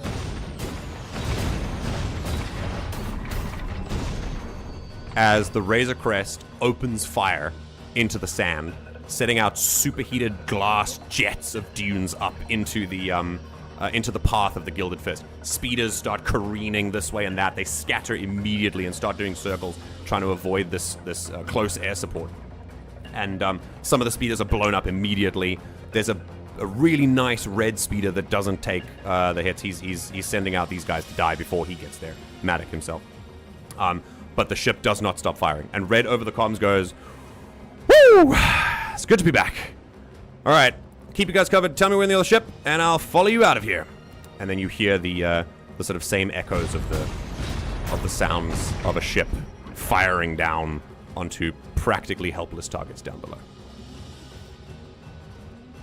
You speed off straight to the Blue. You have missed. Red gave you close air support and is taking down the speeders as covering your escape to the Starcrawler. Go. You speed onto the Starcrawler itself, and Bubby gives you a kind of wave, an Utini of hello, and then a kind of big thumbs up to show hyperdrive's fixed. Yep, exactly like that. And you all kind of run to your positions, and I think I'll go over the ship mechanics once we start next session, so it's more fresh. But for now, Johnny, you look at Bubby looks at you, and you share a kind of silent, "This is it. We're getting out of here." The rest of you can adopt whatever stations you like, but you note that the Starcrawler only really has one weapon, so you really just need to get out of here. And so Johnny and Bubby, probably followed by everyone else, get to the top, to the bridge area of the Starcrawler. And Johnny, you take a moment to familiarize yourself with these controls. And what do? Well, I shout to Johnny first. Where are the guns? Oh. We're on Umka. Yes, you're on the Starcrawler now. Yeah. I have one really big gun. Point me in the direction. I do that. Okay. Very cool. Shin, like I said, I'm going to take more time next session to describe the layout of the ship. But for now, you find a little gunnery, a little gunnel area where you can fire a single, I think it's a railgun. We said it was, Just a fucking... Yes. It shoots accelerated slag that's made in the smelter area. Johnny, you take a moment to look over these controls that took you a year to finalize. You see that there's a lovely... What was red for the entire time that you fixed this ship that said Hyperdrive inactive says a very pleasantly blue Hyperdrive installed and running at optimal capacity. And with a shudder as Johnny and Bubby work together to take this pure hunk of mining junk, it shudders, the landing gear kind of creaks in, and this behemoth rises. Probably the first time in the Star Wars timeline. I don't know when Starcrawlers were a thing. They are kind of a fan invention anyway, but I don't think it was around this era. So for the first time, sandcrawlers fly as this giant beast rises up. And indeed. And that is when you pull the lever for engines. It's a giant thing, and it just... The engines... And the ship starts rocketing up. There are no stabilizers on this thing. You guys are fucking rocking back and forth, and you have to like tie yourself to something. And it's a huge, like, you're driving a tin can. It's a very bulky tin can, but it's a tin can, and just everything's rattling everywhere. It's maiden flight, and it just points itself skyward and goes. Shin, you spin the gun around. It creaks into place. And you manage to find the button that says fire, and it just... And it makes this huge dent, like as a mini crater into the sand, where a couple of leftover speeders were. It's this kind of wind-up that then makes this sound as it sends this jet of slag out of its barrel. Then you feel this pull as it starts to... You feel this pull as it starts to leave atmosphere. And that's when Red gets on the comm saying, I see you. It's hard not to see you. But following. The firing stops and the Razor Crest follows. Shin, you can kind of see it in your targeting computer. Ship and ship make it out of the atmosphere unpursued for, of course, the Gilded Fist does not have any ships of their own. And finally, sky turns to clouds. Clouds turn to stars. Stars turn to more stars. And darkness.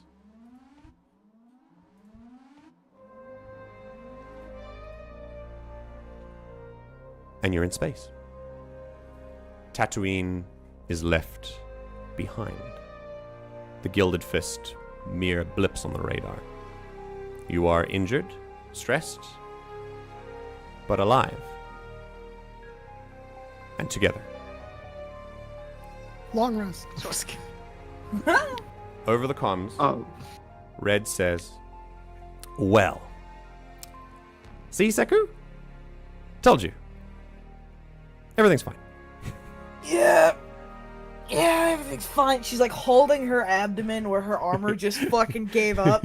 She settles in, and then she looks at Tahti. Are we good? Tati's actually not on the ship with you. Oh shit. I'm on Red sorry, ship. she was on Red. They were on Red ship. Sorry. Oh. Yeah. Okay. Then Yeah. communicating to Red, she goes, "Do we have it? Ask your." Red's gonna look over his shoulder. I don't know. They didn't say. I will say no. I will over the comm say no, and we're not clear to talk about it. We'll meet you at the pre-discussed location. Okay. Or something. Okay. So to be clear, Taters, now that you're up in upper atmosphere, if anyone is listening, it won't go that far. Are we so you are clear to fully- talk about it here. Yeah. Okay, so we're out enough. Okay, cool. Then yeah, if we're fully far enough, I'll be like, Yeah. yeah, I fucking got it. And holy shit, I don't know what the fuck that was, but there was this really hot broad that was really willing to like make my insides my outsides, if you know what I'm saying. And I was Hot only a broad? little bit opposed. Who's? I'll describe Road? who. I'll describe who I Yes. ran into. Is it her? It's her. Okay. I see. Well, a mosquito tries to play a bigger role. I'm gonna have some stern words with him. I'm awful sorry you had to experience that. All I'm That saying is, I barely got out with the skin of my teeth, I'll tell you what. She took out 3 fist members just while I was flicking a fucking match. She took out 3 fist members. Interesting. Alright. Hey. Growth points for everyone.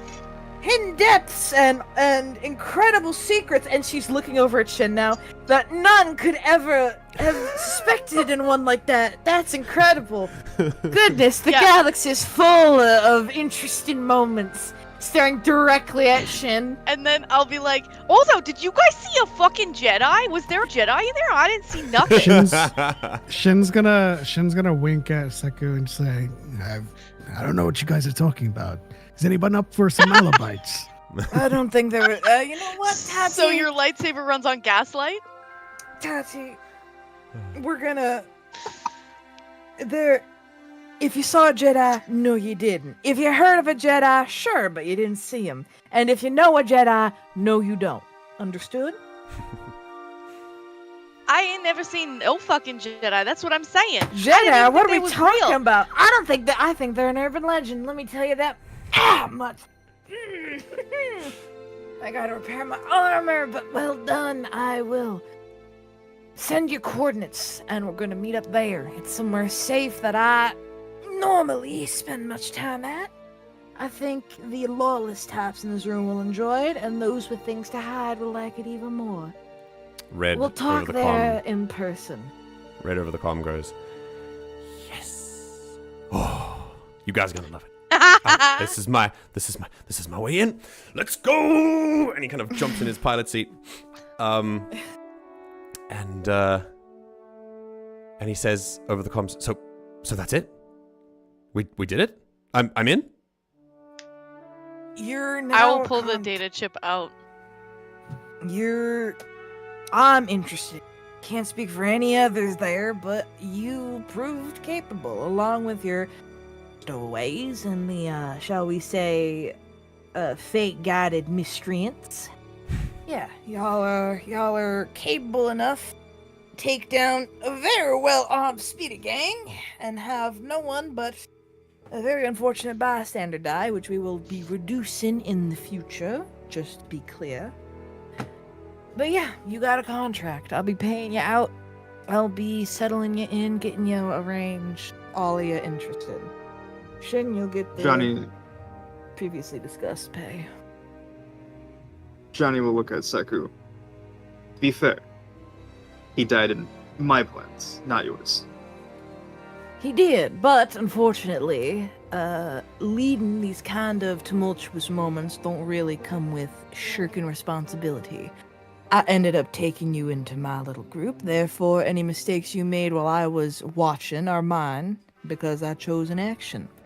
Good as me simply waiting there while someone else pulled the trigger. I appreciate your attempt, but if you feel any responsibility for that life, then you're gonna help me write an apology obituary and determine how much can send back to their family. As well as how you're gonna spend the rest of your life making up for that lost one. I like you. And then Johnny's just gonna turn back to the control panel and start pushing things. That's high praise, considering what I just saw happen. Bubby. By the way, Johnny. Oh, go on. Why do we have these 2 droids with us?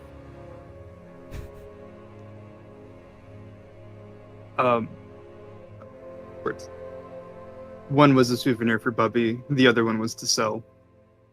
And then speaking of Bubby, Yeah. anyone in the room on the Umka would notice Bubby look out the window, staring at the stars for a second, very much in awe. And then his little legs scurry him out of the room. Oh. Fair enough. Where's he going? Where's he going? He's going down to a hallway, a very special hallway to Bubby's history. We'll just have a camera following him. Yeah. He goes to the hallway, and on the wall is a plaque, a list of names. The names of the name of every member of Bubby's tribe, your clan, killed in Umka, in the raid from the pirates. Hmm. And he makes a little symbolic gesture. While in Jawaese, speaking to the plaque, to the names on the plaque. We finally made it. We're home. Hell yeah. I think that's as good a place as any for us to follow both ships as Umka makes its first hyperspace jump.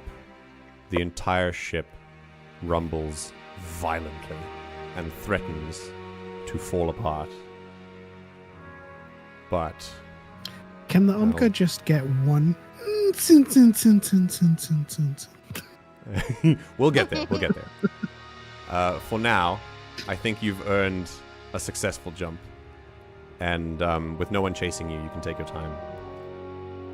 I have something cool in the foundry, as there is a you both ships point themselves heavenward and engage the hyperdrives, and there is this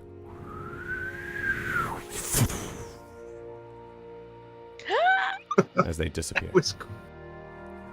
That's so cool. Nice. The familiar, for many of you, except one, the very familiar streaks of blue and purple that are going through a tunnel of hyperspace, carrying you to a new location, the start of a new chapter. For many of you, perhaps, a new life entirely. Indeed, with at least the memory of all of the Jawas that gave the ultimate sacrifice to make sure that you could even get here at all. And that is where we'll pick up next week. Yippee! Are we sure it's just 1 week? Does anyone have any I'm so burning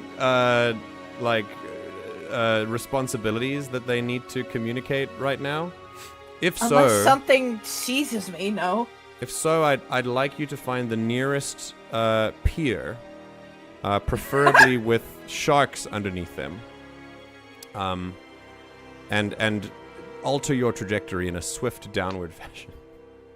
Oh, goodness, that was I'm lovely. going to Renfair. Does that Ah, count? that's amazing. Thank you, everyone. That was so Now, fun. I went as long as we went, so that we could Can I get off this Uh, one? Off-world. so that we could get off Tatooine. So that was the plan. The plan was that I just wanted to get off Tatooine. But now that we have, yeah, that was 4.5 hours. That's crazy. I was okay with it. Standard I wasn't critical like role fare. true. Yeah. I wasn't like, oh my god, we're going so far over time. I was actually really enjoying it. I just, by the end, I hope you guys were okay with me just going through like a bit of a cinematic so that we could Oh, get yeah. off world after all the others, because there was no real like complications after that. So yeah. And I really sure. appreciate how easily you guys roll with everything so far. This party is so cool. I love I love the back and forth. It's very smooth. The pacing never feels off. We've just gone for 4.5 hours. I don't feel the exhaustion that I usually feel after like a long session. It was great. It's absolutely amazing. I had a lot of fun. And I This hope, entire session you was guys did pure cinema. Oh yeah, true. I just peaked. 100%. That was so From fun. the start. I loved it. I loved it. Oh, I also want to say I Honestly- am glad that you guys loved the sound because I actually made. Dude, he mixed that it. ignition Did you? sound. Yeah. It was That's sick. incredible. It That's was so so cool. sick. Yeah. The reveal I- for it I is missed amazing. it. I haven't seen it. Like Play it Tahti again. wasn't there. Oh no! No, I heard the sound. Do the Yeah. rhyme. Oh. Do the roar. Let's go! Oh, it's so delicious. That's Okay. beautiful. No, it's just so funny that everyone else has seen it, and Tati's like, I don't think they exist. There was a Jedi there? What do you mean? I think that was I a think lie. that's like the most organic thing that could have happened, right? Yeah, it's true. Yeah. Yeah. It was wonderful. It was beautiful. Everything happened really organically, very naturally. I love the way you guys play off each other as well. I think that we made it through the parts where the party was split and it still worked because not just because of the magic of Daggerheart, but also because of you guys and making it work like that. It was wonderful. I really appreciate you being so on board with this as it continues to develop. I'm glad we're off of Tatooine now. I think we've done what we set out to do here. Datakey acquired, and now we head off to Lothal. So there are a few things that I want to work on during the hyperspace journey itself. We'll get into that. But next week, I'll chat to you guys about it off stream. I want to end the stream as soon as I can now. But for those watching and for next week, we will start with a quick rundown of the mechanics of the ship itself, and then we'll go through a little hyperspace trip, have a little bit of downtime now that you guys are like all together and stuff. Tahti, if you want to be on the Umka to talk with the others, there can be a transfer that would have occurred before you move off. Like you could have done that if you want to be on Johnny's ship as well. So that's up to you. I mean, we can figure that out after. Yeah. We'll just discuss. Either way, and stuff. next week will be the mechanics of the ship, a little hyperspace trip, and then that rhymed. And then we go to the next stage of our journey, which is a lovely planet, as of yet officially undiscovered by the Republic, and so is a wonderful opportunity for those who want to get away from the eyes of the law. And that you will have to see next time. So, does anyone have anything else they want to say? Any kind of... Obviously, we all had a lot of fun, and we can all gush about it together. But was there anything that happened during that session that we feel important to address? Anything that I did or that anyone else did that was like a problem, or any feedback? Anything that we wanted to change or retcon or anything like that? I'm groovy. Amazing. No. Very cool. Amazing. I've had so much fun. That was so cool. Then, my I friends... don't like you. Then I will bid thee farewell for now while I end stream. Say goodbye, stream. Goodbye, stream. Goodbye. Goodbye. Very good. And for the rest of you, my goodness, I'm sweating. It's very hot. So, here we go. What a wonderful end to a very, very long session. If you've made it to the end of the session, my goodness, you are amazing. Thank you so much. I truly, truly, truly appreciate it. And I would like you to know now that the chapter markers, if you're watching the VOD, the chapter markers are very good. So you should be able to skip through the things that you want to see, or watch the things you want to see and skip through the things you want to skip. For now, though, that was session 3. And I hope you all, wherever you are, however you're doing, I hope we've made your day a little bit better. And it was so cool. I have no words left. I think I've used all of them in the last 4.5 hours of session. We'll see you all next week, where we do it all over again. Stay hydrated and take care of yourself. I'll see you next week. Goodbye.